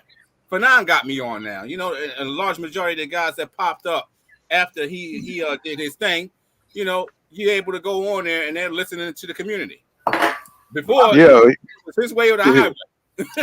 I've been stopped rocking. I had stopped rocking with Blue way before then, because when he used to be like hit the like button and then he would smack his lips. I know a lot of people hated that. A lot of people hated that. I said, man, you got me twisted, man. I'm out of here. Especially after old boy passed. That's what I but let me tell you something. Let me tell you something. A lot of content creators have matured, over time because I mean, some of the best content creators, like Champside. Champside used to be a motherfucker over there, boy, and he calmed down and found his stride. You know what I'm saying? His content was always, supernatural to me. But he calmed down, man. He used to be going off on folks and shit, and he get into these rants and stuff, and he even went off on me one time. But I just let. But his stuff got so good now, man. It's like he don't do all that. He's just so smooth, calm with it now. You know what I'm saying? But they go through phases. You know what I'm saying? You go through phases on this, learning the people. You know what I'm saying, and talking to the people and. Champ said he used to do interviews. Now he just chill out, what I'm saying, where he at and do it from there. He don't try to go out in the field as much no more. So you find your stride though. Yeah, I made a mistake of calling Champside Boxing Eagle one time, man, because to me they sound just alike. And man, he got the going on me. And I say, my bad, man. Shit, Champside, And then he was like, "It's cool, man. I ain't know if you was a troll or not." I'm like, "Nah, man." but Boxing Ego, he gets a lot of his swag from Champside. Always promoting himself, and so he takes a lot from different people. I've seen him, takes different phrases from smaller content creators. So everybody watch each other and stuff. They really do. You may not think so, but they do. I be listening and I'm like, oh, when he said an eye collector, I said, oh, he got that shit from Marlo TV and shit, You know what I'm saying? He got that shit, you know what I'm saying? He was trying to act like he the only person that came out with that. And I'm like, no, you didn't, bro. You stole that shit, you know what I'm saying? Hey Yeah, guys, much respect to you guys. I'm about to pull out, but yes, sir. I sure appreciate y'all for having me on, man. Just giving shouts out to everybody on the panel, and thank you, Pool Counter, man, for having me once again, man. And it's always a pleasure, man. I love it. Hey, no doubt, man. We're gonna open up the panel, the different, things that happen in the community, so we don't just have to keep it boxing, but we're gonna put our boxing in there. Oh, Boxing absolutely, first. man. But we're gonna open it up to more things we see going on in the community just to keep it fresh. Oh, You know what I'm absolutely. saying? So I I think definitely it's a good thing too. Hey, for kind of boxing, I think you need to you need to put on some, because you got myself as a conscious brother, and I know one of the guys on here, I know they religion, they're Hebrew brother. So you put on some of those debates, man. You will be shocked how many people tune in to those type of debates. But if you look at the Sonettas and you look at a lot of these conscious, even with the a lot of the Hebrew stations, man, those people got a lot of followers because a lot of people is tuning in to that type of content.